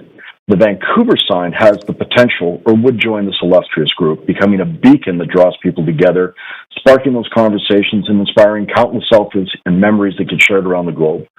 Now, from the day the temporary sign was installed to the day it was taken down, we witnessed firsthand people gathering in all types of weather to take pictures with Vancouver. People standing in line, waiting their turn, other taking pictures for them. A real conversation happened, and gathering and laughter. Literally, the sign was just outside of our office windows, and it was great. It brought a smile to many people's faces. The other thing to think about, that we are a designated city of reconciliation, and what this could mean to building bridges between cultures, recognizing our history, moving forward with mutual respect and understanding, that a Vancouver sign is not simply a landmark, but it's a symbol on our journey towards reconciliation, showcasing our dedication to inclusivity and respect for the land and peoples that came before us. This sign could stand as a testament to our ongoing commitment to reconciliation, inviting everyone to share and stand side by side with three host nations in this story. And finally, just looking at the council agenda today, we recognize there are a lot of other priorities and important priorities that you are working on as a city, but this isn't a zero-sum game. We can look at creating places and spaces and reasons for positive interactions to happen in our city, and a Vancouver sign would do just that. We saw it happen firsthand. So after all, what's in a name? For Vancouver, it's everything. It's what we stand for now and strive to be in the future. Thank you. Great. Thank you very much for calling in. Next, we have speaker, a public body speaker, registered speaker 1, Alex Beam. Hello? Hi there. We can hear you. Hi. Please go ahead. Perfect. Yeah. My name is Alex Beam. I'm a local Vancouverite in support of this. I also own a company called Tangible Interaction Design, and for the last 17 years, we've been creating interactive installations with a goal of making this city more interesting, animated. You probably are familiar with the project we just finished. We installed in front of the Vancouver Gallery, like very large canopy of lights. I think the idea of creating this is kind of like a no-brainer, actually. I realized that we didn't have it when I heard about it. It's like, we should have this. And I think it's not, it's been done in a million places around the world. And one potential idea that I would really love to see is for this sign to be really like a canvas for art. And I'm originally from Uruguay, and my original city, Montevideo, we have a sign like this that it was built and painted in white. And every couple of weeks, a new group of people come in and they're commissioned to paint it. So I think what could be more inclusive than creating a space where everybody can actually have access to and paint it. I know there's always potential for who's going to manage it and what happens if people fall. There's always potential issues with things like this, but I think they're also like easy to overcome. And one of the areas that I was thinking is if this is done in combination with either downtown BIA or one of the BIAs in Vancouver who have done so much for this city, they could be in charge of like managing the art that goes in and getting a sponsor to pay for the paint. But it could be a place where people keep on coming back and always surprised by what's there, and a place that could be updated to celebrate every culture, every person that is in the city every day. So yeah, I'm in full support of this idea. Thank you. Great. Thank you very much for lending your voice to this motion. We're now going to hear from speaker number 2, Lindsay Fernandez. Hello, can you hear me? Yes, we can. Please feel free to start. Thank you. Good afternoon, Mayor and Council. My name is Lindsay Fernandez, and I'm the Manager of Public Policy and Stakeholder Relations at the Greater Vancouver Board of Trade. I'm pleased to express the Greater Vancouver Board of Trade support for this motion. The temporary sign in Cole Harbour quickly became a landmark of interest, attracting both locals and tourists alike. The sign's presence not only added vibrancy to the area, but also served as a focal point for countless photos and memories. Like Royce mentioned, our offices are nearby at Canada Place, and outside our windows, we regularly saw many stop and take a photo, often forming a line to wait to do so. My colleagues and I probably appear in many of them as we walk to get our lunch. Looking ahead, Vancouver is poised to host prestigious global events such as FIFA 2026 and the 2025 Invictus Games. These events present significant economic opportunities for our city and its businesses. A permanent Vancouver sign would not only enhance the city's appeal as a tourist destination, but also provide a lasting symbol of our identity and pride. Furthermore, a permanent sign would contribute to the excitement and anticipation surrounding these major events and the city more generally. Photos of the sign being shared on social media would contribute to our city's international promotion and branding efforts. While we support the motion, we also recognize the importance of fiscal responsibility. It is crucial to ensure that the costs associated with the sign's installation and maintenance are carefully managed. Moreover, we were pleased to see that the motion calls for the city to work collaboratively with partners, especially Indigenous groups, to ensure that the new sign is reflective of our cultural vibrancy and diversity, adding layers of richness to its significance. In closing, we encourage the city to move forward with the recommendations as noted in the motion. And we look forward to continuing to work with the city to enhance Vancouver's identity and provide a memorable backdrop for events and celebrations. Great. Thank you very much. Are you still there? Yes, thank you. Okay, great. Okay, thank you very much for calling in. Next, we'll hear from Speaker 3, President and CEO of Downtown Van, Jane Talbot. Good afternoon. Thank you, Chair Bligh, Mayor and Council, and thank you, Councillor Meisner, for bringing forward this important motion. My name is Jane Talbot, the President and CEO of the Downtown Vancouver Business Improvement Association, and I'd like to take this opportunity to provide our strong support for the addition of a permanent and iconic Vancouver sign in our city. Our organization has long been in support of such an initiative, and our position has only strengthened with the resounding success of the temporary Vancouver sign at Canada Place. We believe a permanent sign would serve as a fun, prominent symbol in the city and would promote a positive sense of arrival for the over 1 million visitors arriving via cruise ships each season, as well as for those attending conferences and events. Importantly, it would also serve as a gathering place for residents as well as visitors and would encourage community engagement and foster a sense of unity and pride in our city while representing Vancouver's culture and identity. I'll also note that our backing of a permanent sign has been strengthened by the enthusiastic support from our community. While up, the sign resonated strongly across all social media platforms and we received no complaints. We believe the heartfelt enthusiasm expressed by locals and tourists underscores the collective desire to establish a quintessential landmark that captures the essence of Vancouver's vibrancy and identity. And just like cities from around the world, we believe it's time for Vancouver to have a signature symbol of its own. Thank you again for your time. Great. Thank you very much for calling in today. And our last registered speaker is speaker number 4, Robin Tavinder. Can you hear me? Yes, we can hear you. Okay. And it's Tavinder, but thank you anyway. Tavinder. All right. Good afternoon. I'm one of the Standing Water people, and we're an Indigenous people. I'm calling you from one of our houses situated within our traditional territory. The reason I'm speaking today is because of the phrase, consult with local First Nations. I'm not speaking on behalf of our governing body, the Standing Water Nation, but I can say that there is a concern among our people that we're not consulted about matters that impact us. I can say informally we would like to be consulted about this sign. We're what the United Nations calls a mobile Indigenous people. In a submission to the Canadian House of Commons Indigenous and Northern Affairs Committee study on restitution of lands, we said this: we are a sovereign Indigenous nation. In our cosmology, we live in the light. We are governed by our ancient oral law, which is our sovereign and our inheritance. We are a nomadic people, so we have a relationship to time and to space that is different than many peoples. Standing water people are nomadic. We identify as standing water because we are water that has taken on a permanent form. We are able to flow, to build, and to climb through the light.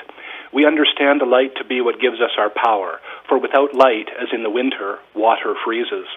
The light, therefore, is the substance in which we move and dwell within our cosmology.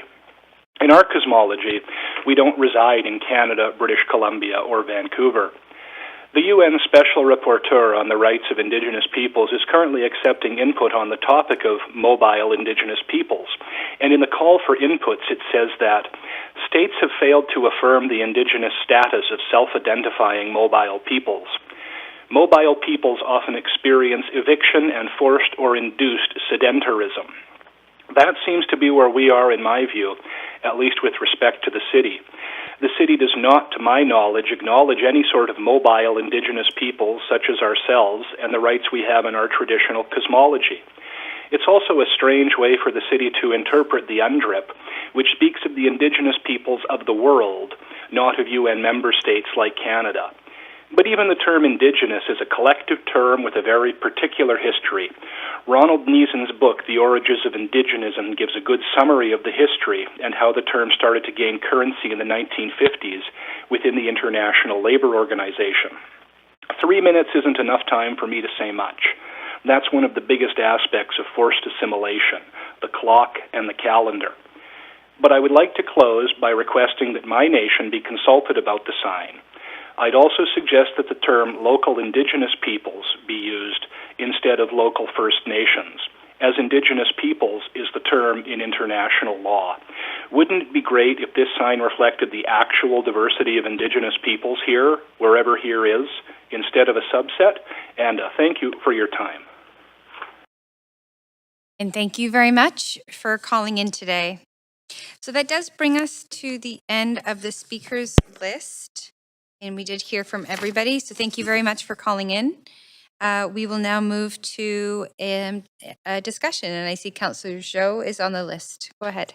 Yeah, I'll be quick. So I'm so excited to see this motion finally come forward in council chamber today. So thanks, Councillor Meisner, for bringing forward this motion.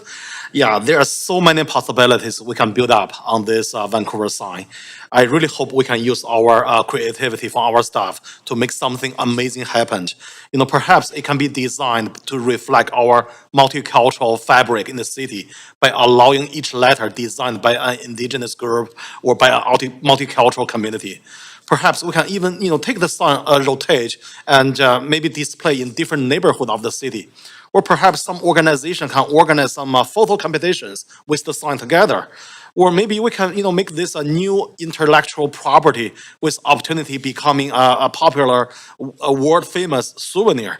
Yeah, but, there's so many opportunities, so many possibilities. So I can't wait to see the report back in quarter 3, 2024. So 100% support this amazing motion. Thanks, Councillor Master. Great, thank you. And Councillor Montague. Super brief. Happy to support. I really like the fact that the fiscal responsible side of me likes the fact that the funding sources will be explored. Of course, the speakers talked about the upcoming Grey Cup, the upcoming Invictus Games, FIFA.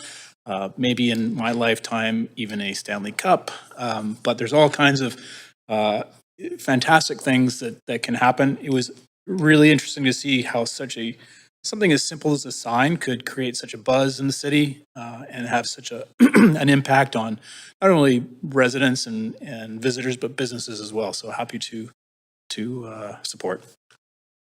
Great, thank you very much. Councillor Glasson. Really quick, love the big sign. Just got to find a great place for it. I love the one in Toronto. There's one in Ottawa and other cities as well. And they are a great attraction and a great way to demonstrate our civic pride. So I look forward to seeing a sign prominently placed somewhere in the city for a lot of us to pose in front of it. Thanks a lot. Great, thank you very much. And Councillor Dominato. Thanks, Chair. I think Councillor Meisner is simply going to be getting accolades on this one today. I think it's a fantastic motion. I think it's a complete no-brainer.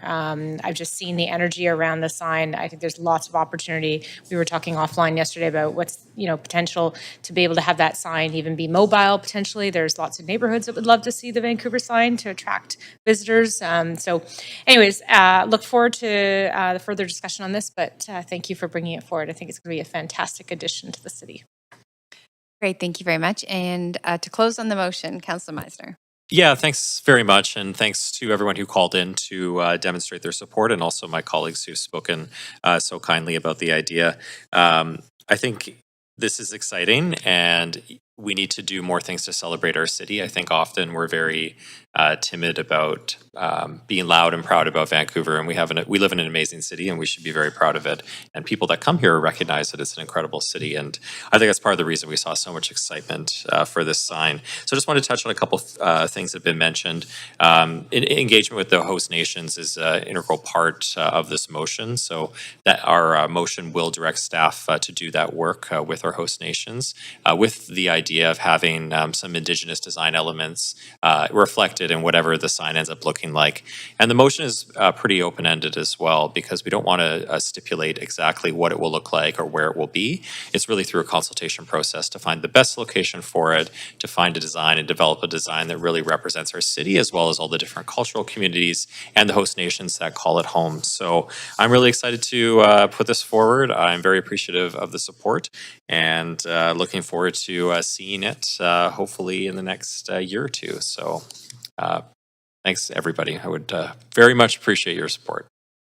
Great, and thank you very much, Councillor Meisner. We will now move to a vote.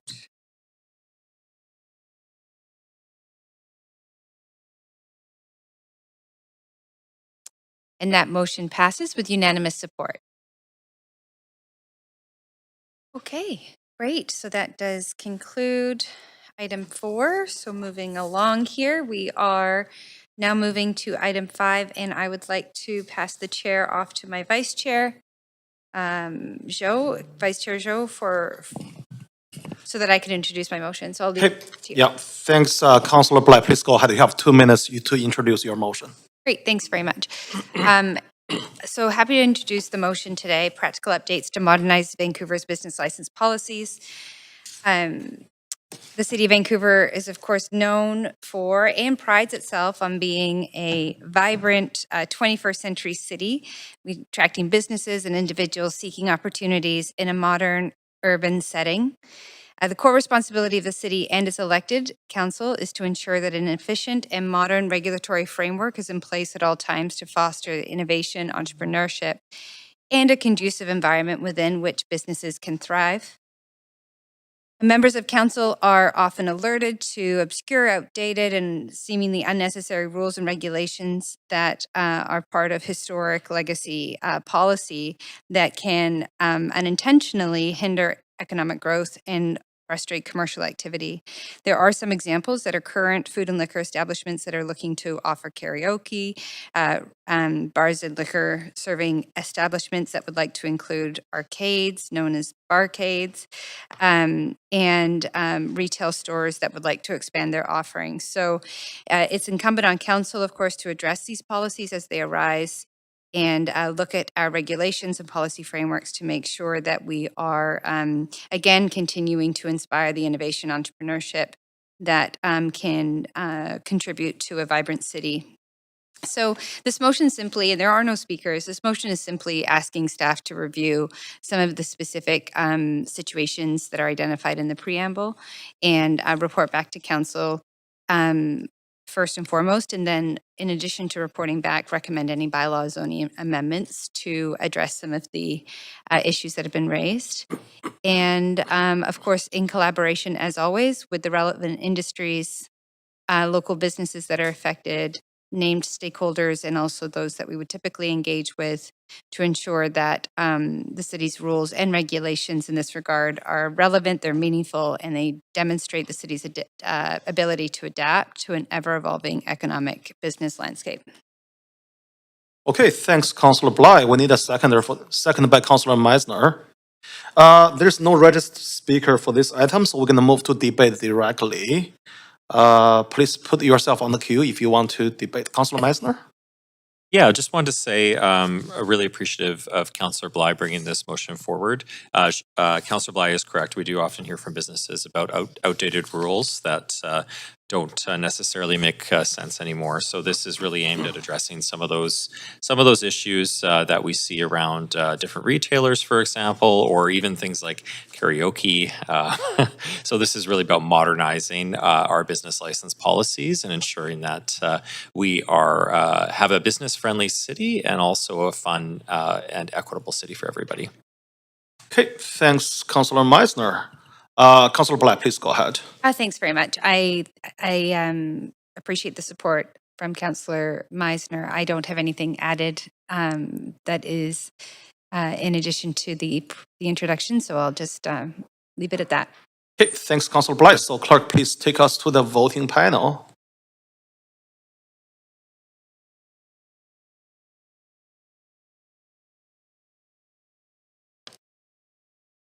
Okay. Councillor Boyle, did you vote? Oh, you vote. Okay. Yeah, this motion does pass unanimously. Thank you. Councillor Bligh, please go ahead.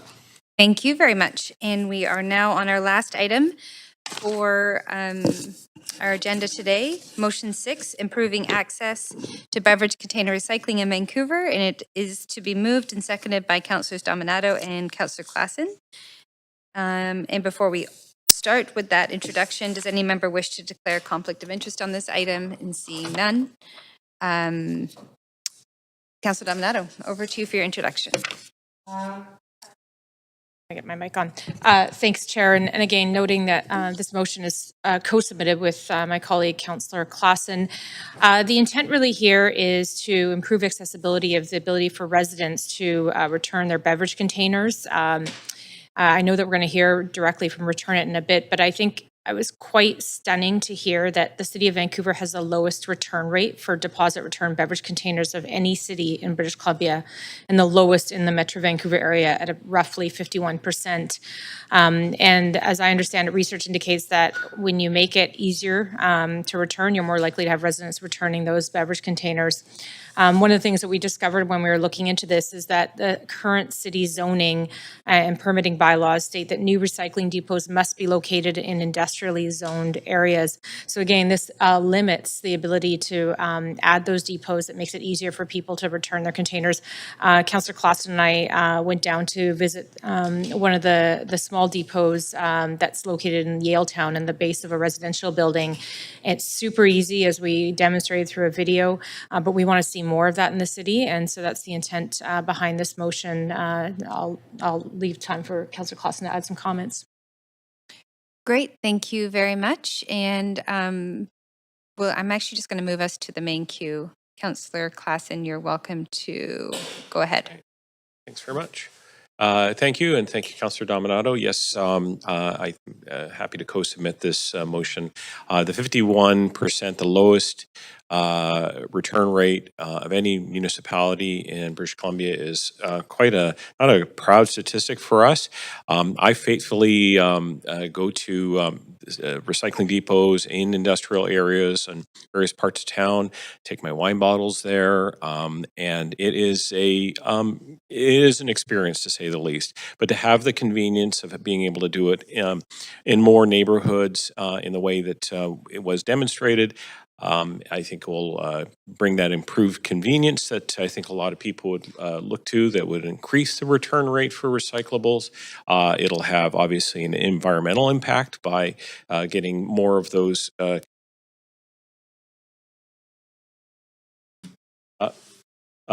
and the I'm still there. Great. It will obviously comply with our regulations. It'll allow us to be able to move these locations Councillor into. Claassen, I am very sorry. We have a registered speaker. Can you pause those I will. comments and go back on the Absolutely. queue and Okay, make sure sure that you thing. finish what you wanted to say? I'm very sorry. We were just cruising along there, and we have a speaker who is here with us today in chambers. So Cindy Coots, President of NCORP Pacific, thank you for coming in. You have 3 minutes to speak to council. Thank you. And I think I have a deck, if we can pull it up, please. We won't start your timer just yet.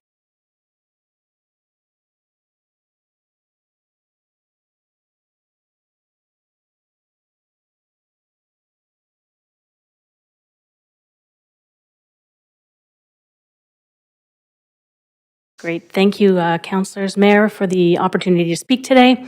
My name is Cindy Coots. I'm president CEO of Encore Pacific, which you might know as Return It. Next slide, please. Return It is the not-for-profit product stewardship agency coming up on our 30-year anniversary here in British Columbia. We manage the deposit and return system for most ready-to-drink beverage containers. We have great awareness in the province. We have a globally leading program where we have 99% of consumer awareness and 98% accessibility to collection infrastructure. Next slide, please.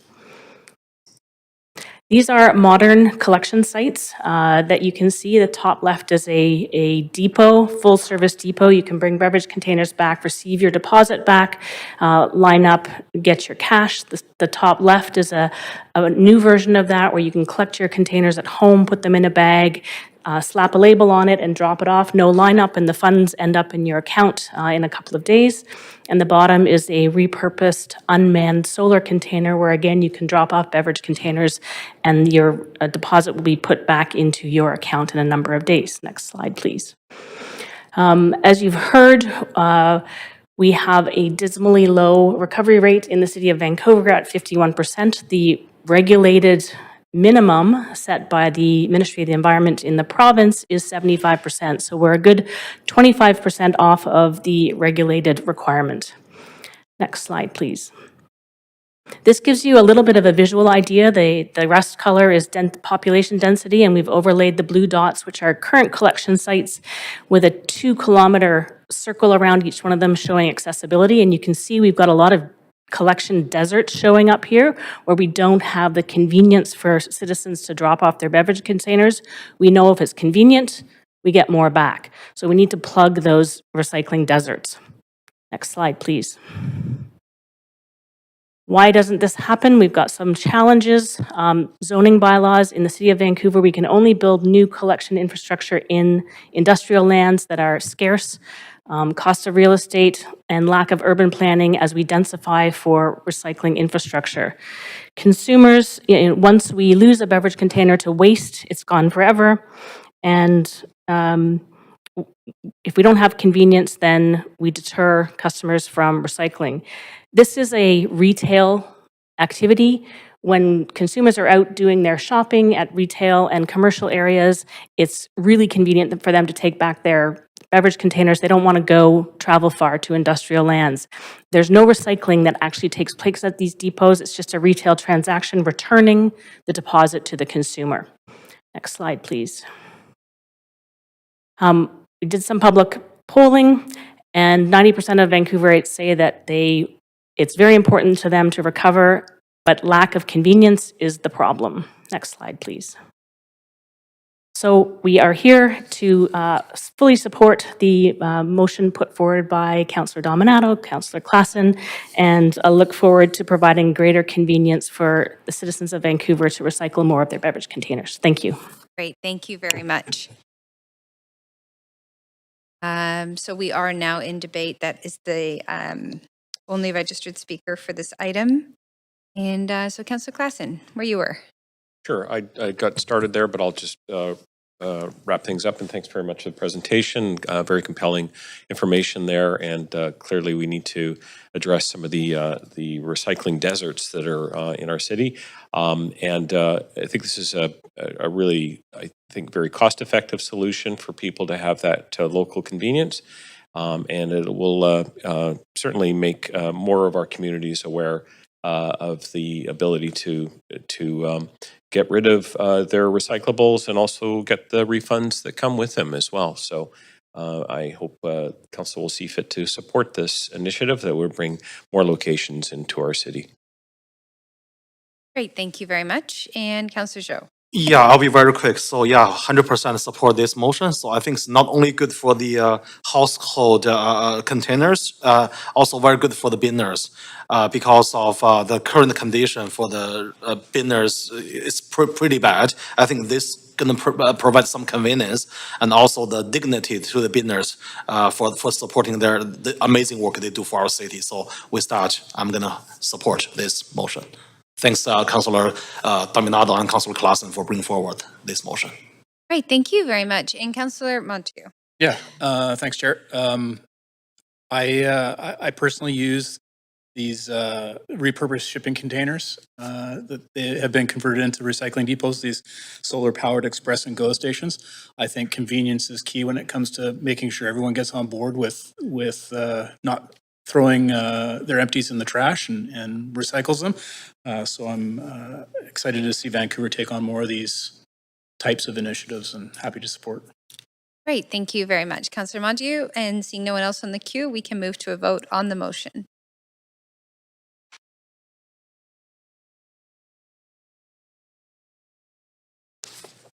And that motion passes with unanimous support. So thank you very much, Council. That concludes the final motion on the agenda. And thank you for coming to speak to Council. And so the standing committee portion of this meeting is now complete. We will now convene in Council with Mayor Sim as chair to deal with the recommendations and actions from today's committee meeting. Over to you, Mayor. Just need a microphone. Thank you very much. Okay, we will now convene in council to deal with the recommendations and actions from today's standing committee on city finance and services meeting and one bylaw. Clerk, can we please have a roll call? Mayor Sim in the chair, Councillor Carr, Councillor Kirby Young, Councillor Dominato, Councillor Bligh. Present. Councillor Boyle, Councillor Fry, Councillor Montague. Councillor Klassen. Councillor Meisner. Councillor Joe. Present. You have quorum, Mayor Sim. Great, thank you. We need a motion to adopt the Standing Committee's recommendations and actions for reports 1 through 4 and members' motions 1 through 6. Great. Councillor Montague, seconded by Councillor Klassen. All those in favor say yay. Okay. All those opposed say nay. Great. The motion carries unanimously. Urgent business. I'd like to move a motion for leave of absence request for myself from April the 3rd through 11th inclusive under urgent business. Great. Thank you, Councillor Joe. Do we have a seconder? Councillor Kirby Young. Thank you. Council, is there any discussion? No? All those in favor say yay. Yay. All those opposed say nay. Great. That motion carries. We have one bylaw on the agenda for enactment. Would someone like to move the motion to adopt bylaw 1? Councillor Klassen, thank you. Seconded by Councillor Montague. Great. Council, is there any discussion? Great. All those in favor say yay. All those opposed say nay. Great. The motion carries unanimously. The list of approved bylaws can be found on the city's website. Would someone like to move a motion to adjourn? Great. Councillor Kirby Young, seconded. Councillor Klassen. All those in favor say yay. All those opposed say nay. Great. The motion carries unanimously. The meeting is adjourned. Thank you, everyone.